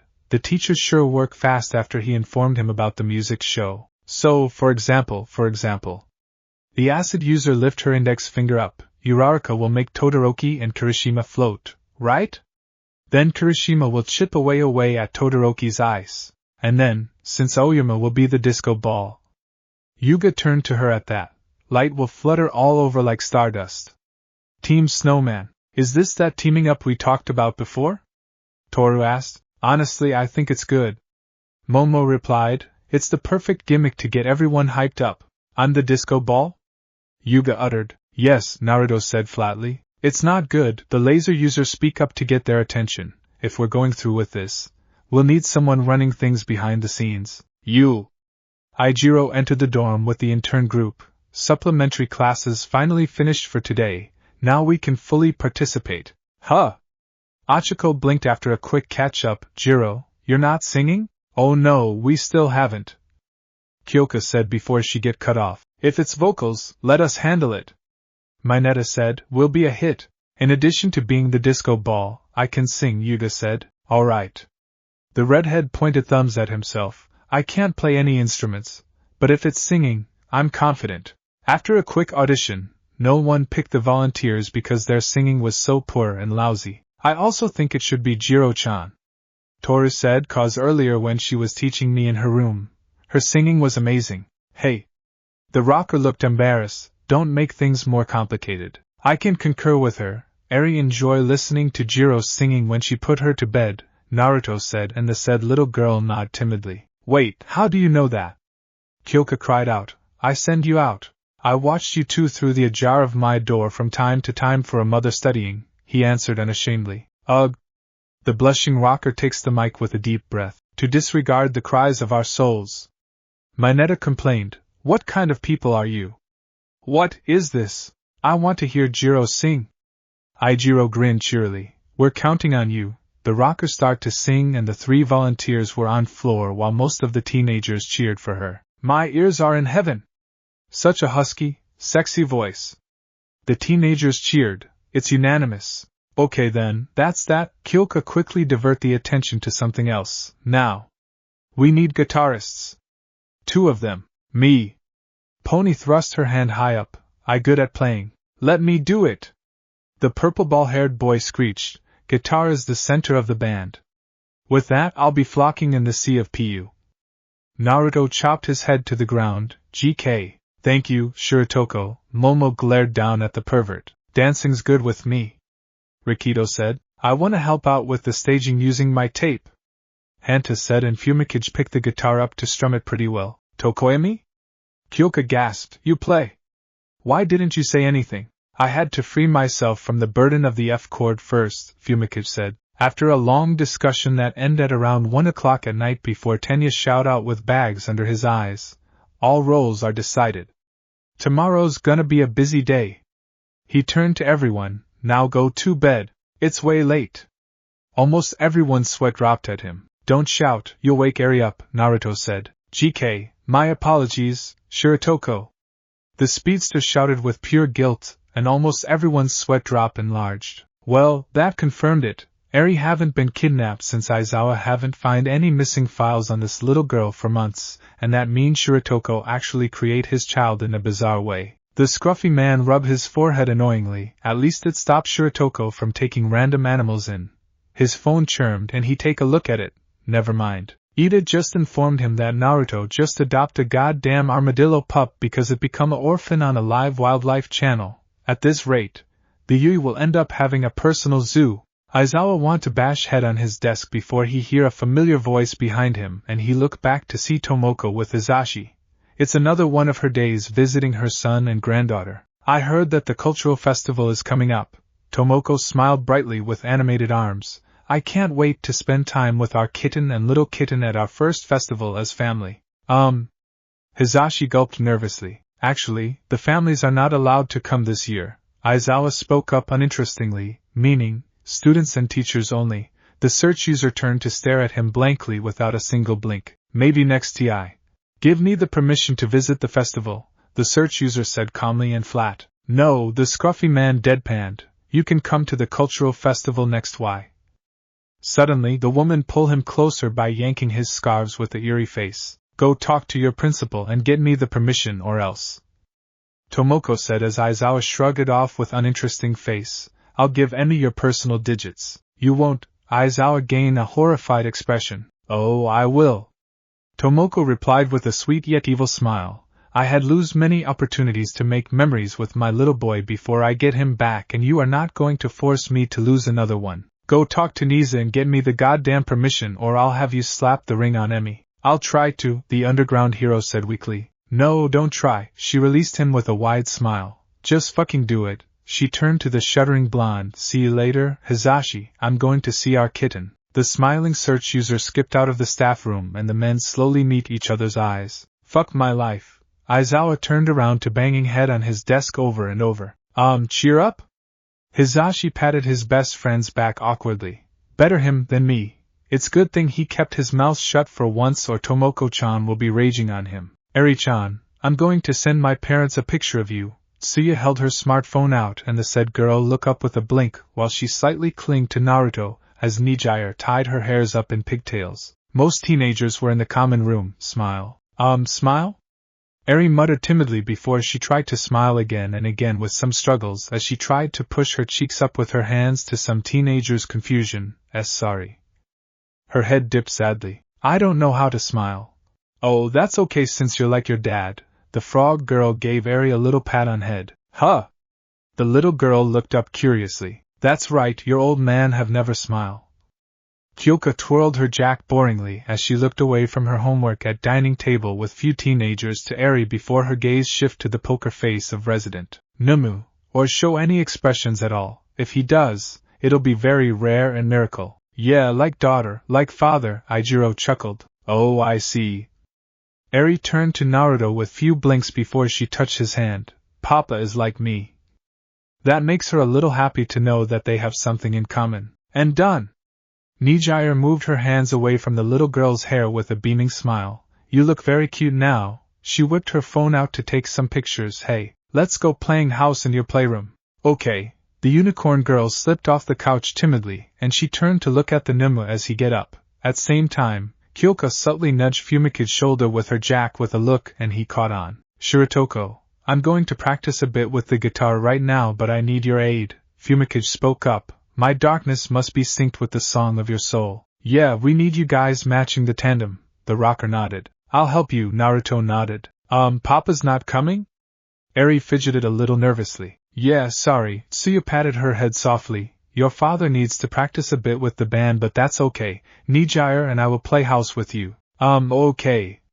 The little girl glanced at Naruto with a dejected expression as the teenager girls led her to the elevator. TT that is for her G-good. Kyoka and the girls felt like they have been stabbed by Eri's sadness expression. While it's cute to watch the little girl following Naruto around like a duckling, they feel that Eri depend on Naruto too much and barely leave his side. Would get very upset when she have to stay with some teachers in office during the heroic training for few hours, so they decide to try and break this habit so their daughter can feel a little comfortable staying away from her father for some amount of time. They even rope some boys in to help out. An hour of practice later, Naruto end up playing video game with Hanta, Mina and Ijiro as he listened to their tips on how to use controller. Naruto, shoot him now. Mina waved her hand at his direction as the Numu's character encountered Hanta's character. Pull top right trigger. Hurry! The blonde's character suddenly mowed the tape user's character down with gating gun. Yes. No. Hanta cried out as he received game over screen and Tenya walked over to take a seat with a glass of juice before they suddenly hear a loud fart noise in the speedster's direction. Then they turn their heads to the red-faced teenager. TTT that was not me. Tenya stuttered with arm chopping motions and someone was about to say something until. Haha, you have been pranked, Naruto said flatly with expressionless face before he pulled an whoopee cushion out under the speedster's chair and everyone blinked few times at him. Shiratoko. The embarrassed speedster swiftly stand up with the arm chop. You can't do that to your fellow students. And it's unbecoming of one to pull a prank when they are in training to be a. Don't listen to Stick in Mud over there. The tape-elbowed boy patted the Numu's back with a laughter while almost everyone giggled at the prank. But damn, I don't expect you to do a prank. Yeah, what, bring it on. Toru giggled. Tomoko said she did a lot of prank when she was in school and it makes her more close to everyone, the Numu replied. Oh, so you're doing it to get close with everyone? The invisible girl tilted her head with a blink. Yeah, Naruto nodded. I don't know if I can pull pranks on everyone in school because it's my first time. Should I do it or not? Yes, do it. Some teenagers laughed. No, don't do it. Tenya cried with blurry chopping arms. You are setting an bad example, Tio. Relax, Ada, Mizo said to him. I'm certain the pranks he'll commit are pretty harmless and everyone will enjoy it either way. But.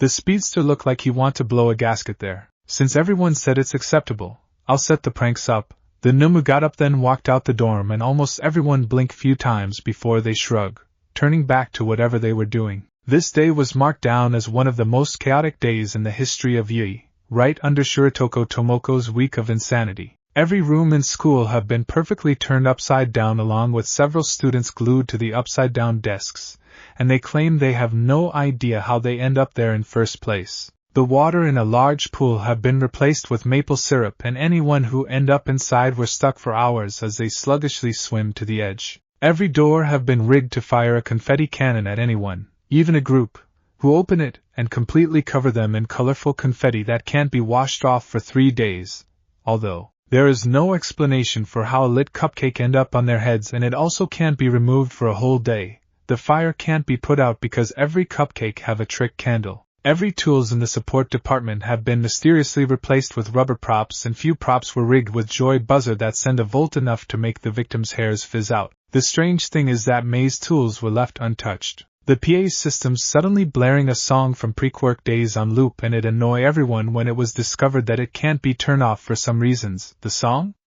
Rickroll. Nearly all school uniform have become neon pink, although very few don't mind it because it's their favorite color. The bots everywhere have been painted with neon colors, and for some reason, they were firing cream pies at everyone that appear in its range and would chase anyone down to shout a pie to their face. No matter where anyone tries to exit the school, always get covered in honey and colorful feathers, laced with itching powder. Someone get me down here!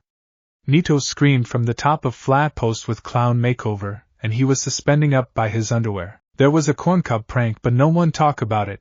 No one. Later, there was a series of explosives before the schools suddenly get flooded with colorful foams as almost everyone slide out of the building on their back or chest with screams. Aizawa stared down at Naruto with rapid twitching eyebrow in the common room as the teenagers stare at them with various expression. I don't know how you do it or get away with it, but I know it's you. 3 days of detention. He would give this problem child more, but Niza somehow convince him to go with just 3 days, and he think it's because the principal get a kick out of that. Is that how Tomoko always get away with her pranks? He wondered one more thing. He pointed to the cupcake on his head. How do I take this damn thing off my head?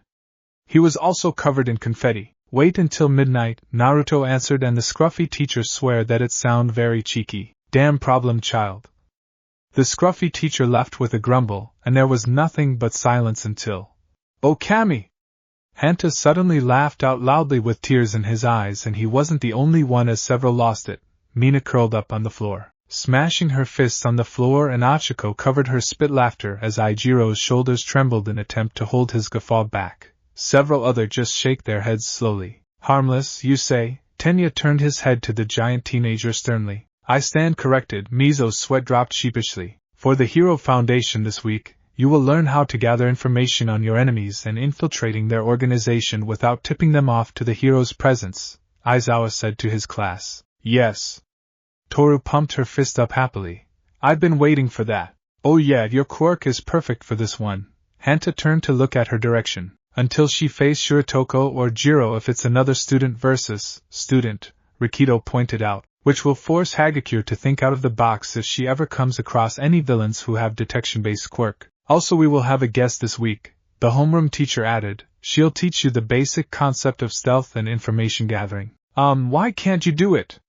Mineta asked with his hand up. Because I can't cover the whole class on my own.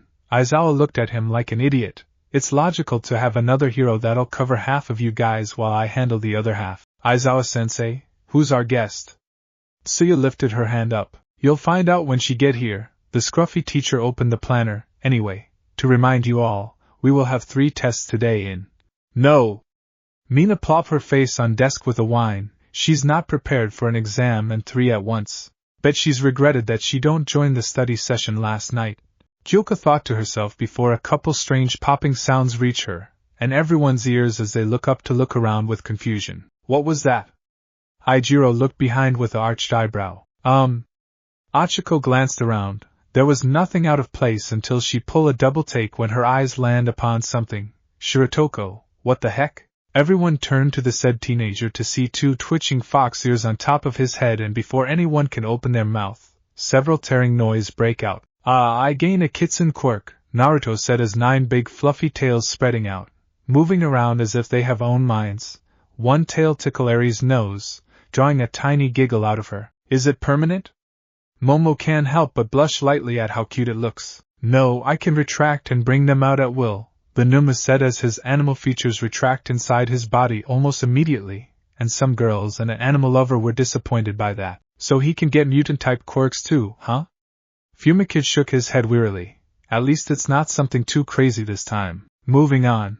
Aizawa grunted out with deadpan expression. Cementos want me to remind you that if anyone here want to work on their super moves after school, he'll be available at Gamma Gym between 4 to 6 until then. Now let's start the first period.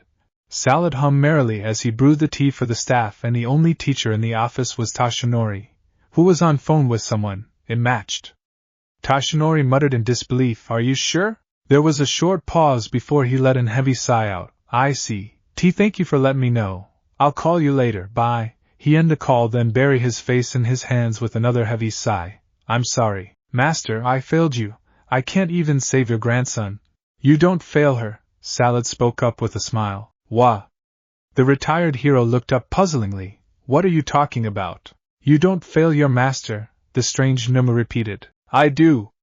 Tashinori frowned. "Nana's grandson, Tamura, is dead, and Shigaraki Tamura is not her grandson." Salad cut him off with a raising snake hand. "What?" The skinny man looked up with a bewildered blink. "But Master have a grandson. We just confirmed that Master have a child that she was forced to give up, and we even checked her son's life to confirm the existence of her grandson." "Yes, Nana does have a grandson, but she doesn't have a son." The chimera swayed his snake hand as if he was wiggling his non-existence finger. "That was a fabrication she set up to protect her child because she believed that All for One will one day discover the existence of her child to use it against his enemies, and she misled everyone close to her to think there's a son when there isn't one." "What are you talking about?" Tashinori furrowed his brows. "There's no son." "But Master have." He come to a realization. "It's a daughter." "Are you saying Master have a daughter?" "Not a son." "Bingo," Salad smiled. "Your master has a daughter. That child would later adopted by loving parents who raise her very well, having a peaceful life, and then she start a family of her own." If that's true, then we should find them." The blond man swiftly stood up. "There's no need." The chimera laughed good-heartedly to his confusion. "Because you already found them. In fact, Nana's grandson is attending here." Who? The blond man blinked rapidly with some stutters, not bothering to wipe some bloods off his chin. "Oh, you should know who." Salad pressed his snake hands together with a closed-eyed smile. "Haven't you noticed it? His smile is so much like her, their sense of justice, the heroism they show." Some bells went off in Tashinori's head. "When he jump into action, don't it ever remind you of your master?" You once told him that his mother looked so much like your master, didn't you? You unknowingly saw her resemble in them. Wait, is he saying? A name comes to the retired hero's mind and he becomes shaken by that with rapid breathing. "It can't be. I see you're realizing it now." The Numa's smile widened slightly. "That's right, he is Nana's actual grandson." He chuckled. "It's funny how it come to full circle because he end up inhibiting her quirk and unknowingly follow her path after you inspired him. How can he not see it? He should have seen it the whole time. Her master's grandson was right in front of him, and he don't know it." "It can't be. Her grandson is the 9th inheritor of One for All, Midoriya Izuku," Salad said to Tashinori's complete shock. If that's true then." Tashinori stammered as he dropped back in his chair. Why don't you say anything sooner?" He shook his head. "And no, we need to check your story out to see if it's truth." "Wait, how do you know all of that?" His eyes snapped widened. "The name of the quirk? Did One for All told you that?" "He don't, I just know because of one of my quirks," the Numa replied. "It allows me to identify the quirks and everything about it. Don't worry, I won't tell anyone about One for All because I know it's a secret. And for your master's relation, let's say that I have a quirk that allow me to see everything from past to futures when I focus on my chosen target. With that, I can trace a target's family tree back to the very beginning or chose to peek into one of their futures, depending on how things will turn out in any circumstances and any actions they chose to do or not to do. I don't know how to say." The blond man blinked owlishly, still in shock. "If he have those quirks, then why don't All for One take them?" "Well, there's one thing I know about you." Salad picked up the tray of teacups with a chuckle as he head out. "You need a lot of time to process it and confirm my claim. Now if you excuse me, I have to bring the tea to Principal Nizu before I start cleaning the hallways."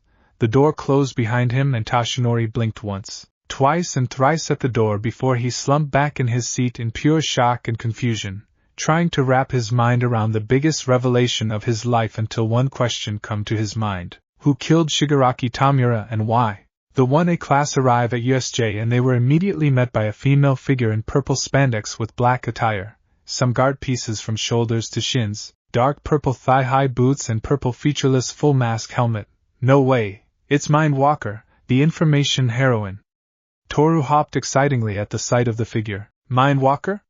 Mina raised her eyebrow at the invisible girl. Never heard of her. Is she underground hero? Kinda. She never shows her real face to public because she used disguises to get into some criminal rings, but she always show up on television shows or news in this costume, the invisible girl replied. She has a small line of merchandise. Oh, okay. The acid user blinked with a small hum. Everyone, that is Mind Walker. Aizawa gestured to the masked woman boringly. Hey guys, nice to meet you all. Mind Walker waved cheerily. I don't know if your teacher told you that, but I'll be helping out for this week on gathering information and the likes. Can I ask what's your quirk?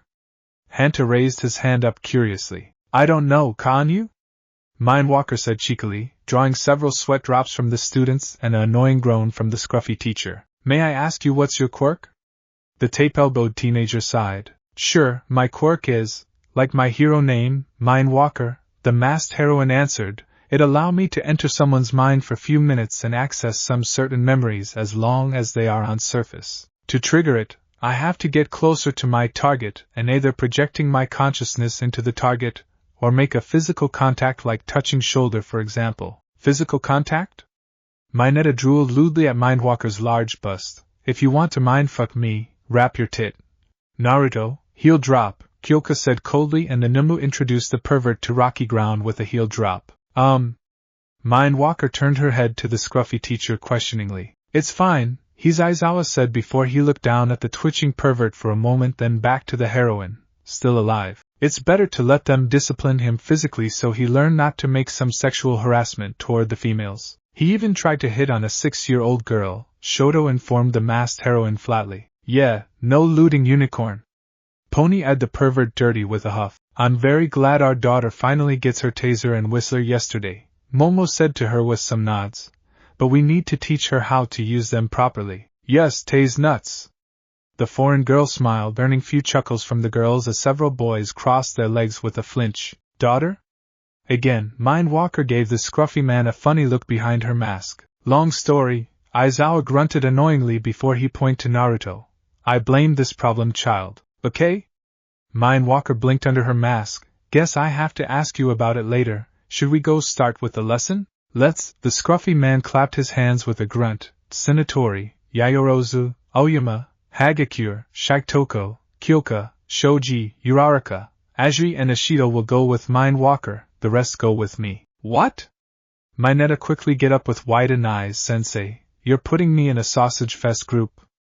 At least, please give me some chicks to ogle. Like Yayorozu and her big bouncy TI. Punt him as far as you can get to. The creator turned her head to look at Naruto with cold stern face, and the Numas suddenly punt the screaming pervert far away from the group. Thank you. Damn, is that a new record? Hanta squirted his eyes ahead as Mineta bounced few times on ground. Close enough but no, Shoto commented flatly. Is that normal around here? Mind Walker's sweat dropped at the quirky class. She hoped the 1B class won't be crazy like this one. Alright, follow me. She beckoned her group as they head to a replica city. Mind Walker sensei, what kind of exercise will we do today? Mizo asked politely. Timor. Oh, today's exercise will cover the basic and I'll give you some after-school assignments to do. A homework to speak. The masked heroine waved her hand. Nothing major for today. If you want a big one, you have to wait until tomorrow because you will collect the information from villain bots in some certain simulations. Like CD Bar for example. All until tomorrow? Toru groaned childishly. Now. Mind Walker turned to face her group with hands on her hip. Let me ask you a question. Have anyone here been on a stakeout before? Couple hands went up, only 2? Alright, we will start our first lesson with stakeouts, so you all better listen up. Before you go out on a stakeout, you have to. I just realized that we're not going to have a lot of free time until after the festival. Rikido felt so drained as he prepared dinner for everyone after everyone returned to the dorm from dance practice. Yeah, And for a whole month, Ijiro cracked his neck around with few pops. The other departments are sure lucky. The only courses that have extra lessons are the heroic and support department. He glanced around in the common room as some teenagers do their own business. So, about today's heroic foundation, did Mindwalker give you guys assignments like Aizawa-sensei did? Yes, she wants us to collect 3 different info on our targets that we don't know about, even if it's something personal or privacy, Achiko replied as she helped Eri with her homework. And the targets are? The hardened user looked a little nervous. His assignment was similar to their sans privacy info. Anyone that are not part of our group. The gravity girl looked sheepish. But we can't say which one of you are whose target. One thing I can say is that the girls and I don't get Mineta. Momo sighed gratefully. I shudder to think what we'll find out about this degenerate. That's good, Fumikage said with crossed arms, and most ignore Mineta's grumbles. Excuse me for coming in. Everyone looked up to see Ibra walk in from the front door. Hello, everyone. Shiozaki wa?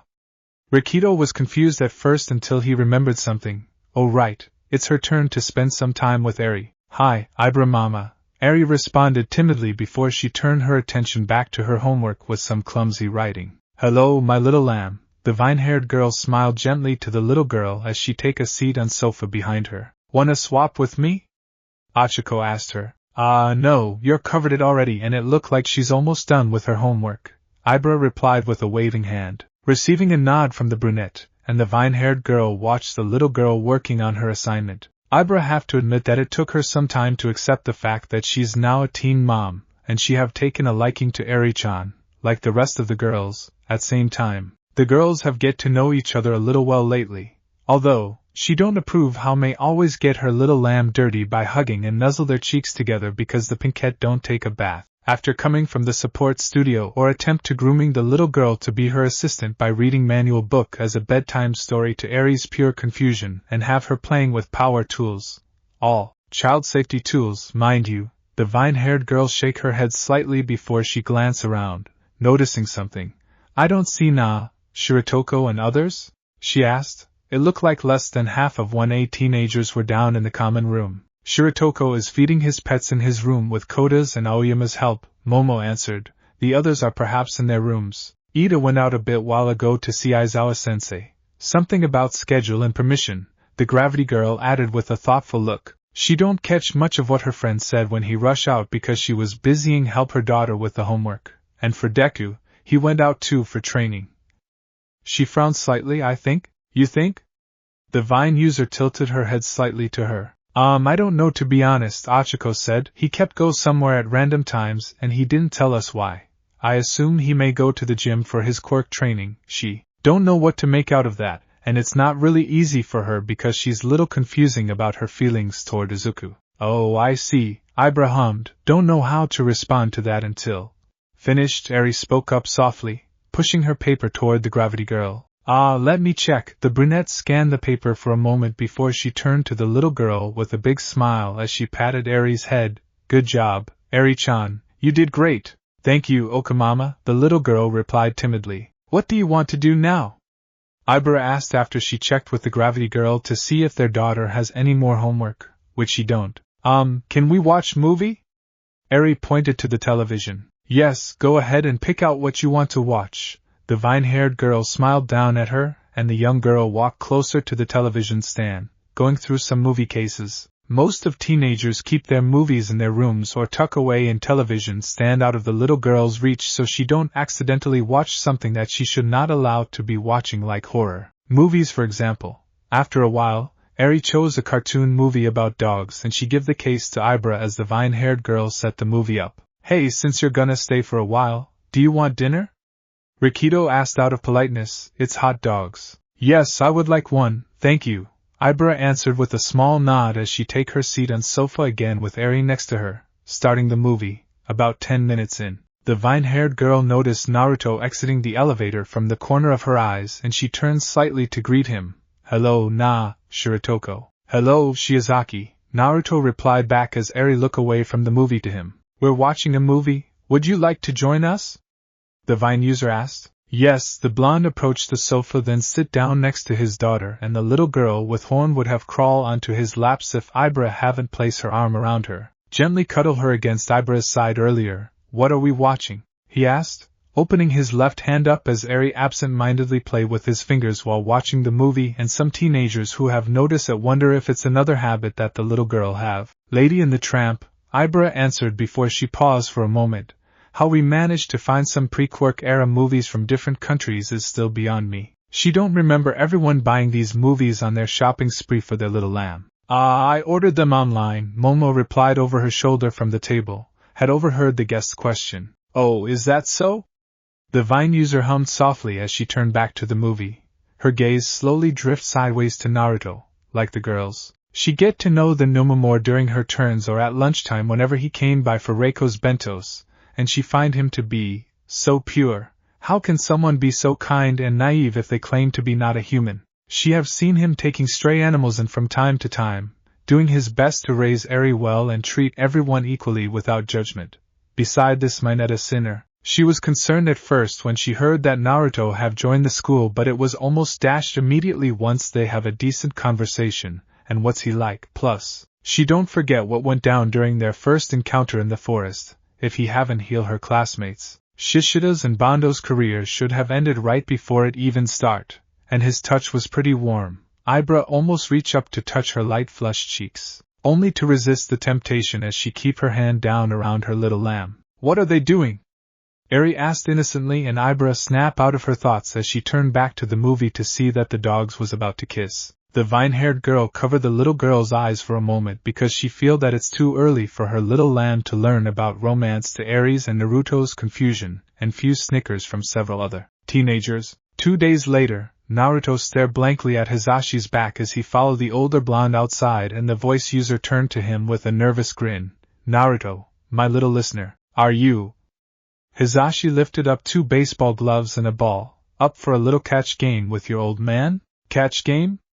Naruto tilted his head puzzlingly. What's that? It's a game where you just toss and catch the ball, the older blonde explained. All we have to do is throwing it back and forth between us. It's one of things that daddy do with their kids. The young blonde just blinked. Well, I want to make some memories and spend some more times with you before your mom get you for the weekends. He paused. Wow, I feel like a divorced father and I'm not even married. He just barely got back together with Tomoko after some discussions. The blondes just stare at each other before Hisashi give his son a glove. Here, put it on. He showed Naruto how to put it on correctly, then take his place. Alright, I'm throw you the ball. Catch. He tossed the ball to his son and the teenager catch it with his glove. And I have to throw it back to you now? Naruto picked the ball up, then throw it back to the older blonde. That's right, son. Hisashi grinned before they continued to playing catch until he speak up. So? He doesn't know what to ask his son about, and he really can't ask him about school since he's a teacher. Any girls that catch your eyes? He winced. Tomoko is so gonna kill him for asking that because she want their son to stay innocent a little longer. I don't understand your question, the teenager said. I mean, is there any girls that you like? The older blonde asked. Like as in like, love? He has to make sure that he's clear enough for his son to understand. Love? Naruto blinked as he caught the ball. I know it's an emotion, but I don't know what it's like. Either understands emotions. No one does understand emotions. Hisashi joked with a sheepish grin. So there's no one then? How can you tell if you're in love? The teenager asked. To know the signs of love. The older blonde hummed. You always want to look at this person more than anyone else. You want to see them again even if you already seen them an hour ago. You always think of this person even if they're not in the same room. You don't mind doing whatever they want to do or say. You feel strange or charged when they're in your sight, and... He racked his mind. There's a lot more, but I'll tell you later. It's really hard to describe the concept of love to a teenager. Does that mean I'm in love with Jiro? Naruto blinked to himself as he kept playing catch with Hisashi for a while. The latter tried his best to get closer to the former. Jiro, you teach just like a professional. Momo made some tea with a smile in the kitchen. You got Sinatori, the amateur, to learn the chord progression. They have been practicing for a couple weeks since then. It wasn't that impressive. Kyoko waved it off until she smelled something good. Hey, today's tea smells really good. I know, right? The creator become very cheery. I got it from my mother. It's the Phantom Black Tea, Imperial Golden Tips. Please try it, everyone. I don't quite understand what it is, but thanks as always. I don't quite understand either, but it's so bourgeois. Dekakuen. Achiko called out to the greenette, "You're not having any of Yamamo's tea." She screamed out as Izuku swiped rapidly in his phone, mumbling something about All Might and support items. Oh shoot! Izuku accidentally tapped a random video and he listened to it while talking to the gravity girl about gentle and tea. "Momomama, can I try the tea?" Eri asked timidly from her seat on Naruto's lap as she played Uno game with Yuga, Tsuyu and Ijiro at table in common room. "Yes, you can." Momo gave the little girl a child-sized cup with a beaming smile. "Careful, it's a little hot." "Thank you." The little girl sipped her tea quietly, then lifted up above her head to Naruto's mouth, and he take a sip of it before she bring it down to drink it again. "See cute." The creator find the sight to be sweet, and she wasn't the only one to think this way. On the way back to the kitchen, Momo noticed Shota walking to the elevator, and she hang her head down slightly as Kyoka noticed it. "Still disappointed that your crush turns out to be asexual but considering become gay for someone else?" The rocker whispered lowly to her friend, patting her shoulder gently. "They have found out about it at the end of the week with mine walk a couple weeks ago, and it was Mina who drops the bombs on them." "A little," Momo sighed softly. "But the positive thing is that it's just a silly fleeting crush, so it doesn't hit me hard as I thought it would." "That's good." Kyoka nodded together with the creator. "If you want to talk about it, I'm here anytime." "Thank you." The creator smiled to her friend brightly as she gave her the teacup. "Here, Jiro, try it and tell me what you think." "Oh, it's really good than I thought." The rocker gasped after a sip and the creator nodded rapidly with very bright smile. "You want me and Shiratoko to what?" Achiko raised her eyebrow at Aizawa strangely coupled days later. "I want you two to show Eri around as everyone are getting the festival ready in few days so she won't become very anxious and accidentally trigger her quirk on this day." Aizawa grunted. "Togata will tag along with you guys." Okay, I get that, but..." The brunette tilted her head with furrowed brows. "Why now?" She realized something as she jumped up slightly. And don't Eri-chan have better control with her quirks since you guys have trained her for a while?" "I just want it out of the way. Just think of it as a test trail." The scruffy teacher shrugged his shoulder. "Eri may have improved her control with her rewind, but it's not perfect, and we're not sure if it will go off without any warning. Plus, your child need to get out more instead of sitting around almost all day, and I checked your schedule. It's your turn to be her mother for a day, am I right?" "Yes."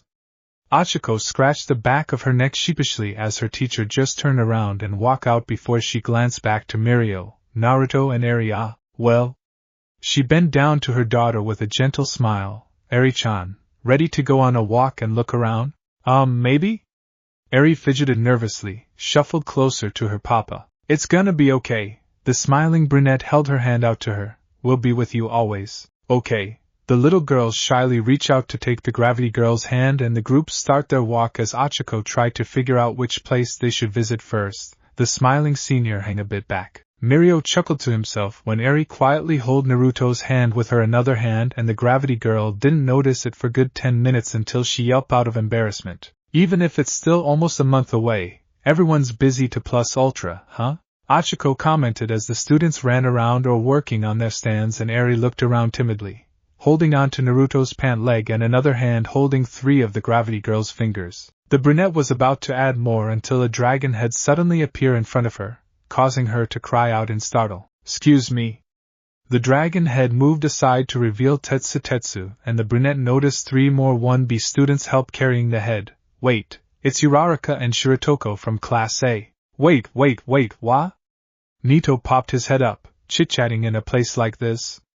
"You got that much time on your hands? Eri-chan, are you okay?" The gravity girl asked the little girl worriedly, hoping the shock don't trigger rewind. "Yes," Eri replied softly. "I thought it was a Rex that set Mama showed me in dinosaur books." "Oh?" The copycat user screeched. "You ignorant me? You think that's okay?" He pointed at them with a smug smirk. "You guys are putting on some kind of live performance, I hear. I wonder how that'll go. This time I'll tell you straight up. We of Class B are gonna be better than you." Romeo, Juliet and the Prisoner of Azkaban, The Return of the Kings. Class B's completely original super special fantasy play. Achiko noticed a wave sneaking up behind gloating blonde with a plank beam as the gravity girl silently turned the confused little girl's head away while covering her ears. "Better get ready. We're gonna shame you to tears." I'll have a handkerchief for you when it happens. Before Nito can go on, he get knocked out by the annoying Wilda with few waxed ahead. Sorry, Class A, Aways panted heavily over the twitching copycat. Kendo's not here, so he went unchecked. Where is she? Achiko asked curiously. She's running for Miss Khan. The wielder dragged Nito's body away, though she's being forced against her will. Sorry for suddenly showing you the dark side of Yui, Mirio joked to Eri, causing her to furrow her brows confusingly. What's Miss Khan? Naruto asked the gravity girl, and her response was just a shrug. Speaking of Miss Khan. The phaser user snapped his fingers. That's right. She's also fired up this year. Who? Achiko turned to her senior with a blink. Nijire float in a large changing room, wearing a tight dress with flowing skirt as she tested out with her friends until she noticed the touring group entering the room. Hey, why is Eri-chan here? Nijire flew toward them. Strange. Why? She picked the little girl up in a hug. So exciting. Oh, is it my mom day? No, not until Friday, Achiko reminded her, and tonight's Yui's turn for bedtime. Aw, the flow user nuzzled Eri's cheek with a pout before she put the little girl down, then looked up to them with a soft gasp. That's right, but listen. Are you listening? She wiggled her index finger up. Each year, I've never won. There's this amazing girl. The champion of Miss Khan. Third-year Class G support team, the dazzling Zaki Bibamai-san. Amazing? The gravity girl blinked slowly. Is it? Naruto turned his head to the brunette with a tilted head, and once again, she just shrugged her shoulders slightly. This year, she's gonna appear in a commercial that'll make her fanbase blow up, Tamaki muttered. Kendo-san will be there as well. Hato-san's getting fired up for it, too, to perform in the presence of the public. He suddenly crouched down while holding his stomach. Ow, my stomach starts to hurt. The Numa walked over to heal him. I detect no injury in you? The blonde tilted his head, almost caused Achiko to spit laugh at the scene. Like Yu says, the first step is just about making an appearance. Nijire grinned as a girl in background looked up at the mention of her name. But one way or another, it becomes both exciting and terrifying. She grinned brightly. That's why, this year, I'll definitely win. It's my last one, after all. You can do it.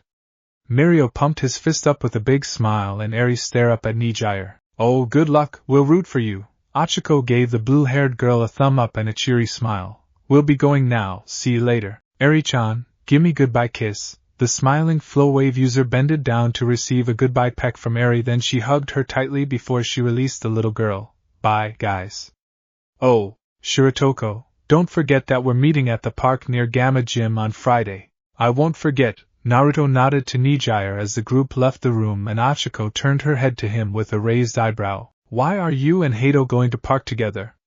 She asked curiously. Hato want to take me and Eri out on a picnic, the Numa replied. She call it family date, which I don't understand. Of course she'll do that, Mirio chuckled lightly. When Eri come into Nijire's life, the little girl and Naruto was all what Nijire talk about almost every day, and she always called them her family. Does it bother the phaser and Tamaki when she say that?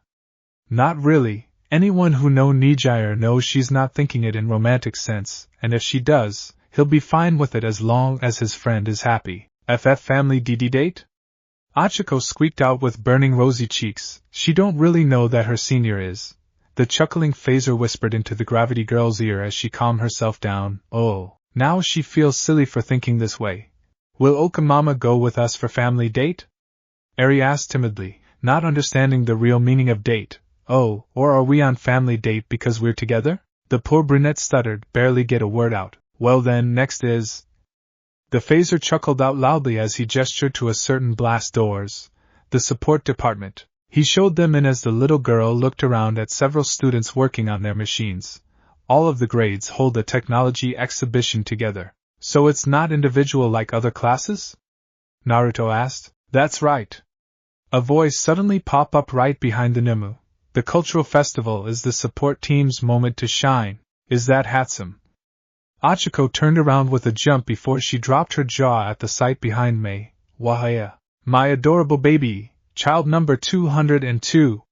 Mei gestured to a giant robot before she looked down to Eri with a wide grin. Oh, did I forget today's my turn? No, Naruto answered. Aw, poot. The pinkette pouted for a moment. I was looking forward to teach my little assistant how to build a blast cannon. Please don't, the gravity girl just deadpanned until she noticed something. Ah, you're dirty. The pinkette was completely covered in suits. Cause getting in the tub is a waste of time. May replied brightly to Ochiko's sweat drop before the pinkette spun around to her machine. The ideas keep on gushing forth. It's so exciting. For the hero department, the sports festival was already the second place to garner attention. She patted the machine's leg. But, this time, it's us that we've been given the opportunity to be the main attraction. A ton of companies will get a careful look at my little child. I better rear him to not be shy like his sister. She flashed a smile down to Eri before she looked up to Naruto. More importantly, have you get any new quirks? Anything that I can test my babies out on? If anything ever comes up, please let me know, ASAP. Before Naruto can say something, the giant robot's head suddenly exploded with black smokes. Baby? Hatsum, again! A supporter screamed. Water, water! The pinkette cried out. Hatsum, I'm sorry! Ochiko quickly pushed Naruto and Eri out of the supporting studio with Mirio in tow. Let's go, guys. Well, guess that's it, the brunette said as the group take a break in cafeteria after a long walk before her head turned to Eri, who was quietly sipping her juice. Will you be okay? What did you think? Eri uttered, don't really know, but so many different are trying their hardest, so I want to know how it will turn out. We call that feeling excitement. A voice nearly causes both Ochiko and Mirio to jolt up before the group turned to the source to see Nizu with Midnight at other table. Seems like it was worthwhile, don't you think? He was eating a cheese like a man. Principal Nizu! Ochiko gasped in surprise. Midnight-sensei. Wah! I'm also excited for the cultural festival. Nizu wiped his mouth with a napkin. In order to throw the best festival they can, many of the students bring encouragement, excitement, and try to create a good time for everyone, especially since we've gotten into various issues with police. Midnight commented to herself. Watch it, Kiyama. The principal held his paw up to stop her before he hop off the chair, then walk away with arms behind his back. Well, I'll be going now. You all enjoy the cultural festival to your heart's content. I can't say for sure. The R-rated heroine picked her tray up after the principal left, but the principal seems to have worked pretty hard, getting this result after butting heads with a higher-up. We've fortified security even more than. In the off chance that the alarm sounds, even if it's a false alarm, we'll immediately suspend activities and evacuate. That was the condition for holding the event. That's rough, Ochiko frowned to herself. Of course, Midnight nodded. I prepared very hard on my end so that doesn't happen. I even dispatched Hound Dog to watch over school premises. She remembered something. Oh yes. Talk of Class A's program has even made it to the staff room. Work hard, young ones. We will. The gravity girl smiled at her teacher as the woman left. Papa and Okamama are playing music, right? Eri glanced up to Naruto. That's right, we're playing a live music. Ochiko grinned at her. I'll be dancing and your daddy's playing drums. We're doing our best so that you can have a fun time, Eri-chan. The little girl looked interested and very curious about the musical show, and the gravity girl decided to relay the information to her friends about security, and what'll happen if it went off later. Mirio gasped out loudly. For your information, I'm looking forward to it, too. We're back.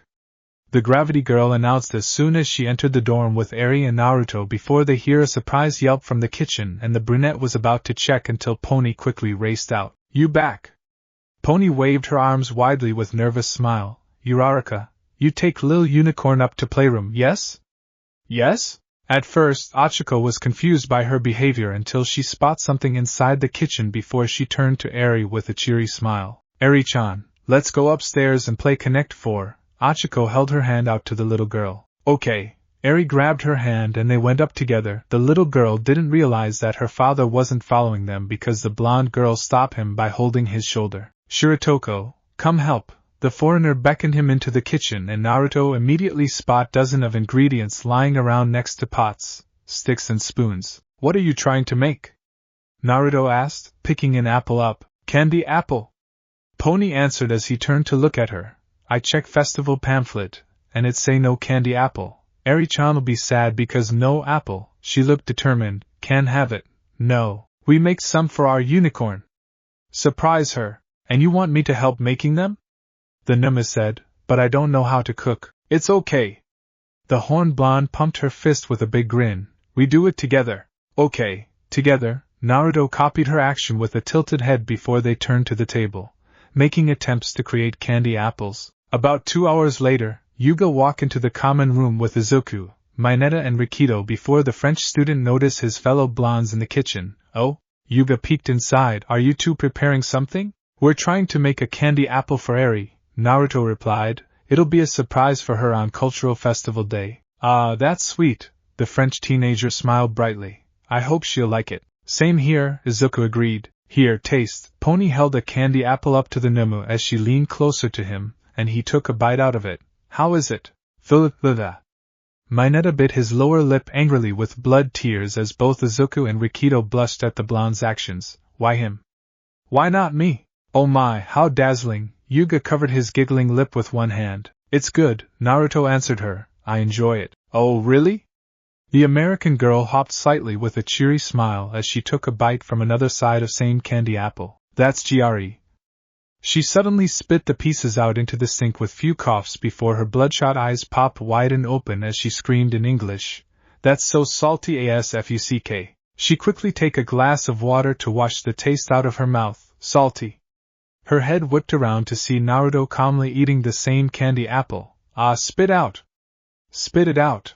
The Numu kept eating while tilted his head at her. Guess I'm gonna help them out. Rikido can't help but to sweat drop at the sight with deadpan expression as the blonde girl tired to make Naruto spit the bad apple out in a comedic fashion. And I teach her how to make a flower crown. It was so cute. Nijire held her phone out to the girls to show a picture of Eri timidly putting a flower crown on Naruto, also sporting her own crown from the blue-haired teenager. Wow, it's heck adorable. Mina gushed, you better send this picture to me. Damn her. Reiko muttered under her breath as she stared at her senior with jealousy glint. She want to take Naruto out on a picnic date. Does that mean Hato is romantically interested in the Numa too? Take it easy, Setsuna patted the ghost girl's shoulder with a light chuckle. It turned out that the girls of Class 1A, 1B, Nijire and Mei are gathering together in a room on 3rd floor in the 1A's dorm. The room appeared to be large due to the fact that the girls asked Aizawa and Cementos for permission to convert 2 rooms into one large room, and it was approved after some discussions and good reasons. It was mostly for private and to prevent Mineta from harassing them too much. The room appeared to be similar to the common room but with more sofas and couches in various size, a single wide table, comfy rug and several smaller tables. Alright, I'm done with my turn. The smiling senior put her phone away as she glanced around at the girls. Who's next? I want to hear some cute stories about Eri-chan. Right now, the girls were having one of their regular meetings and most of time, it was just discussing and setting up schedule once the rotation is complete. Another times, it's random chats, sharing Eri's story, swapping information or gossip, depending on certain girls. Speaking of Eri-chan, where's she? Kinoko whispered to Tsuyu, had arrived a little late due to a minor mushroom incident. Naruto took her with him to spend some time with his mom. Tsuyu replied, they won't be back until evening. Yui calmly raised her hand up slightly. Eri-chan had nightmare the other night, so Shiratoko brought her to my room by teleporting outside my door. We end up sleeping together in my bed for a night. Before anyone can react to that, Mina turned her head to the expressionless girl. Oh, you too? The acid user blinked. They came to my room the other night. I made him slept on rug with a blanket. She remembered that she found herself lying next to Naruto with Eri cuddling up on his chest when she woke up, but she won't tell that to her friends. I did the same thing, but I end up cuddling up to Naruto with Eri for warmth, the frog teenager added. It was a very cold night. Did anyone else here end up letting Shiratoko and Eri-chan stay over for a night? Itsuka raised her hand up with an arched eyebrow and everyone lifted their hands up. Does that mean Eri-chan have a recurring nightmare? She looked concerned, like several other girls. Maybe? Momo muttered unsurely. I thought it was one time, but I guess I was wrong. Did anyone here ask Eri-chan what her nightmare was about?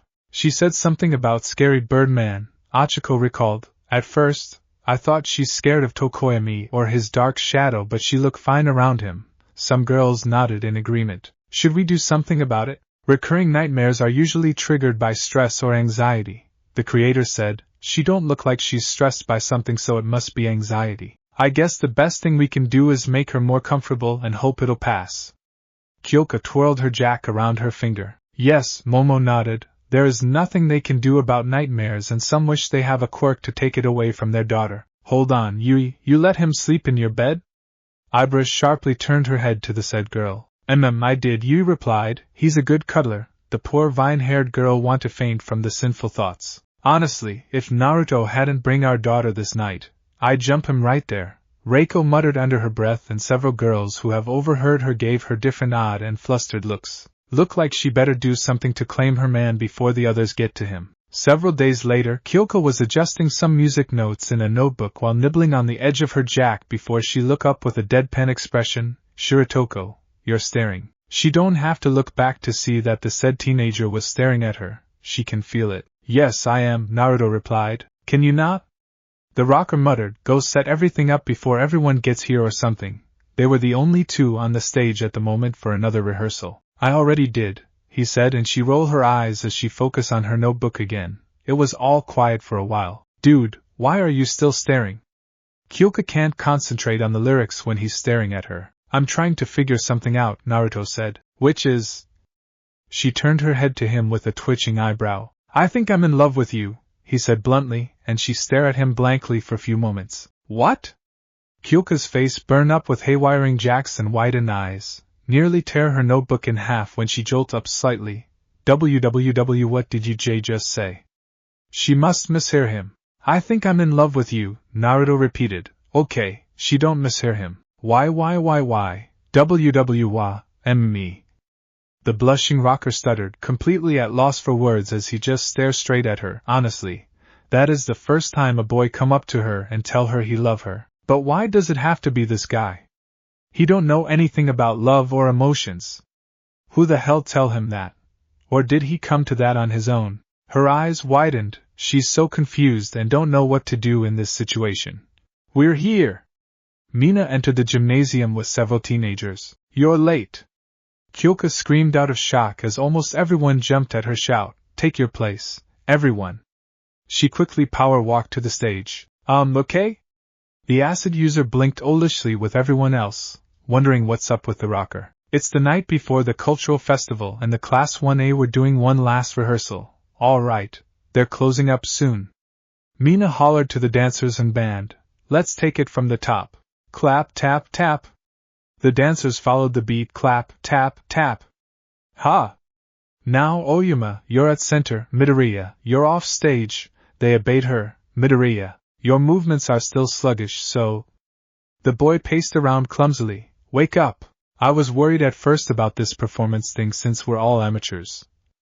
Hanta crossed his arms. But now, both the band and the dance team have come a long way, haven't they? Thanks in no small part to Ishido being such a super intense coach. I guess when you love something, you give it your all, Ijiro agreed. Then knock 'em dead with sound declarations fired up more than just the band. Who come up with this name? The tape-elbowed teenager sweat dropped. I did. The redhead said proudly. I'm starting to get nervous, Momo gulped. Don't do those weird ad-libs in the real performance, okay? Kyoka told her band to be safe.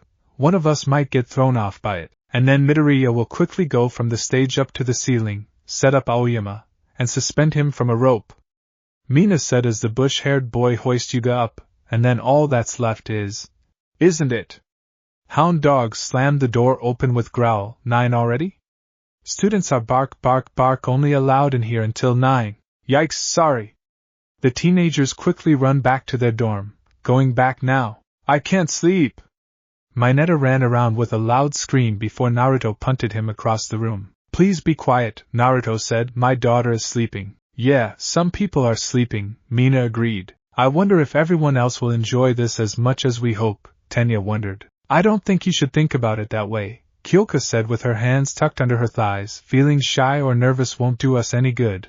We just have to enjoy ourselves once we get on that stage. Weren't you the one who was super shy? Toru teased. That was different. The embarrassed rocker waved it off. What you said makes a lot of sense, Jiro, Izuka said while checking supplies with Yuga. Yuga added, focusing on others is the best way to help ourselves. I see, the greenette noticed the ropes. The rope is getting frayed. We've worn it out from practicing so much. the French teenager said. It's the proof of our friendship. Yeah. Izuku quickly caught himself. No, this is dangerous. Sorry I didn't notice earlier. Why don't you ask Yamamoto to make one?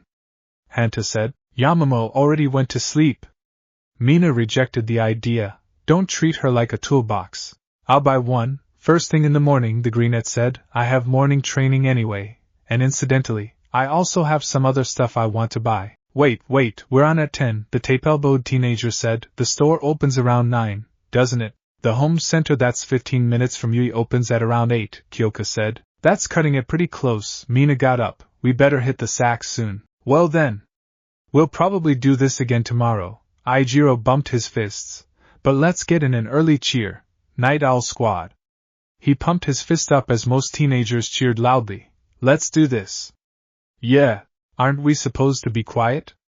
Naruto asked them, and the embarrassed teenagers quickly quiet down. Let's find our calm and serene composure. Momo tried to calm herself down. The cultural festival have arrived and everyone was getting ready. Calm and serene, Fumikage repeated. Hey, Shirotoko, put on your t-shirt. Kyoka called out. We made it just for the occasion. Ah, I forget, Naruto replied. The dancing dress fit perfectly. Mina posed in the dancer outfit. Even though you just touched up one off the rack, Mizo said. It's erotic and that's what matters. Mineta hopped up. Midoriya's not here, is he? Shoto carried a box. He went out to buy rope, Yuga reminded him. What could he be doing out this late? The dual-haired boy said. Todoroki. The acid user called out. Let's do our final dress rehearsal already. What, indeed, the laser user hummed. I hope Eri-chan will be able to see the show. Toru bounced on her heels. She's with her grandma, Shirotoko, right? Rikido asked her, and she nodded at him, despite the fact that he can't see her head. Good morning. Hizashi shouted into the microphone as the students become exciting listening to the PA. Hey, guys. All of our preparations have been for this day. Today's a day to set aside your worries and cut loose. Forget about your coursework and go wild. With that, everyone join me in saying, the Yui Cultural Festival begins now. There was some smoke fireworks going off and the students start to exploring the campus or get ready to work. Hizashi stand up then step out before he grinned widely at Tomoko and Eri, ready to go. Tomoko was able to get permission from Nizu because her quirk can be very useful since it can detect any possible intruders before they even reach the Yi's barrier. Yup. Tomoko grinned back before she looked down to her granddaughter as they held hands. Little kitten, where do you want to go to first? I don't know, Eri uttered softly. Well, we still get some time before the musical show, so let's go walk around for a bit. Okay. The search user said. Okay, the little girl nodded timidly as she walked with her grandparents. Midoriya did what? Aizawa asked in the backstage with his class. What was he thinking going out to buy something on his own? Hanta yelled. It's starting. Toru waved her torso around. More people came than I thought. Achiko peeked slightly out behind the curtain at the crowd. That crowd's been excited all morning. She looked back to the French student. Aoyama-kun, where's Deku-kun? What does that dumbass think he's doing at the last moment? Mineta sweated. That's... Yuga hummed before he ran out. I'll check the gate. Everyone take their places then prepare to start as the homeroom teacher head to join the audience, and Izuku have finally arrived in his outfit. With Yuga, quickly apologizing to everyone before the curtains part away. Let's go. Naruto lifted his drumsticks up in air. I don't know about this, Aizawa grumbled in the crowd. Doubts? Hizashi grinned widely. Over what? I'm hyped. Nobody asked you, the scruffy teacher deadpanned. Get back to your posts. I just want a quick look-see. Present Mike said with a camera, my son's in the band. Can you see, little kitty? Tomoko asked Eri, holding her on her shoulders. Yeah, Eri uttered. There are many in other departments and grades who aren't happy with Yui and some blame their frustrations on Class 1A. Aizawa said to his best friend, those malcontents aren't here to have fun. They're here to criticize the performance. I think it's fair to say they're not here for the entertainment. On the stage, Kyoka take a deep breath as Naruto bring the drumsticks down to smash the drum set, firing a booming sound that jolts everyone in the audience. The band start to play the music loudly and skillfully as the dancers took off before Kyoka shouted, Thanks for coming. Oh? Someone said in the audience as they watched the impressive perform, This ain't bad. They're in perfect sync. Someone else commented on the dancer's steps. Here it comes! Tomoko grinned as Izuku tossed Yuga up in air. The laser user fired his quirk up to give a light show to the cheering audience. Whoa! Hisashi threw his hands up. The big stunt's over? The search user gasped. So short. It's over? Eri asked. But look! Tomoko said as some teenagers on stage used their quirks. Over there. Their quirks combined together to create a wild and elegant stage. Who want to have some fun? Achiko jumped into the air with Tsuyu's tongue around her torso. Put your hands up. She slapped some hands and some people float up in air with safe tape. Yeah! Eri threw her hands up with bright wide grin and point at the show, looking down to Tomoko, YHHH. The musical show ended few minutes later as the audience cheered. I wish I could have seen Class B's play. Hanta sighed as he heard some comments from the bypassing students about Class 1B's show, but we had no choice. Gotta do the cleanup properly. He looked over to Izuku looking down slightly with Tashinori talking to him. Is he getting scolded? The teenagers watch on as couple teachers join the group before Hound Dog suddenly tossed Izuku over to them. Whoa!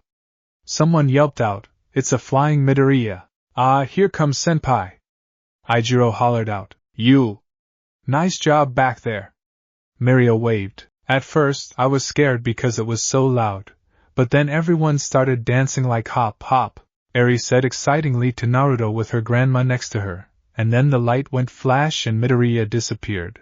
But then everything got cold, like whoosh. She lifted her hands up above her head, and then the light was spinning around, and Kyomama's voice was like wah and I.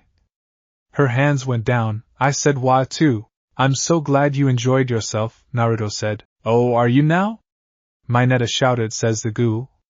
He got beamed in head by Toru with bag of ice. Don't you ruin this cute moment. The invisible girl huffed, and the girls nodded in agreement. It's their first time to see Eri this exciting and smile brightly. Class A. Someone called out, nice work. We had a great time, alright. The redhead grinned, thanks dudes. We're sorry. Two general students suddenly shouted out, we went to watch because we were going to ridicule you guys.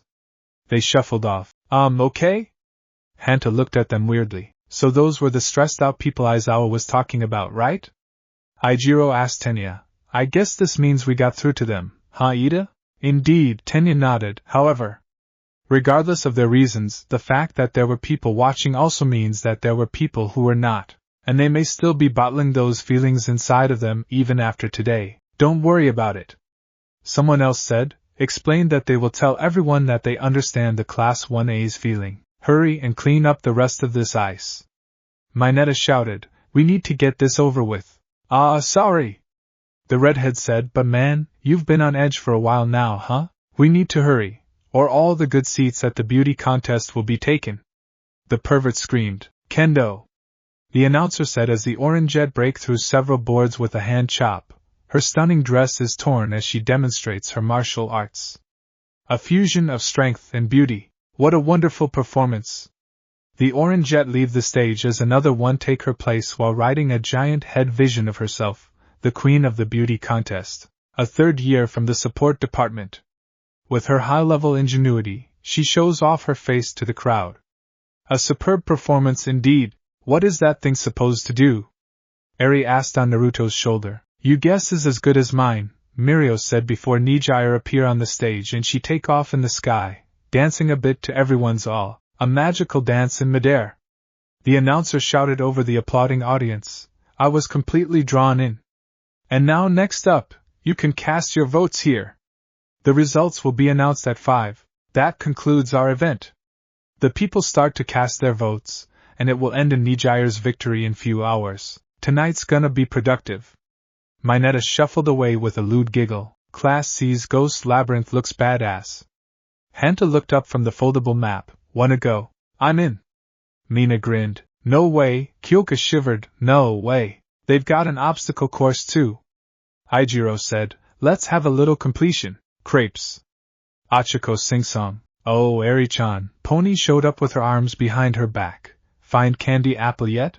No, we looked everywhere. Eri looked a little disheartened. Look no more. The American girl suddenly held a candy apple out to her with a big smile. Surprise. Candy apple? The little girl gasped with bright eyes as she received the said food from the blonde girl. Oh? Tomoko blinked. Where did you find it? Naruto and I made it together, Pony answered with a smile.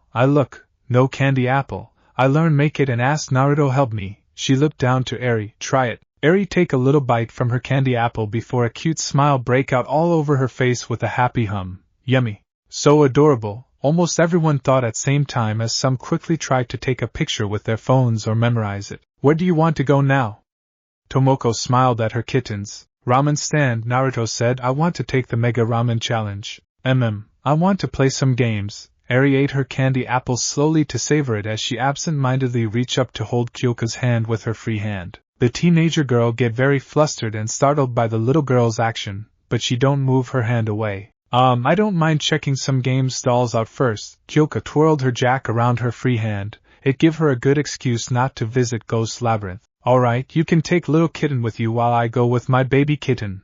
The search user pulled her son in a side hug happily. Everyone start to split up to visit different classes attractions in either groups or by themselves. Eat slowly. Achiko handed a crepes to Eri as some teenagers make their order at the crepe stall. Okay, the little girl start to eat her food. That's quite cute juice box you get there, Tsuya said to Momo. Are you planning to keep it? Well, I must recreate it myself since I don't want to draw any ants into my room, Momo replied as she glanced at Cementos-like juice box. Good idea, Kyoka nodded. Shiratoko have 4 different ant farms in his room and they're all different. Shiratoko have what?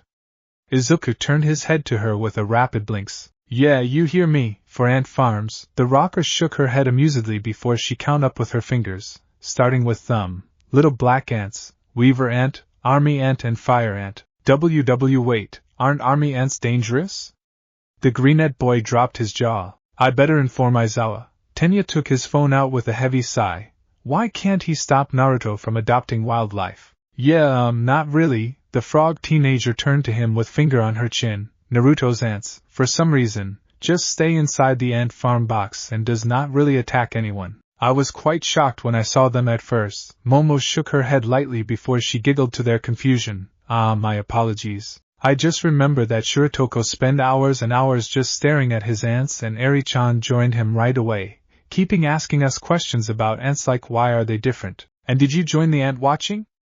Tsuyu asked and the creator just blushed slightly at that. She feel a little embarrassed for wasting couple hours watching ants. By your silence, I take it as yes. What are you going to check out next? Kyoka asked them curiously and before anyone can give her response, they hear a voice behind them. Oh hey guys. They turned to see Setsuna approach them with Jiroda, Kanoko, Shirhai and Sin as she waved to them with toothy grin. Good work today, your music show was awesome. Back at you. We don't see your show because of cleanup but I heard a lot of people enjoy it and Eri-chan say she like it too, Achiko said as several teenagers trade some greeting to each other. Oh really? Setsuna bended down to Eri's eye level with wide grin. You love our show, do you? Yes, but it was so confusing, Eri giggled happily. Something that surprised the 1B girls. True, it was. The lizard-loving girl ruffled the little girl's hair up a little before she glanced at the crepe in Eri's hands. Can Setmama take a bite of that? Here, the little girl held it up to her and Setsuna take a light bite out of it with a silly face, making the little girl giggle again. Both Setsuna and Kanoko give her a hug as Shirhai narrowed his eyes slightly. I'm curious, what was Kaken's role in the play? Izuku asked. Who's Kaken? Jiroda pushed his glasses up with a raised eyebrow. Bakugo Katsuki, the bush-haired boy answered. Oh him. The beast teenager scowled and his classmates also frowned to the green-haired boy's confusion. He refused to take part of the play and never help us out at all, Kanoko said. Yeah, he also don't want to come to cultural festival because, in his own word, it's... Sin paused to look down at the little girl before he cleared his throat as he looked back up to his fellow students. Well, he said a lot of colorful comments. Not surprising, Kyoka scoffed. I bet he would do the same thing if he stay in our class. He's what? Izuku jerked his head back slightly. Where is he? At our dorm. Why do you ask? Setsuna frowned slightly. I'm going and try convincing Kaken to come to the festival, the green-haired boy said. No, don't do th. The rocker was about to stop him but Izuku already jogged off as she huffed annoyingly. And he's gone. Please don't tell me he'll bring Bakugo here? The greenette girl grimaced. No, Bakugo won't listen to him if he tried to, Tsuyu said. Really? Sin raised his eyebrow. I mean, I thought they were pretty close enough to be couple because he stopped by our class often, asking for Bakugo. See couple? Achiko jolted up. I don't think Deku is. Oh, okay. Sorry for making assumption. He shrugged his shoulders and the gravity girl nodded before she paused for a moment to think about something. Who are they talking about? Eri asked Suyu while nibbling her sweets. A mean boy that you should stay away, the frog girl replied bluntly. I'll show you his picture later so you'll know who to stay away from. She don't want the little girl to be around the explosive user, courtesy of his swears and violent nature. Like Creepy Mineta? The little girl asked. Yes, like Creepy Mineta. Kyoka can't help but to chuckle at Eri's nickname for the pervert, and she wasn't the only one. Oh, where's Shiratoko, by the way? Kinoko asked after she looked around. He went to ramen stand with his mother for the mega challenge, Momo answered. Oh, so that's why class 3 you were crying, Jirota said to his classmates. They saw a lot of empty bowls in this stand with several wailing students on their way. No wonder why Yanagi said she want to go to ramen stand. Setsuna rubbed her chin before she noticed 1A class member's curious looks.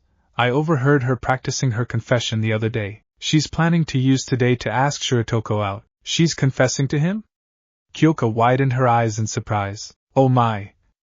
The creator muttered. What's confession?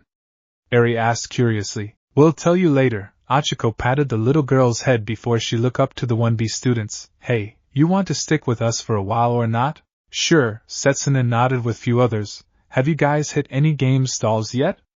I heard there's a milk bottle game.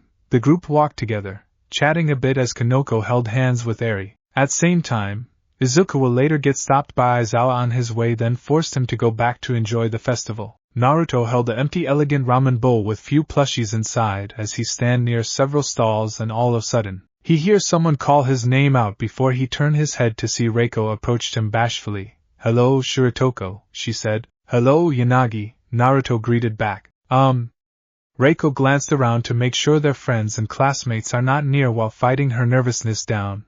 I have something to tell you. What is it?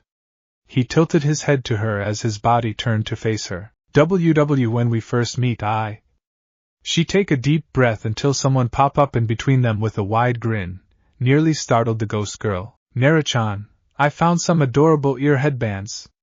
Tomoko grinned widely as she placed orange headband with cat ears on her son's head, and one in your favorite color.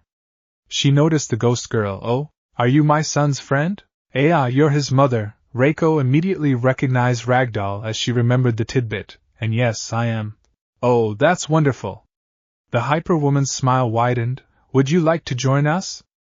I want to know more about you. Come on. She raced ahead while dragging her son and Reiko by their arms to several random attractions. Damn it. The ghost girl moaned mentally at her failed attempt.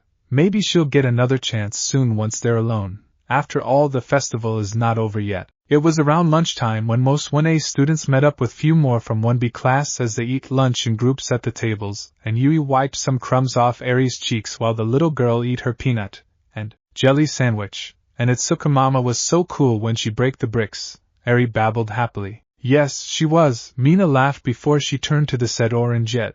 But I'm surprised that you took part in Miss Khan and didn't tell us about it. I was forced into it. Itsuka sighed with an embarrassing blush. And I have no choice but to participate. Monoma signed her up without her knowledge so he can make some troubles. Juzo chuckled lightly. Did he? Hanta asked. Nah, some of us made sure to club him whenever he act up, the soft user replied. It's true. I witnessed that Away's guide beating Monoma up with plank. Achiko remembered the event with a nod. The ghost labyrinth was totally scary. Toru waved her arms as she talked to some of her friends. I just bolted right out of this classroom as soon as we found the exit. Ooh, I should go check it out after that. Aijiro looked interested enough to visit the ghost labyrinth. You should. The invisible girl nodded before she hears something near her. Where's Yanagi at? Manga asked Juzo. Looking for Shiratoko. I overheard Tokage saying something about confession. Juzo replied, and the invisible girl nearly inhaled her food down the wrong airway. She quickly drank water to clear her airway with few small coughs, drawing couple concerning looks, and she quickly waved it off with free hand. She's going to tell him. And what will be his answer? Toru wondered, and she feels something stirring in her stomach. It bothered her for some reason. Oh, Shiratoko, you're back with Yanagi. Hanta was first to spot both Naruto and Tomoko with Reiko, who have a gloomy aura around her, and why are you carrying Hatsum? Almost everyone turned around to see Naruto carrying the sleeping Pinkette bride style.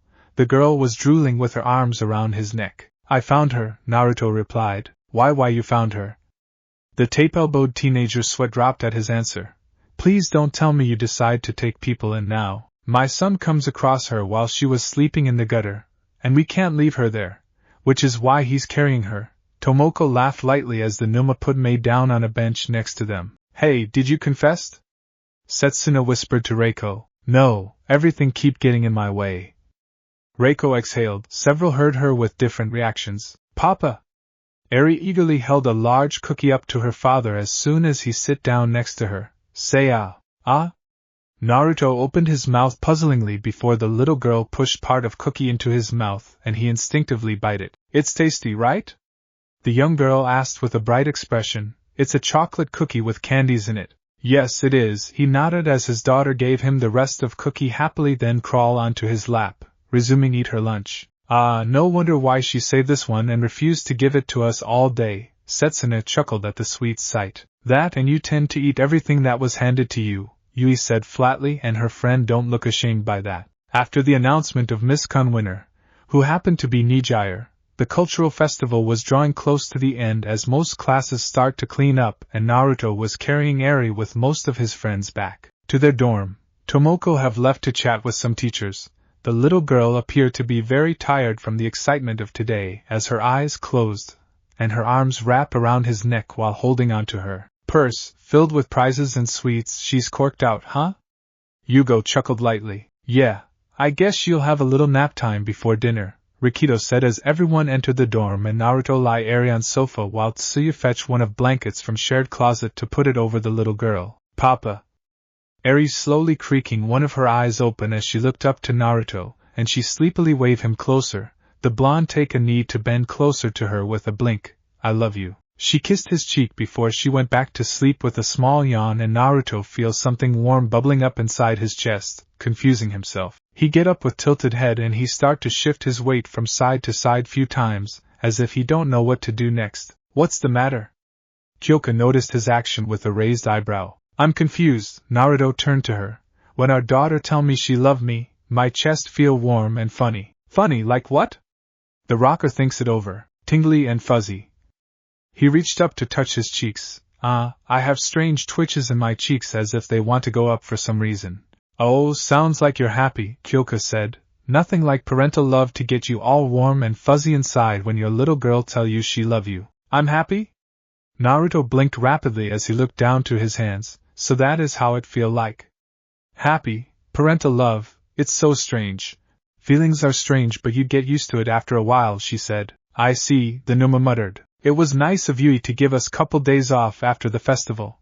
Mina cheered as she lazing around on couch in common room. But we still have heroic lesson at afternoon while the support department has their own class, Fumikage pointed out.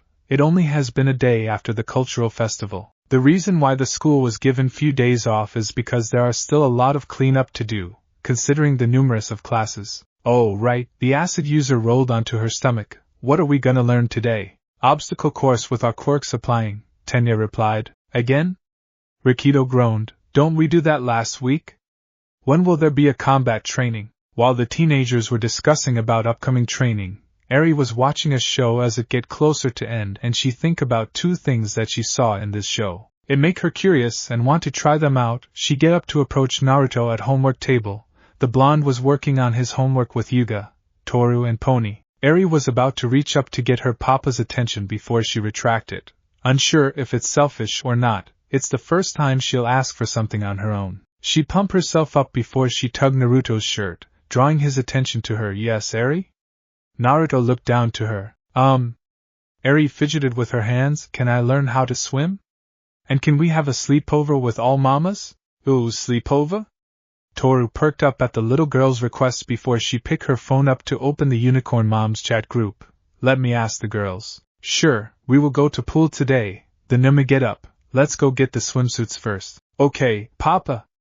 The little girl hopped excitingly as she held hands with her papa and they head to the elevator to fetch the swimsuits. I better send the request to Aizawa-sensei right now before they come down. Momo send a text to her teacher before she paused for a moment, and I think I should go with them to make sure they do it safe and properly. She don't know if Naruto will teach Eri how to swim proper, and what if Naruto mistakenly placed their daughter in deep end of the pool without safety tools like water wings. Alright, pool party. Mina grinned widely until she dropped it when she hears some lewd giggle in the background. Yamamo, can you shoot one to sensei to ask Cementas to turn the school pool into indoor pool for today?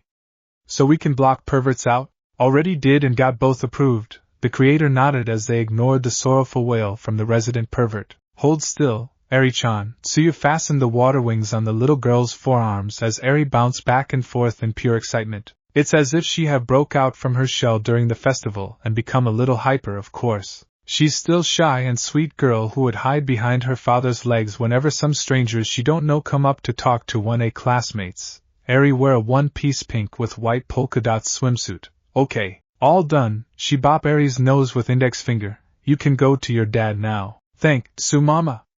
Eri hugged her while pecking her cheek before she raced toward Naruto, who wore an orange and black swim pant, as Tenya shout no running which fall upon deaf ears. You're welcome. The frog teenager stand up as she take a glance around at the indoor pool. All of her female classmates were present along with several boys, Tenya, Yuga and Aijiro, and they were joined with the girls from 1B class with 2 boys, Tetsu and Juzo, and the big 3. Most of the boys from her class stay behind to keep one eye on Mineta and make sure he don't try to go to peek on the pool. But if the pervert slips past the boys, he will be stopped by Hound Dog outside, who have volunteered as the security of the pool. We should send him and Aizawa-sensei a thank you gift later. It was the underground hero's idea. Here, Yuga gave Eri a orange kickboard. You ready for your swimming lesson? Hi, Uncle Yuga. The little girl nodded eagerly. Please call me Big Brother instead. The French teenager looked dejected, despite a smile on his face as Naruto bring Eri into the swallow end of the pool with Ibara and Itsuka. Eri have started to call few teenager boys who are close to her uncle, and some uncles have mixed feelings for being called uncle by a girl who would pass off as their little sister. So what make Eri-chan want to do that?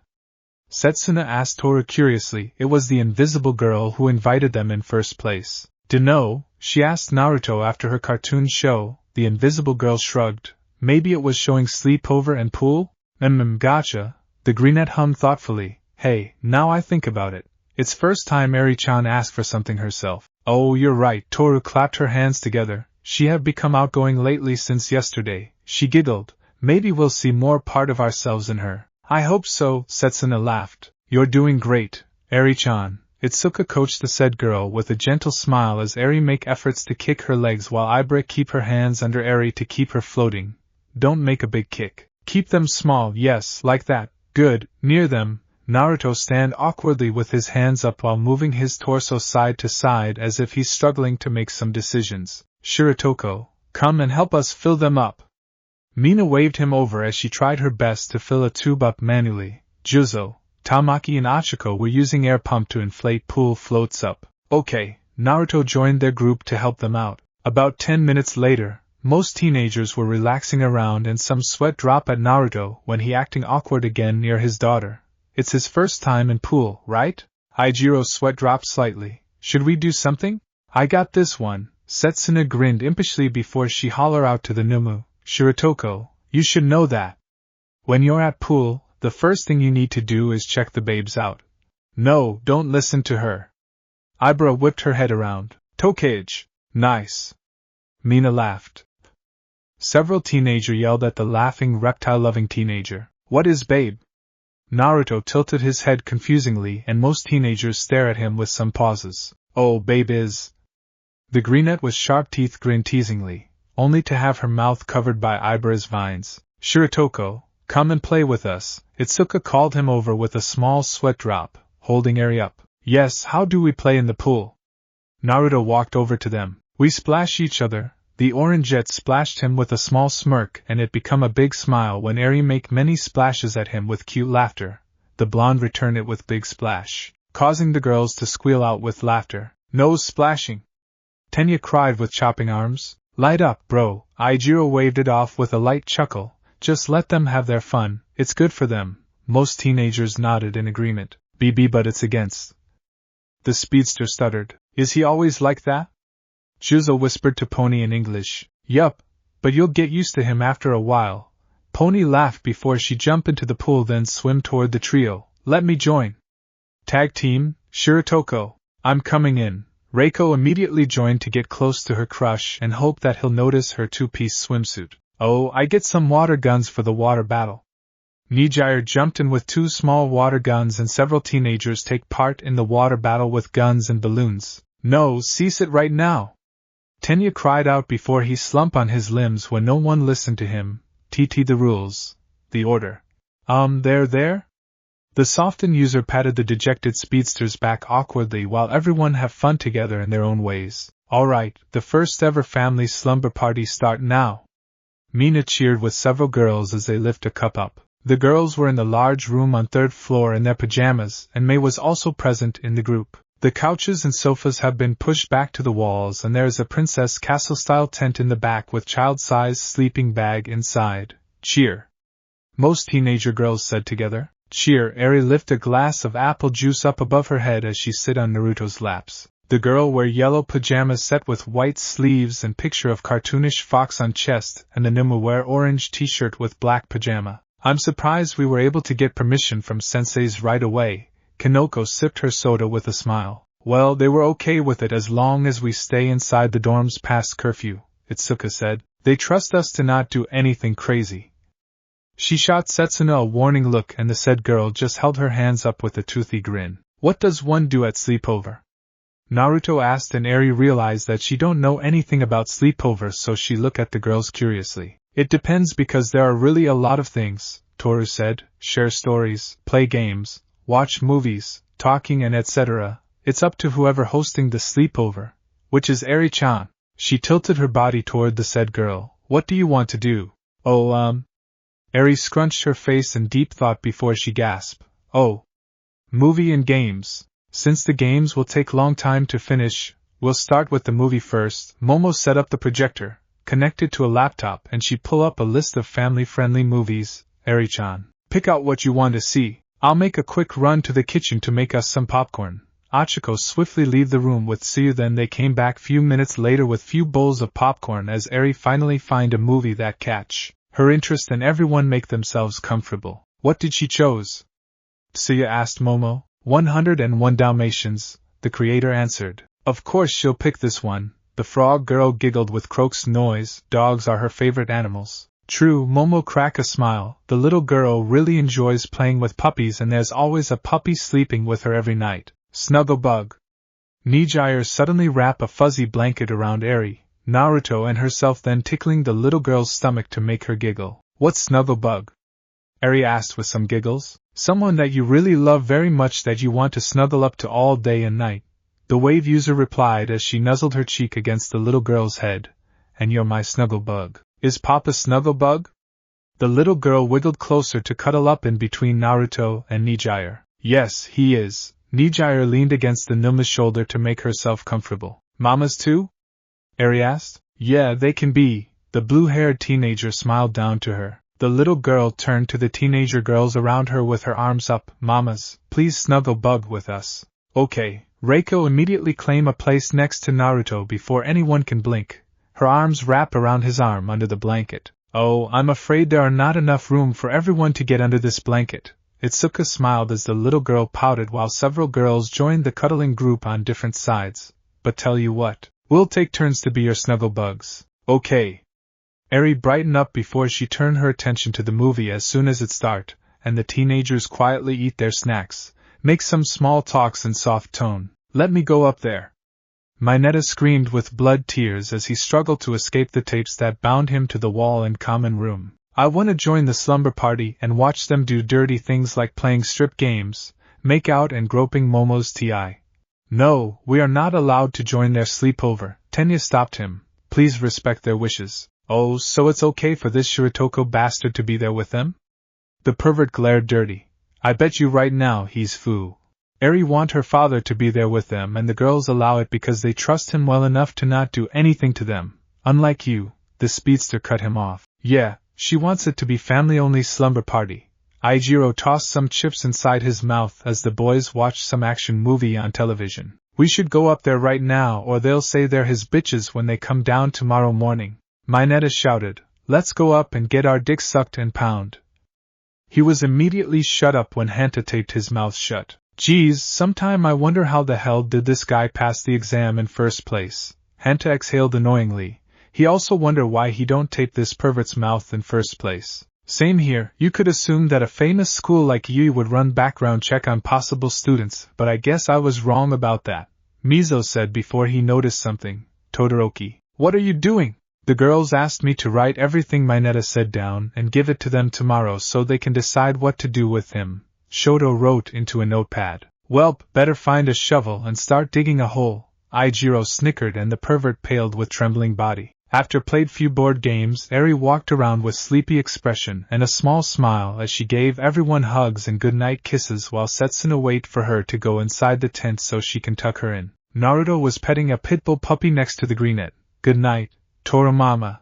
Eri hugged the said teenager before she walked up to the tent, crawl inside and into her sleeping bag. Comfy? Setsuna asked, placing few stuffed animals closer to the little girl, while Naruto put the puppy down as the creature rested its head on top of Eri's torso. Yes, the little girl run her hand through the puppy's fur with small yawns. Did you have fun today?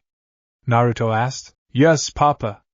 Eri smiled brightly. I have a lot of fun. We're going to zip it up but don't worry. We're right outside if you need us for something, the greenette said. Okay, Eri replied before she received and give goodnight kisses from Naruto and Setsuna. Night, said Mama, Papa. She slowly fall asleep together with the puppy as Setsuna quietly zipped the tent flap up to close before the teenagers joined the rest a little far away from the tent. The light dimmed down a little. Is she asleep now? Pony asked them. Yup, she passed out almost right away, Setsuna chuckled. Now she won't be up until tomorrow morning. The little girl turned out to be a heavy sleeper and would sleep through pretty much anything until one of her parents wake her up with a gentle shake. So now what? Momo asked curiously. Let's watch some cheesy rom-com movies. Toru smiled widely with waving arms and some girls seems to agree with her. Or... The reptile-loving teenager gained a mischievous expression as she jiggled a bottle up by its neck. We can play truth or dare. Some gasped in shock and the greenette can see her friends about to shout at her. Family friendly, of course. That did shut some up but they still looked doubtful about it. What is truth or dare?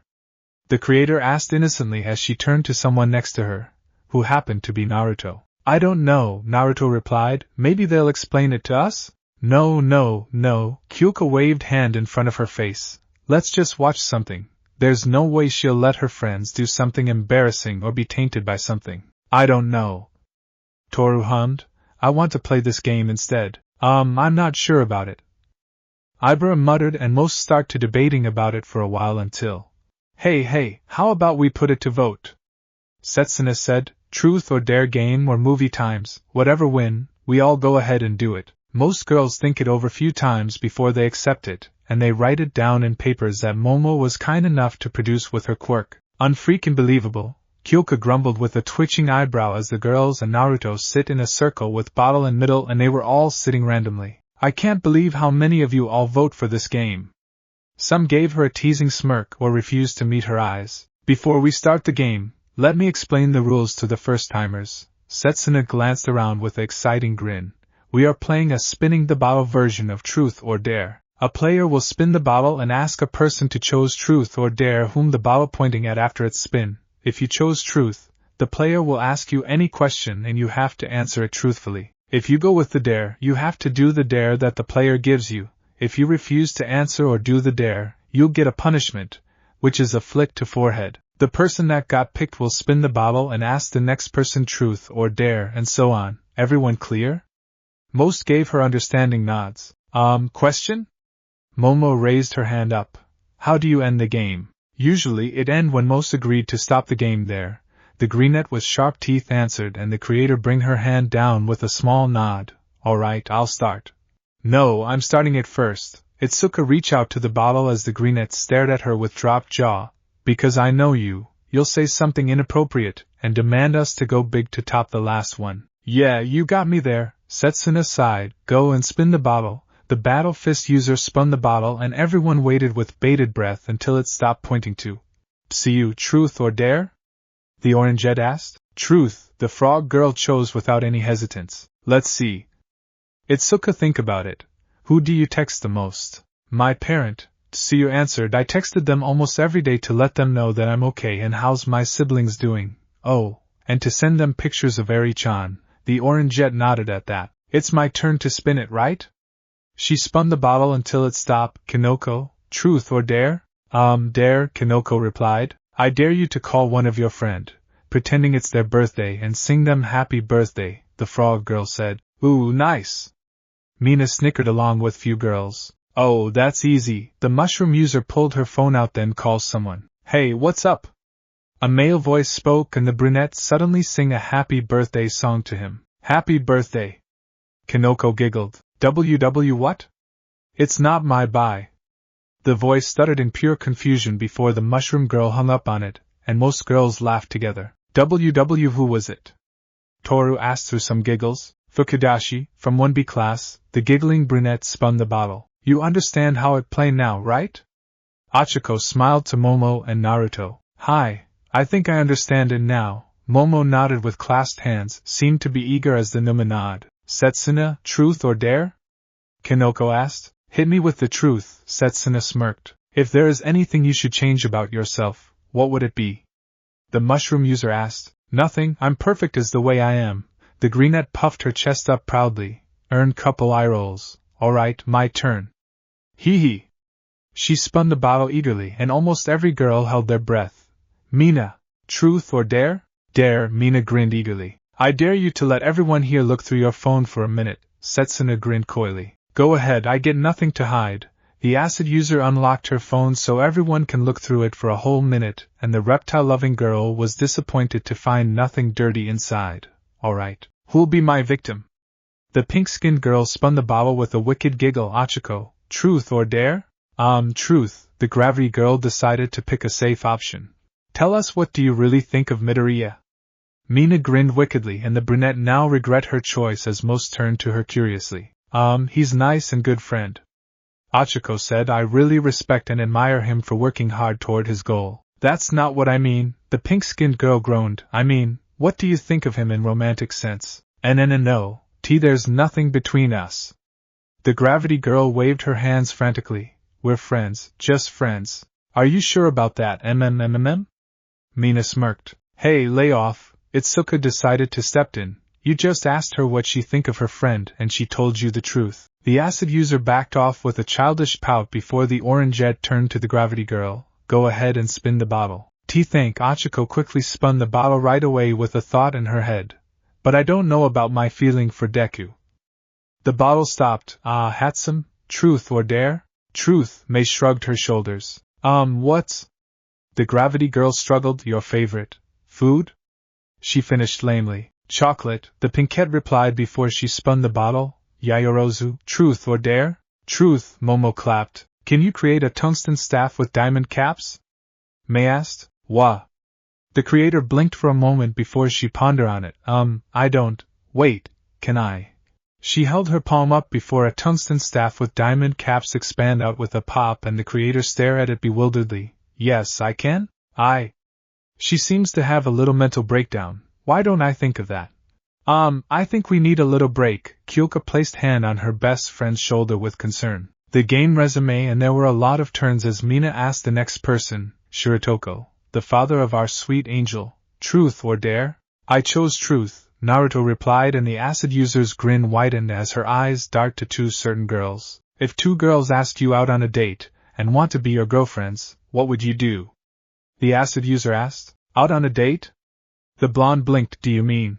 Hold on, let me explain dates and girlfriends to him first. Mina held her hand up to everyone with a weary sigh. Sometimes she forget how innocent the resident Numa can be, and little dense. She gave him a quick explanation, even used internet on her phone to help him understand. Get it?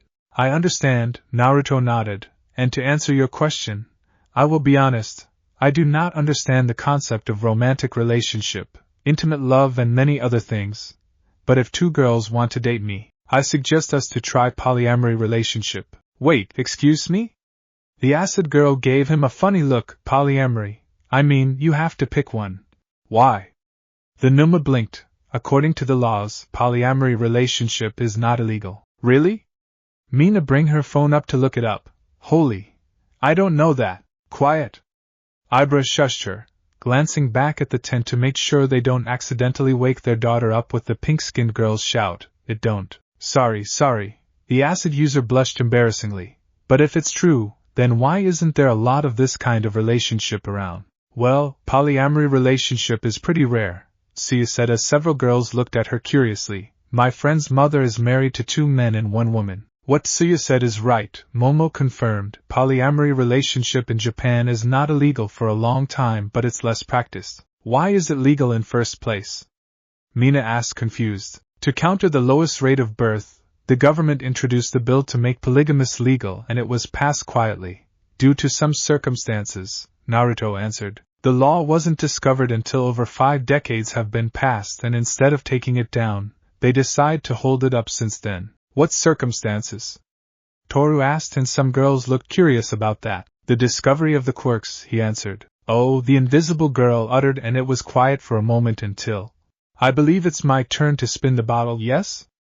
Naruto reached down to spin the bottle, and some girls were grateful that he broke the silence. Tokage, truth or dare? Dare, Setsuna said upbeat. She was getting tired of people picking truth many times. I dare you to drink a cup of ramen broth in 1 shot. He lifted a red cup of pure ramen broth up to some confusions. When did you get that? Kyoka arched her eyebrow at him oddly. No one have seen him bring a ramen in or even eat it. Did he get another quirk without them knowing? Just now, Naruto replied. Yeah, hard pass. The brunette grimaced. She don't want to wreck herself up with sodium, and she don't know what temperature the broth is at. Then does that mean I have to flick your forehead? He asked. Yup, Setsuna pushed some hairs aside to reveal her forehead as the Numu reached over to flick her. Hard, Gigigak. She almost fall on her back as a red welt appear on her forehead. Gigi's, you don't hold back, huh? Was I supposed to? No, you did good, Yui said, and some girls confirmed with some mutters while giggling at the groaning brunette. Alright, here we go. The reptile-loving girl spun the bottle before she smirked at them.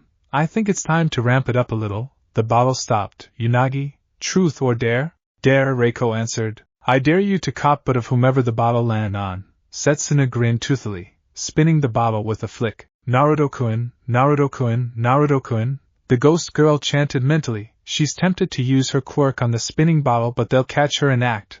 The bottle end up pointing to. Yui raised up slightly on her knees as if she have already accepted her fate. Damn it, Reiko copped the emotionless girl's rear for a moment before she spun the bottle. Hagakure, truth or dare? Truth, Toru chirped. What's the craziest thing you have ever done? The ghost girl asked. Woo, that is going to be one long story, the invisible girl laughed. One time in middle school on a trip, I went to a onsen and several turns later and the game become a little wild but nothing more, due to a sleeping little girl in tent. It was Toru's turn and everyone wait for the bottle to stop spinning. Naruto, truth or dare? Toru asked. I chose dare, Naruto replied. Let me think, I dare you to. The invisible girl think deeply on how to top the last dare, She decide to say the first thing that come to her mind. I dare you to give everyone here 10 surprising kisses each any day, any time, anywhere. If the girls give you a kiss on their own, it don't count. Hagakure. Several girls cried out in shock. Some have different expressions ranging from embarrassing to blank. The girls quickly quiet down as they looked over to the tent to make sure they don't wake their daughter up. Eri was still sleeping to their relief. Kyoka turned her head to the invisible girl. Hey, just give him a different Okay, Naruto nodded. I'll start now by giving everyone a kiss. He turned to his right, which happens to be Ashiko. Wait. The gravity girl waved her hands with flustered face. Don. He pecked her cheek. Huh? She felt relieved that it was just a simple innocent kiss, as the Numa peck every teenager's cheeks before they know it. Done. Everyone have their first kiss, he nodded. Poot, just a kiss on cheek? Setsuna pouted childishly. You should go with different kisses and anywhere on our body like French kiss. No, do not tell this pure soul to. Ibara hissed. Okay, I shall give everyone different kind of kisses. Naruto nodded, and the vine-haired teenager looked like she wanted to strangle her fellow greenette with her vines. He spinned the bottle. Yanai, truth or dare? Dare me to do 7 minutes in heaven with you, Reiko spoke quickly. I dare you to do sev, he said before Kyoka swiftly covered his mouth with a smack of her hand. Don't, Kyoka hissed before she shot the ghost girl a glare. You're not supposed to do that. Tell someone to give you a dare you want. He don't know what 7 minutes in heaven is. There were several girls who looked puzzled about 7 minutes in heaven. What is 7 minutes in heaven? Naruto asked as soon as the rocker removed her hand. Is it literal or figure of speech for something? See? The rocker deadpanned at her proven point. Shiritoko, give her different You're just mad because you don't think it first, the ghost girl huffed. Why? Kyoka widened her eyes at her with gaping mouth. Let's be real, you will tell him to do that if the bottle end up pointing at you so you can make out with him, Reiko said. No, I won't. The rocker half shouted with red face. Yes, you will, the ghost girl replied. If you think you can get ahead because Shiritoko's close to you out of everyone here, you're wrong because I'm not going down without a fight. Say the girl that kept chickening out every time, Setsuna whispered under her breath with a deadpan expression. Whoa, what the hell are you talking about? Kyoka held her hand out. Oh, don't pretend like there's nothing going on between you two, Reiko said. TT, there is nothing going on BB between. The blushing rocker hissed before someone took an action without any warning as she opened the closet, then grabs both girls by their arms. You know what? Mina suddenly dragged both Kyoka and Reiko toward the closet with unexpected strength. You guys talk it out together. Shiritoko, get in the closet, okay? Naruto stepped inside the closet in puzzlement. What the heck are you doing, Ayashi? Kyoka cried out before she got shoved inside together with Reiko and the door closed on them. The rocker quickly reached for the knob, only to rattling it. This bitch. The acid user just blocked the door with something and she can hear some voices whispered shouting outside, then there was nothing but silence. How the fuck did we end up in here? The rocker cussed mentally. Everything happened in a blur, and she don't know how to react, but one thing she know is, she is going to kill Mina as soon as they get out of this closet. Why are we in the closet?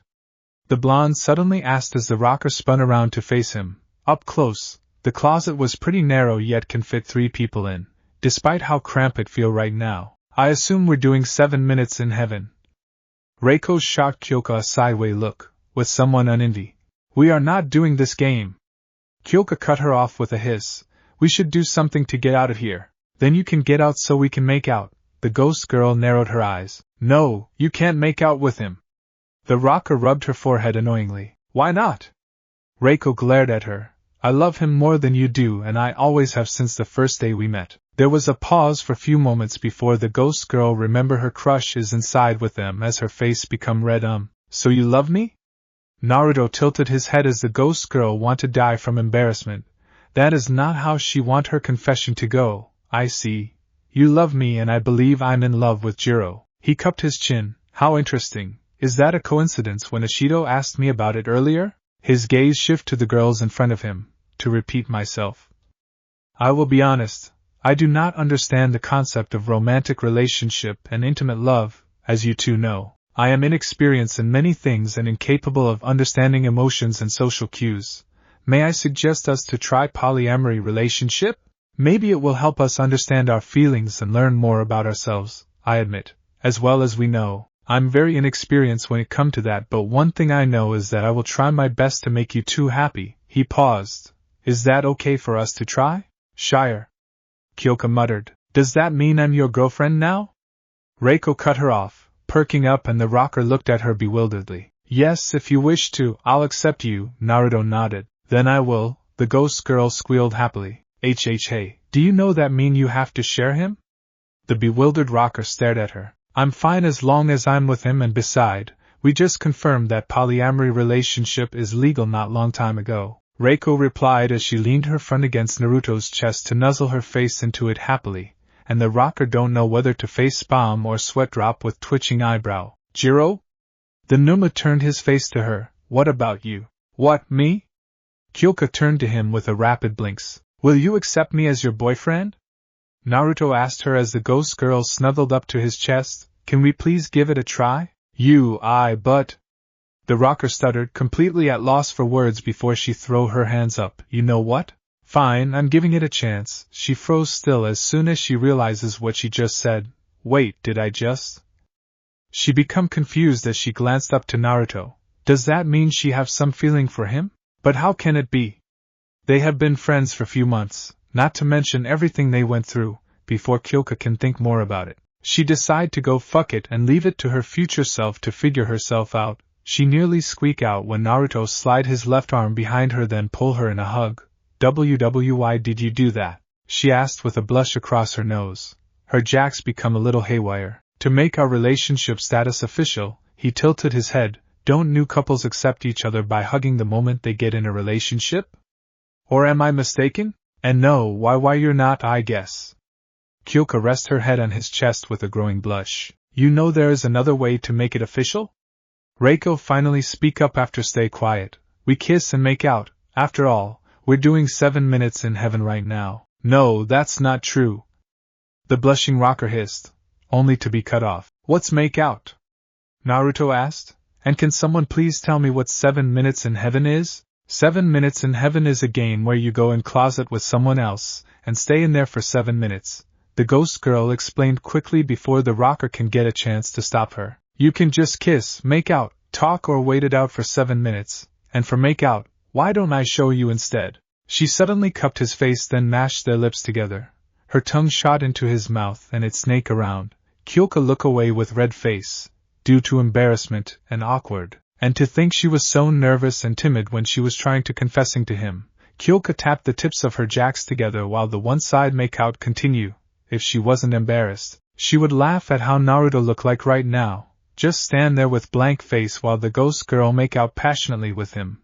To her relief, the ghost girl finally break apart with a heavy pant. That is make out, Reiko pecked his lip. I see, the blonde blinked before his head turned to the rocker, startled her. I am not gonna make out with you right now. The blushing rocker glanced away as he kept staring. I want to take it slow. Take it slow?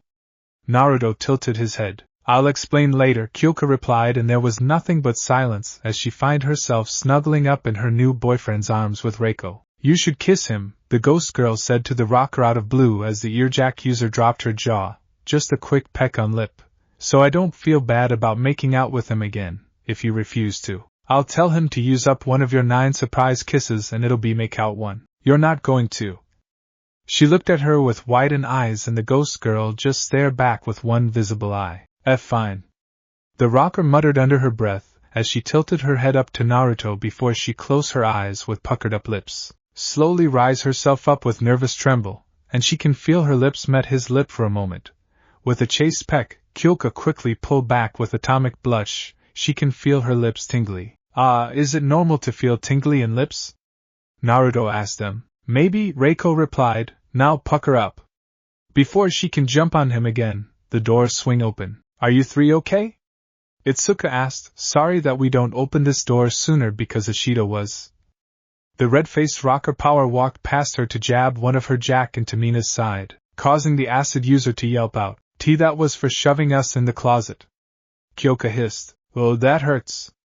Mina held her sore side with a whine. I think you broke one of my ribs. Did you enjoy the 7 minutes in heaven? Setsuna teased with a grin. Or should I say 15 minutes in heaven? Yes, I enjoy it very much. Reiko stepped out with Naruto behind her. In fact, Jiro and I are now in polyamory relationship with Shirotoko. HHHA. The rocker's face turned red again as almost everyone nearly dropped their jaws with rapid blinks at the news. Some looked shocked, torn or have different reactions. Yes, we're in a polyamory relationship, Naruto confirmed. Jiro.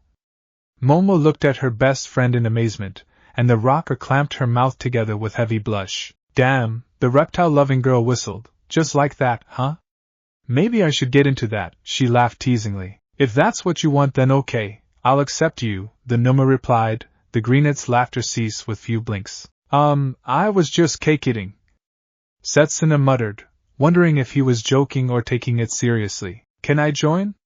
Toru slowly raised her hand up with a timid tone. If that's okay with you? Yes, Naruto nodded. Really? She gasped happily. Awesome. Hagakure? Mina widened her eyes at her close friend along with few other girls. I kinda have a crush on him for a while.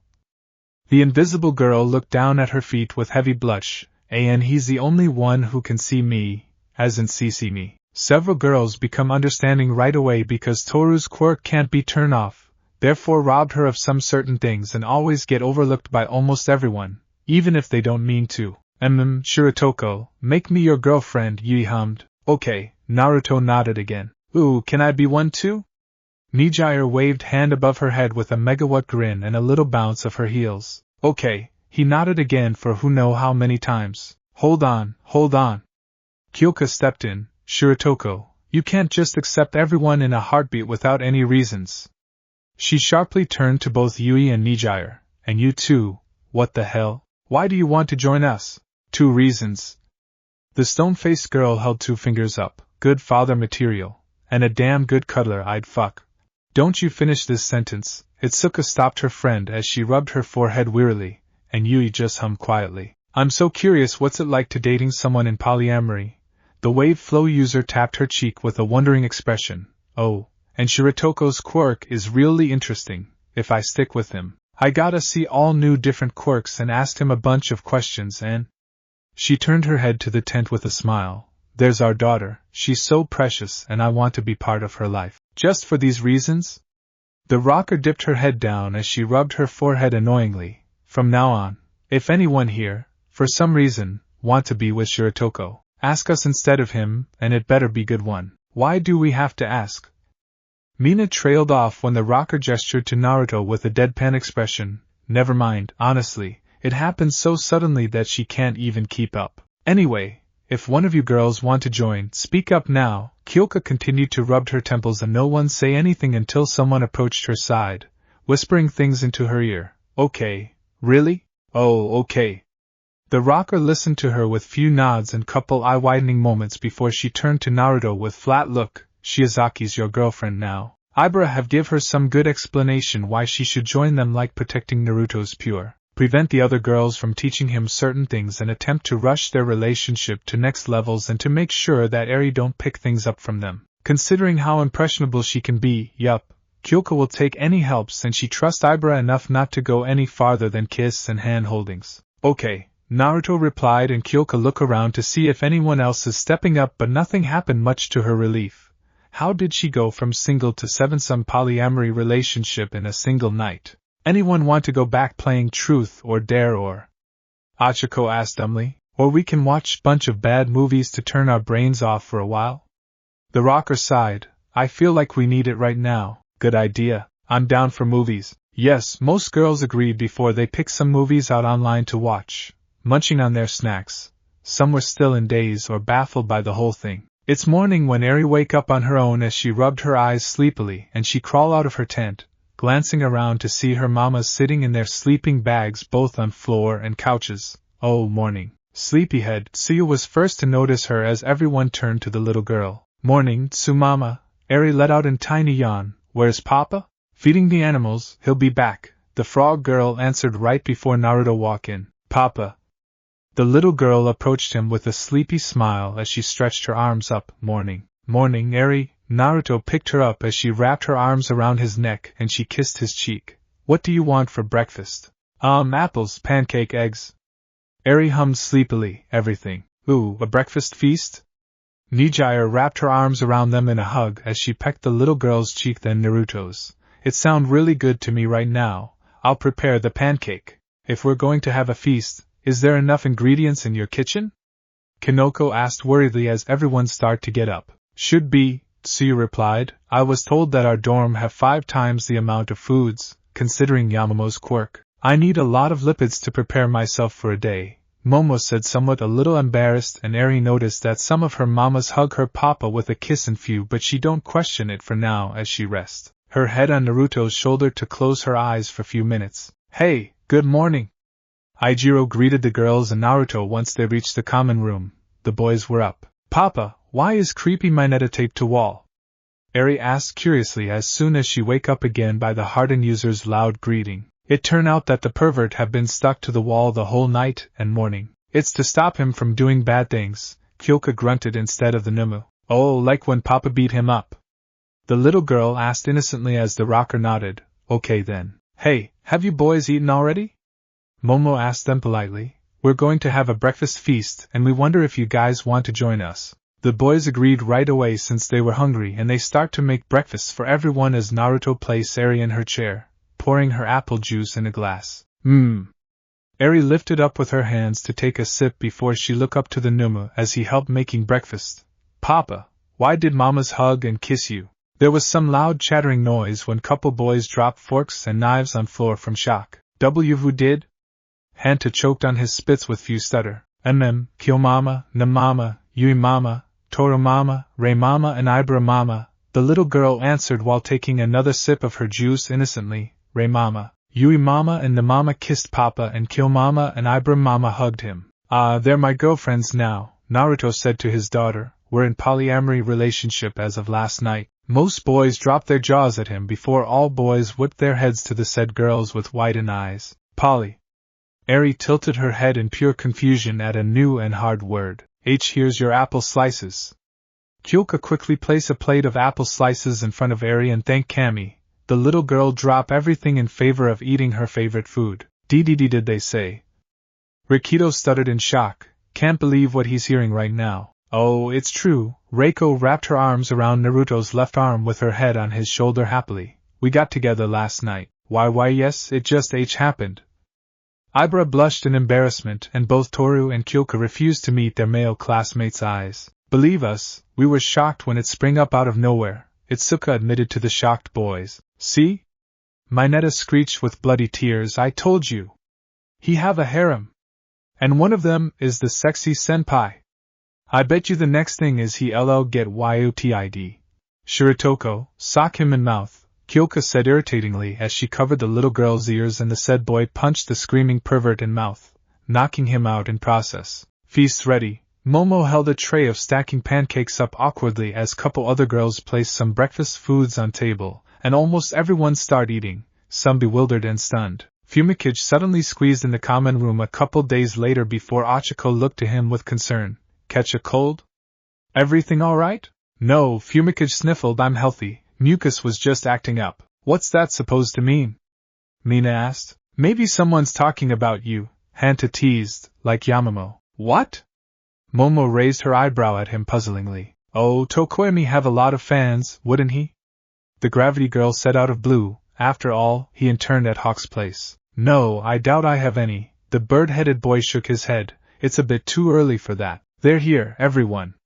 Tenya suddenly catch their attentions to the front door before a certain team come inside, a reception, locking on with sparkling eyes. Shino grinned, here to lend a helping paw. Tomoko hopped, coming out of nowhere. Yawara growled with a box in his hands, stingingly cute and catty. Ryuko grinned widely before they take a pose together. We're the wild pussycats. Pussycats. Toru ran over with everyone. It's been a while. You all look well, my little kittens. The blonde woman grinned with hands on her hip. I'm sorry I wasn't able to protect you back then, Yawara said, referred to the training camp incident. We're all doing well, Kyoka smiled. They brought cat paw buns. Mina held the box up over her head. They bought cat paw buns. Achiko cheered with Toru. Koda-kun. Izuku noticed the little boy behind the team. Long time no see. He shook his hands, thank for the letter. I've been treasuring it. It's... Koda huffed, whatever. Midoriya-kun, look, the telef woman pointed to the shoes in foyer. Hey, stop it! The little boy gasped. He picked it himself. Shino giggled. It gotta be red, he said. Hey. Koda waved his arms. That's not true. Look like we match now. Izuku smiled and the little boy looked bashful. But why have you guys come to Yui? Rikido asked with tray of cups, visiting Shiritoko? We came to celebrate her reinstatement, Ryuko said as some teenagers cleaned up the common room for the team to sit. Reinstatement? Someone gasped. Congratulations. Ragdoll, you've returned. The Greenette looked to the said woman. Weren't you on a break from active duty after Kamino incident? Yup. Tomoko grinned. Also, it'll be broadcasted soon, but this time, in the second half of the year, we were 411th on the JP Hero Billboard chart, Shino said. You guys were ranked 32 last time. Izuku said. So that's why you're back at it. Jiro clenched his fists. Because you all dropped down so suddenly. It's a fight. Wrong, meow. Tomoko said. We were shocked that, despite being completely inactive, we're still in the triple digits. In terms of approval rating, we've always stand out, Yawara said. It means there are fans who are waiting for us, Ryuko smiled. We can't be complacent with where we are now. The search user bent her torso sideways. Is that so? The redhead cried, you guys are so manly, wild pussycats. Billboard? Pony hummed. Oh, that's right, the second semester ranking haven't been presented yet, the acid user said. Probably because so much has happened, the sugar power user commented. A Billboard chart without All Might, huh? Wonder how it'll turn out. The invisible girl waved her arms. It's exciting. Oh, where are my little kittens? The search user asked, and as soon as she finished her question, the elevator opened with a ding before Naruto stepped out, carrying Eri with one arm. And I want to learn how to paint, Eri babbled to him, holding onto his shoulders while looking into her father's eyes. All of these, can we? Yes, we can do them all as much as you want. Naruto nodded to her. What kind of painting do you want to try first? There's different kind of paints? The little girl perked up with a joyful gasp. Like what? Kittens! Tomoko zoomed to them with a megawatt grin. Grandmama? Eri perked up again as the blonde handed her over to the search user for a hug. Are we going out today? Not today, little kitten. The search user kissed her silly, making the little girl giggling before she put her down so she can hug her son. How are you today, my kitten? I'm doing fine, mother, the blonde replied. What did you call me? Tomoko jerked her head back with widened eyes as she held him at arm lengths. Did she imagine it or did he just? I call you mother, Naruto answered, and the search user gave out and gasped with tears welling up in the corner of her eyes. Can you call me mommy or Kaa-san? The search user asked tearfully. Okay, I shall call you mommy from now on, he said. How are you, mommy? Oh, I'm so happy. Tomoko pulled her son back in a tight hug as she cried out in joy. My baby boy finally calls me mommy. Her son hugged back in puzzlement, wondering why his mother react like that, and several people that watched them just smile. A few minutes later, the search user makes sure to introduce her son to her team and little boy, demanding him to call them aunts, uncle and cousin since they are considered as her family. So tell me what's news with you two, she asked Naruto and Eri with a beaming smile as most gather near the television, waiting for the ranking Billboard show to start. Oh, I learned how to swim in pool and it was really fun, Eri chirped to her grandmother as they sit together on a sofa. Then I had sleepover with Papa and all mamas. Oh, sound like you has a blast, the search user laughed. Yup. The little girl smiled brightly. And Papa said he have 6 girlfriends now. Some swear they hear a record scratching and everyone turned to stare at the mother. My son have what? Tomoko gained a 1,000-yard stare, praying it's a prank. I have 6 girlfriends, Naruto replied. It's polyamory. I want the names, the search user uttered, and then I'm going to kill your dad for not telling me that. Present Mike doesn't know about it. Rikido spoke up awkwardly. It's pretty recent. My girlfriends are Jiro, Hagakure, Reiko, Hato, Shiozaki and Kodai.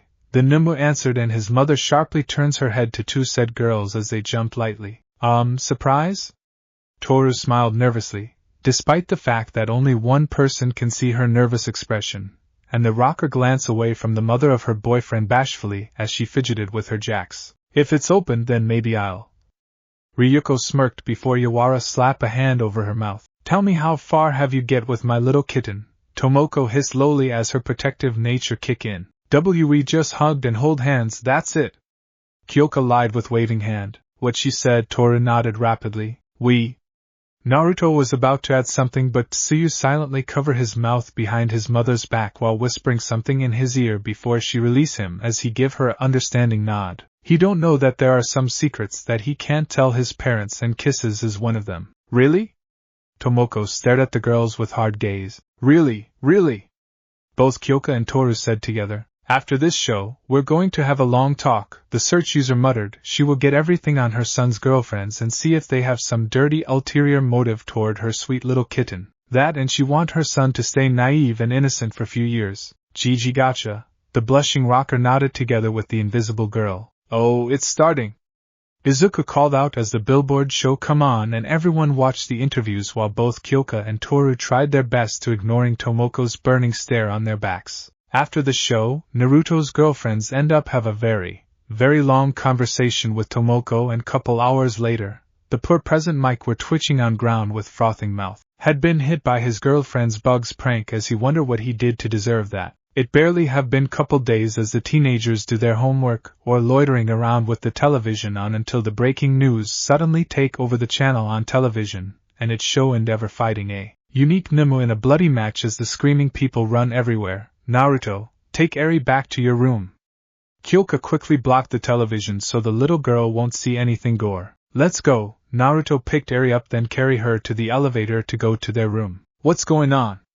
Eri asked with a paper in her hands. We don't want you to see something scary on television, he replied. Oh, okay, the little girl uttered before they get inside the elevator, and once the teenagers make sure they have left, Ijiro turned the volumes up. The battle has become intense as it looked like the unique Nimue get an upper hand and Aizawa quickly entered the dorm to see that they were watching the news. Dad!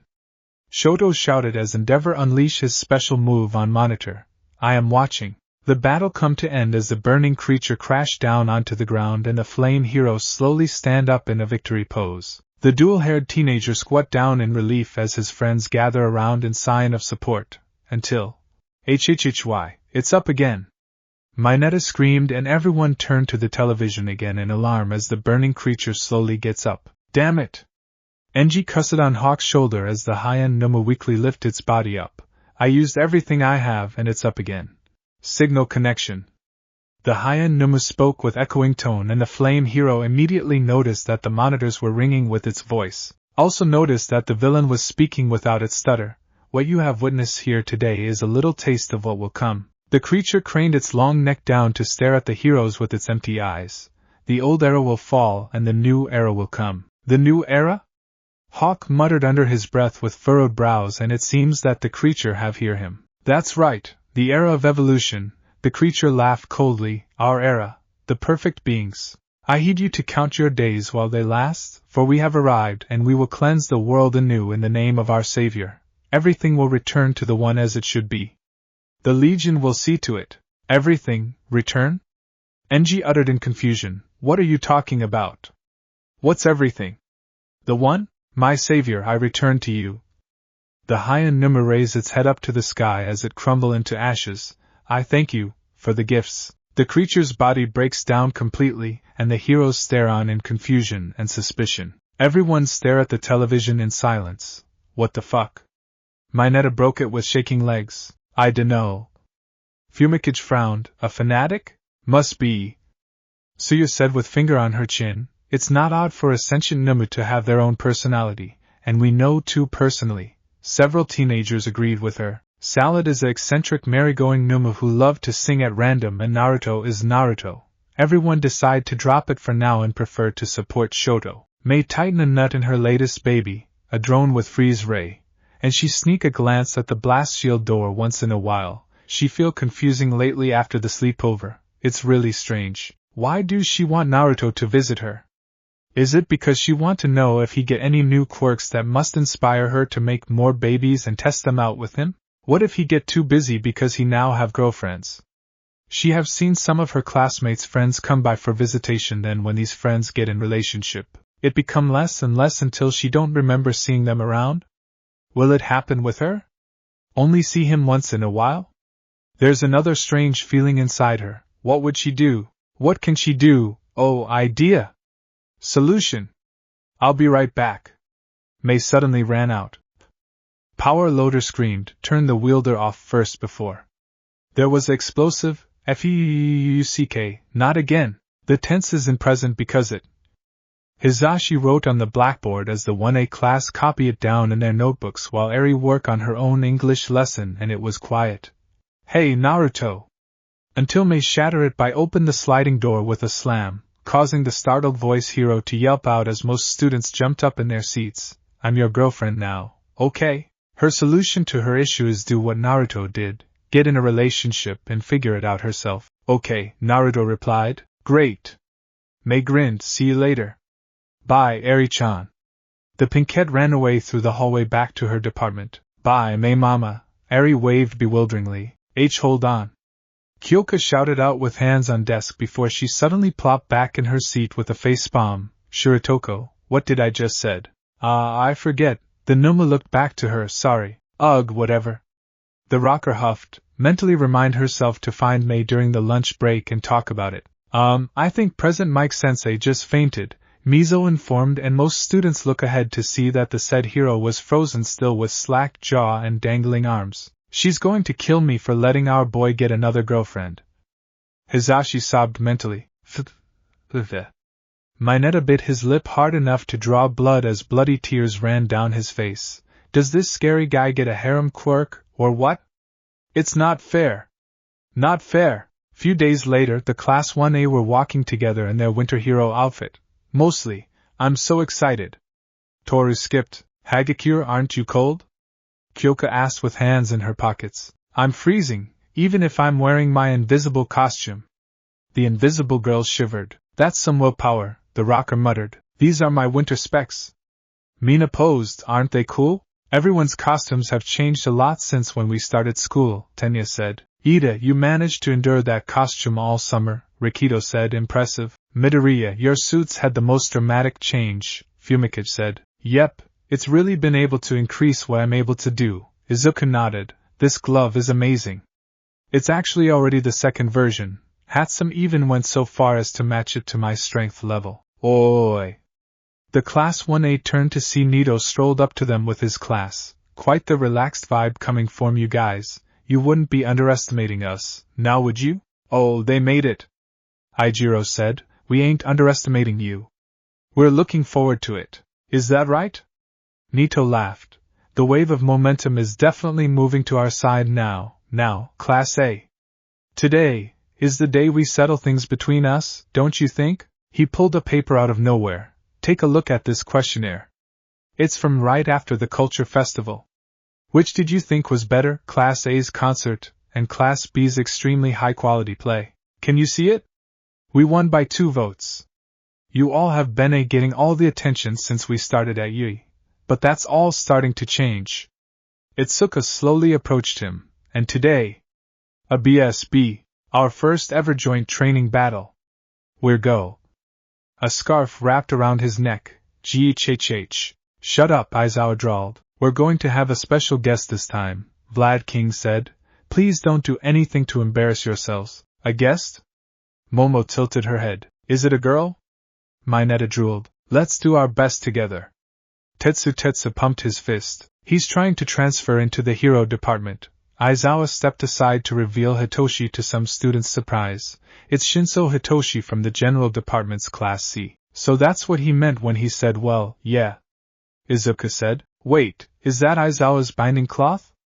Someone pointed out. I guess the mask is an original, huh? It's good to have you with us, dude. The steel user said, and few were talking about the brainwash quirk. Go ahead and greet everyone, Aizawa said to the purple-haired boy. I know I've already encountered many of you at the sports festival, but you won't catch me thinking that we're all buddies now that we've exchanged blows, Hitoshi said. I'm not some good-natured person trying to tout a superficial sense of sportsmanship. The fact of the matter is, I've gotten a late start, and I've already been left in the dust by hundreds of steps by you all. I'm sorry, but I'm desperate. I will become a great hero, so that I can use my quirk to help others. All of you here today are obstacles that I must overcome. I have no intention of making friends. That's quite the glare. Achiko clapped with everyone else. Things are getting tense, Fumikage said. It's like I'm looking at Urlaroki, Hanta said. You think? Shoto asked. Yep, I like this one, Nito rubbed his chin. Alright, let's get right down to it then, the scruffy teacher said. Combat exercises. Vlad King announced. This time around it's a battle between Class A versus Class B. And the stage will be this section of Training Field Y. Each side will split up into group of 4, and one team from each will battle it out at a time. 4 to a team, eh? Setsuna said. Sounds fun. Fun, Kinoko repeated, including Shinso. How are they gonna cover with that odd number? Today, Shinso will be participating in 2 battles, Aizawa explained. One on Class A's side and one with Class B. In other words, out of 5 matches, 2 of them will be 5 versus 4. Trying to integrate Shinso, who has next to no experience, into your team of 4 will likely be an even bigger disadvantage. It's true that the team of 5 has the numerical advantage, but they'll still have a handicap. The setting for this battle is the heroes move to surround the villain group and capture them. The Blood Hero said, each team shall perceive the other as the villains. Once either team captures 4 members of the other, it's their victory. They have been saying that the villains are becoming organized after all, Kinoko said. Nice and simple, Tetsu said. I like it. We're supposed to be heroes, and yet to our opponents we're villains? Tenya had a crisis. So which is it? What are we? I think it's fine to consider yourself a hero, Momo said. In each team's camp, we've installed a wicked cute irredeemable prison. Aizawa looked like he wanted to die after saying that. The moment you imprison your opponent in there, they'll be considered captured. Not only do you have to team up with an inexperienced member, but also, even if you're a team of 5, you'll still lose if 4 of you are captured. He'd pick a white lottery box, says Vlad. Have black lottery box. Alright then. Time to draw lots, Vlad said as the students draw their balls. Alright, Shinso, go ahead and draw yours. You'll join a 1B teams of a number you pull and join any 1A team that have a less member. Hitoshi drew a ball, black 5. In the end, teams and matchup were formed. The first match will have Tsuyu, Hitoshi, Aijiro and Koji up against Ibara, Jirota, Hiryu and Kozai. The second match will have Momo, Yuga, Toru and Fumikage facing Itsuka, Manga, Shirhai and Kinoko. The third match will have Tenya, Shoto, Mizo and Pony fight Tetsu, Juzo, Sen and Tagaru. The fourth match has Naruto, Kyoka, Hanta and Rikido face Setsuna, Kojiro, Yosetsu and Katsuki. The fifth and last match will have Izuku, Achiko, Mineta and Mina up against Nito, Hitoshi, Reiko, Yui and Nirenjiki. I know one of ours said some nasty stuff, Aijiro said, but let's try and get along all the same. It's a pleasure working with ya. Thank for having me, Hitoshi said flatly. You're good. Nito laughed madly. Yes, very good. Let us join forces and give that deplorable Class A nice thrashing. Thank for having me, the purple-haired boy repeated flatly. It'll be a rematch for you, huh, Deku? Achiko turned to the said teenager. Yeah, Izuku took his notebook out of nowhere. Have you gotten stronger, Shinso? I'm excited to see how you'll come after us. You'll start in your own areas, Aizawa spoke up. The time limit is 20 minutes. If you're unable to finish the match in that amount of time, the team with more members remaining wins. All Might and Midnight are here. Mina spotted the said teachers as they walk up the stairs to join them. Without further ado, let the first match start, Vlad said very eagerly as the teenagers break into their groups, silently discussing their plans and watch the monitors while the first teams prepare for the match. Bakubro. Aijiro moved closer to greet Katsuki on his way to the location. I haven't seen Yo. Get the fuck away, you fucking extra. Katsuki shoved him away angrily. I'm gonna. Bakugo. The scowling blood hero barked at the said teenager with a glare. Come here. Or I'll remove you from this training. TSK. The explosive user stomped over. Wah. The redhead was so confused and hurt by that before he have no choice but to join his team. Jiro, what's the strategy? Hanta asked the said girl after a while. Wait, why are you asking me? Kyoka asked bewilderedly. Honestly, I'm not one for planning ahead. The tape-elbowed teenager scratched his head sheepishly. I'm more a follower than a leader. And you know how I become the more I use my quirk, Rikido added. Also, I don't think Shiratoko is suited to leading us as he is. Yes, what's your order? Naruto asked before he suddenly burst into sand, startled nearly everyone around him. Then he reformed. I obtained a new quirk. GG, goddammit, just fucking warn us next time. Yosetsu panted heavily with hand on his chest. He just nearly get a heart attack. Whoa, cool. This quirk of yours is much like this pro hero Snatches, Manga pointed out to Naruto.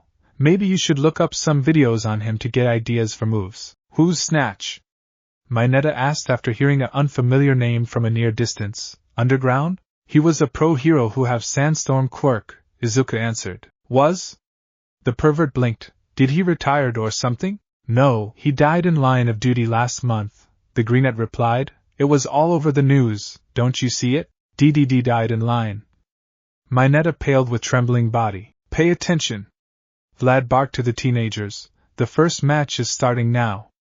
Everyone start to repay attention to the monitors. So it's still tied, Kyoka thought to herself as the third match ended in draw, making it still 1-1 between two classes. That mean her match is next and she feel a little nervous but determined to give it all she get like her teammates. What make her concerned and nervous is how this bastard Bakugo look at them with fury in his eyes, and she can see some hatred, mostly toward her and Naruto. Bakugo, you may use Grenadier Bracer once in a non-lethal method only and nothing more. Vlad King glared down at the explosive user. If you go any farther than that, there will be dire consequences. Whatever, fucker! Katsuki stomped away ahead of his team, and the blood hero rubbed his forehead annoyingly and tiredness. He gives you any problems? Aizawa whispered to his fellow teacher. It wasn't in question. More than I like, the blood hero growled. He still refused to work with anyone, and he even attacked Monoma last month. All just for copying his quirk. I'm this close to my limit. So that mean? The underground hero narrowed his eyes. Yes, if he keep it up, I'll ask Nizu to transfer him out to General Department next month. Vlad King scowled, and the scruffy man gave him an understanding nod. The Gyro Teams, a name that the boys came up with together much to the rocker's chagrin. Plan was simple. Kyoka will listen for any sounds with Naruto as her partner, getting themselves into an ambush position, while Hanta and Rikido, accompanied by the blondes Kage Bunshin, split up to set tape barriers not far away from them in case if each other need a backup. It barely have been a minute after the starting bell when Kyoka hears series of pops, growing loud as it get close at high speed. Incoming. Kyoka warned the Numu, we gotta hide. It's too fast than she expected. That only mean one thing. Found you, fuckers! Before they know it, Katsuki was right above them with a bloodthirsty grin. Die. He was about to blast them with his right hand out, but Kyoka acted faster by unleashing Heartbeat Surround move with her wrist amplifier, stunning him for a few moments. Shiratoko! Kyoka hollered, get us out of here! Naruto quickly scoop her up, then leap across the pipes and buildings as she pressed her ear. Calm, Sugarman, Cellophane. We need backup now. It's Bakugo. We're on our wa. Hanta replied before there was some noises on other side. Shit. Backup'll be little delay. Fuck. She swore as the calm went dark. Now what? Naruto asked her as they get some good distance from the explosive user, putting her down. First, I need you to send 5 clones to find Sugarman and Cellophane and help them out. 1 more clone to scout out for Tokage, Kyoka said quickly. She don't know what's their situation right now, but it won't hurt to have some more helps on their side since she don't know the full power of Kojiro's and Yosetsu's quirks. For Setsuna, who know where she is, and that's a dangerous thing in this situation because she can get a drop on them anytime. For us too, we have no choice but to take Bakugo on, knowing him. He won't hold back on us, so we better take him down fast and hard. Get it? He nodded, and the rockers hearing pick up another series of explosives, but it was right above them. How? When was he this fast? Kyoka's eyes widened in alarm as her head snapped up to the sky to see Katsuki charging downward to them with propelling blasts. Stop running, you fucking waste of spaces! Katsuki bellowed, and let me murder you! He fired dozens of explosives at them, forcing them to split up to avoid the blast radius. The rocker swiftly launched 2 powerful sound waves from her speaker booths toward the explosive user. Katsuki quickly pulled a barrel roll by propelling himself to right, and he was about to follow it up with the overhead swing, but Rasengan! Naruto leaped upward with baseball-sized Rasengan, ramming it into the explosive user's side, and it sent Katsuki crashing through couple pipes. Bind him with Mokutan! Kyoka barked hurriedly. Hi! The Numu slammed his hands on ground as soon as he landed, and several woods burst up through the pavements, coiling and twisting to capture the explosive user. My word, when did Naruto-kun have a wood quirk? Ibara asked wonderfully as they watched twisting woods growing from the ground. He got it about couple months ago. Achiko tapped her chin in deep thought. Was it 3 months ago? It was quite chaotic when it first appeared. Fumikage sweat dropped at the memory. But is it good idea to use woods on him? What do you mean? Mina asked the bird-headed teenager. Bakugo's quirk, remember? The dark shadow user replied, and the acid user blinked few times until she finally get it as her eyes widened with a gasp. Kyoka pressed her ear calm with a small exhale. Report. We caught 2, Rikido spoke. Thank for the backup. I was this close to out, but we're bit holed up because Tokage is giving us troubles. Alright, we're on our way, she replied. Bakugo's due. The woods behind her suddenly explode in fiery fashion, and the rocker recognized it was Bakugo's AP Shots move, had seen it in action before. She spun around to see Katsuki standing with pure rage as he lifted his grenadier bracer up at her, and the distance was awfully close between them. You useless fucking bitch! Katsuki roared as he pulled the pin. Go die, this psycho! Kyoka's eyes widened in horror. Setsuna is very furious and annoyed because of this bastard Bakugo, and she knew that everything was going to be screwed from the first moment the team was announced, which turned out to be correct. Much to her dismay, instead of listening to the plan, Bakugo told them to fucking shove it up their soggy asses, then took off as soon as the match start, and they have no choice to go after him to back him up. Until they run into their opponents, acting fast, she ordered Kojiro and Yosetsu to attack them while she stay out of sight to provide them support. At first, her team have an upper hand on Rikido and Hanta after taking Naruto's clone out, until several Naruto clones appear as their opponents' backup and arrest both Kojiro and Yosetsu, and before she know it, a clone spot her, starting a cat and mouse chasing game as she divided herself up in pieces, using hit and run strategy to wear her opponents down. It worked for a while until Rikido and Hanta used the tapes to catch more of her body parts in a flytrap-like moves. Fuck! Setsuna cussed inside her head as her enemies caught all of her parts, and she have no choice but to reform, due to exhaustion. Before she know it, there was a loud rumbling explosive far away and she sees some black smokes raising miles away. Shit! Hanta recognized it with a frown. Don't tell me Bakugo used this move? I guess he did, Rikido replied worriedly. I hope no one got caught up in this. It happened so fast that Kyoka never get a chance to react, but someone else did. She remembers seeing Naruto suddenly teleported to her side, swiftly removed his orange jacket to swaddle her, and she felt him hugging her as her shield while the thundering sound blast through, following by heat. Then it all went away in a flash. She quickly shed the jacket to see massive black smoke screen, and she looked up to Naruto before her eyes widened with hitched breath. Naruto's left arm was gone. So was half of his head, and Neru. Are you okay, Jiro? Naruto asked her, his head restored to normal in a gory fashion and his left arm was slowly regenerating. Am I okay? Kyoka stuttered, why you just got blew up? And you're asking me if I'm okay? Are you okay? Yes, I'm fine, he replied calmly, and the shaken rocker don't know however to feel relieved or worried. These injuries he had, he should be dead if it wasn't for his healing quirks. Fine? She stuttered, are you sure? Do you feel any pains? Naruto was about to give her a response until they both hear a shouting near them. Don't fucking tell me to stand down, shitty blood. Katsuki shouted, I'm doing you a fucking favor. There was a crunching noise before the explosive user stepped through the smoke screen, waving some smokes clear, and he sneered ugly when he see them. Fuck, you're still alive, useless bitch? He growled. Wait, he... Kyoka froze. Did he just imply that you did it on purpose? Damn straight I did. The explosive user barked.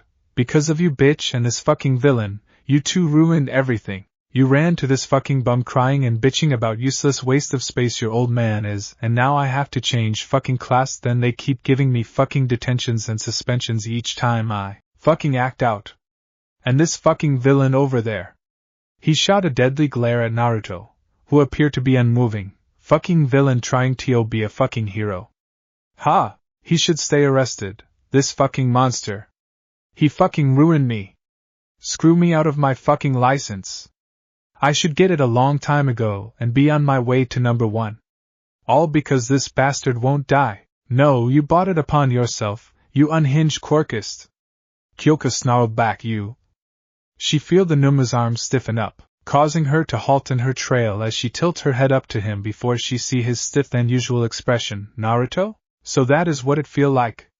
Naruto whispered chillingly as he feels something boiling up within his body before his completely red eyes snap to Katsuki with hardened glare. Anger. Few minutes ago, some students jump up with gasps as Katsuki release one of his powerful blasts and the black smoke suddenly cover most of the cameras. Did he just use that on Jiro? Mina cried out as Momo looked very worried about her best friend's safety like almost everyone else. Isn't that overkill? Yes, and it was at point blank, Fumikage grimaced. I saw Shiratoko jumped in there before that, they'll be fine. Izuka said somewhat nervous until they jump when Vlad roared into his mic. Bakugo, stand down, Vlad shouted. I ordered you not to use grenadier bracer in lethal method. You're disqualified. Get yourself, hey, I order you to stand down. Bakugo? Bakugo. He swiftly turned to Aizawa, Eraserhead, with me, on it. Aizawa beckoned Midnight to come with them as they make a beeline to the battlefield. Yagi, stay with the kids. If the senseis are going there, what does that mean? Mineta asked. Do we win or lose? Does that matter who win or lose? The acid user glared at him. Yes? The pervert uttered, and several give him a dirty look, even some from 1B class. Before one of them make a comment, something shot out from the smokes on the monitor, and they look back to see the object was Katsuki with a broken nose. Then Naruto shot out in the sky with his left arm up. Some teenagers widen their eyes at the sight of Naruto's missing left forearm before it regenerate fully. He blew his arm off. Jirota frowned. No wonder why Vlad-sensei said Bakugo's disqualified. He should have destroyed someone's career like that if it wasn't for Shiratoko's quirk. I'm sure it was an accident, Aijiro replied, and no one give him any response or hear him since they were too focused on the monitors. Katsuki found himself flying backward with pain in his nose, and the next thing he see is this fucking villain above him with his left fist up. You fool! He tried to blast himself out, but the Numu was already on him, slamming his fist down onto the explosive user's chest, and it sent Katsuki farther through pipelines. His opponent landed on pavement. You tried to kill Jiro, and that's unforgiving, Naruto growled angrily as the berserker quirk slowly take over him, and he fight it back because he don't want to attack his allies under its influence. Suddenly, he feels something else, a familiar feeling of new quirk. Dark red energy spread all over from his chest to whole of his body, and an echoing voice rang within his head. Energy Shroud plus Kitsune Four-Tail Mode plus. 4 red tails stretching out from Naruto's tailbone along with 2 long rabbit-like ears as his hands and feet turn into fox-like claws, 2 white orbs and pumpkin-like mouth. With a thundering sound wave, Naruto leaped toward Katsuki with his claws out in a pounce stance, and the explosive user barely get back up on his feet before the Numu tackle him through several more pipelines. Fuck! Katsuki snarled as he lashed out with barrage of explosives from his palms, and to his shock, it appeared to have no effect on the shroud. You fucking villain, I'm gonna kill you. Me, villain? With a twist of his torso, Naruto threw the explosive user down onto the ground with a hard crash as it knocked some winds out of Katsuki. It's you who is the villain here, spewing nothing but death threats, and use violence up on others. The Numa spun downward to his enemy, adding more force behind his drop heel, and it was about to make a contact, but Katsuki blasts at his side with both hands, allowed the explosive user to slide backward across the ground to avoid the attack. A small crater formed under Naruto's heel when it crashed down. Shut the fuck up, fucker! The explosive user pushed himself up with blasts, quickly aimed his unused grenadier bracer at the Numa with a wicked grin. Let's see if you take it at point blank. He was about to pull the pin, but at same time, the Numa buried his right hand deeply in the ground with a slam, and before Katsuki knew it, a red claw shot up from the ground beneath him. It grabbed the bracer upward, forcing Katsuki's arm along up with a crack, and a powerful blast shot up to the sky, sending many pieces of pipelines and shrapnel scrambling everywhere. Before he can react, a balled up of Naruto's tail rammed into his stomach, and Katsuki tumbled backward painfully until he stopped with some skids. Ugh! Katsuki rolled upon his limbs, vomiting some biles out on ground. He never have enough time to recover when Naruto give him a powerful uppercut that sent him flying upward, only to get smashing back on ground when one of Naruto's tail coiled around his ankle. The Numa give him few more smashing as if he was playing with a ragdoll before he threw the explosive user across the field into a metal silo. Why you fucking monster? He coughed out angrily. You who wield explosion, you are worthless of it. Naruto spoke as his white eyes turned black, flaunting it right and left because you believe it's a powerful thing when in truth, it is useless. Nothing but a mere spark. What did you fucking said about my quirk? Katsuki snarled angrily, and Naruto's eyes turned back to white as 4 tails curve inward near Naruto's gaping mouth. Many energy orbs appear around his body. The orbs start to gathering into a large ball, compressing to size of marble, and he was about to do something, but Naruto! Kyoka leaped down onto the Numa's back with her arms around his neck. Stop! He's not worth it! She shouted with heavy pants, due to exhaustion because she had been running across the industrial site from pipes to rooftops. But he tried to. The Numa growled deadly as the shrouds slowly fade. I know, she squeezed her arms on him as she glared at the coughing explosive user when he attempted to get up. But I don't want you to go lower like this bastard. And he's done, look at him, he's on his last leg. I'm not fucking done. Katsuki snarled before he stumbled back on the ground with a thud. You fucking are, Kyoka sneered as Naruto's shroud disappeared and she slowly released him, taking a step back to allow him standing up. You good, Shiratoko? He gave her a nod. Come on, let's get out of here. I said I am not fucking done with you too. The explosive user pulled a grenade from his chest belt as he prepared to throw it at them with an evil grin. Go die for good. The rocker tensed while her partner made a move. But all of a sudden, the blood appeared from nowhere, and it cocooned the grenade as it hardened. A muffled exploding sound can be heard within it. What the foo? Katsuki bellowed before scarves covered his mouth, and he tried to resist it with his quirk, but it didn't work. Fuck erasing. The angry teenager recognized it right away before purple gas flowed into his nose and he passed out right away. Sensei? The rocker was surprised by the teacher's appearance. Are you two okay? Midnight asked them. Yeah, mostly, Kyoka replied dumbfounded. What's going on? What's going on is that the match is over. Vlad frowned down at Katsuki. Bakugo claimed that. The rocker was about to say something. We know, we heard everything. The R-rated heroine cut her off with a firm head pat. The teachers have complete access to the comms and mic. Does that mean everyone else? Kyoka frowned. No, the students don't heard everything. Just us the teachers, she said. You too. Go back with Vlad and Midnight. Aizawa secured the explosive user and he gave his students the look. Get it? The rocker gave Naruto a little nudge to catch his attention. You heard him. Let's go. Okay, Naruto replied, after Vlad announced that the match goes to Class A because the Jiro team had caught 3B members. Most teenagers turned to both Kyoka and Naruto to check on them. You two alright?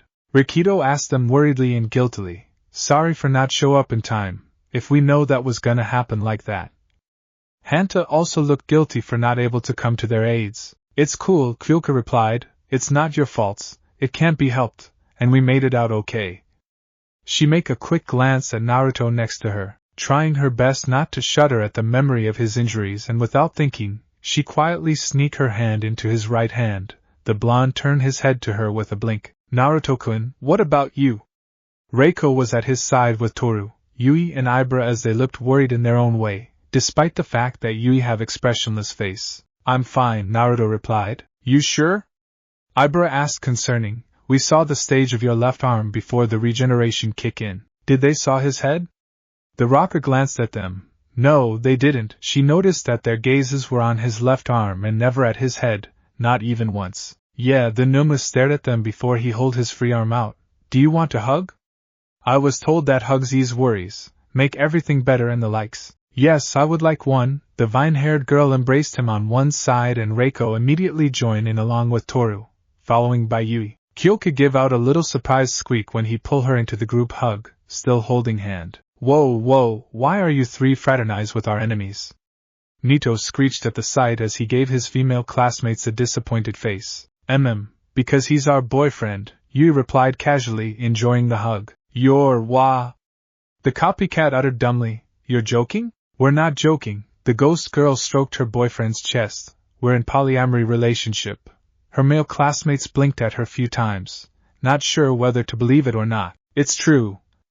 Ibra blushed, and the male classmates dropped their jaws with widened eyes. Oh right, we didn't told them about that. Itsuka sweat dropped. Wait, you know?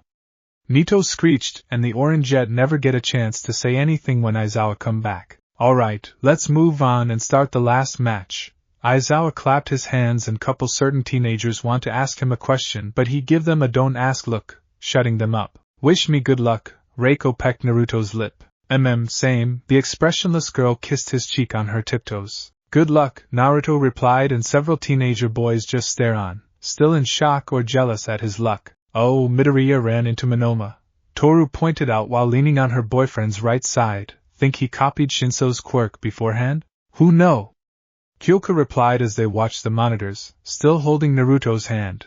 All of a sudden, black tendrils shot out from Izuku's arms to almost everyone's shock. What the heck? Hanta gawked. Is that a new ability? Man, look like you're not the only one that get upgrades. the rocker joked to her boyfriend before she felt his hand stiffen for a moment, shyer. She looked up to him puzzlingly before she froze at Naruto's pitch-black eyes as he stared straight to the monitor. So it's where they are now, Naruto said softly with echoing tone before his black eyes snapped to make eye contact with Kyoka. Ah, you again, Shiratoko. Kyoka whispered back as he stared before her eyes narrowed. You're not Shiratoko right now. The Numu kept stare at her, and she can see left corner of his mouth twitching upward a bit for a moment. How interesting, the Numu uttered before his eyes turned back to normal and he blinked once. Shiratoko? She repeated worriedly. Yes, Jiro? Naruto tilted his head at her blankly. Are you okay? She asked. Did you feel anything funny or get new quirks? I don't feel anything odd or have get any new quirks since the last match. Why? He replied. I'm not sure. Kyoka frowned with concern. But I think we need to talk to Aizawa-sensei. Maybe it's good idea to let her teacher know what happened with Naruto because it's too strange and she don't want to take any chances. Maybe it's nothing, she hope. Whoa, they did it!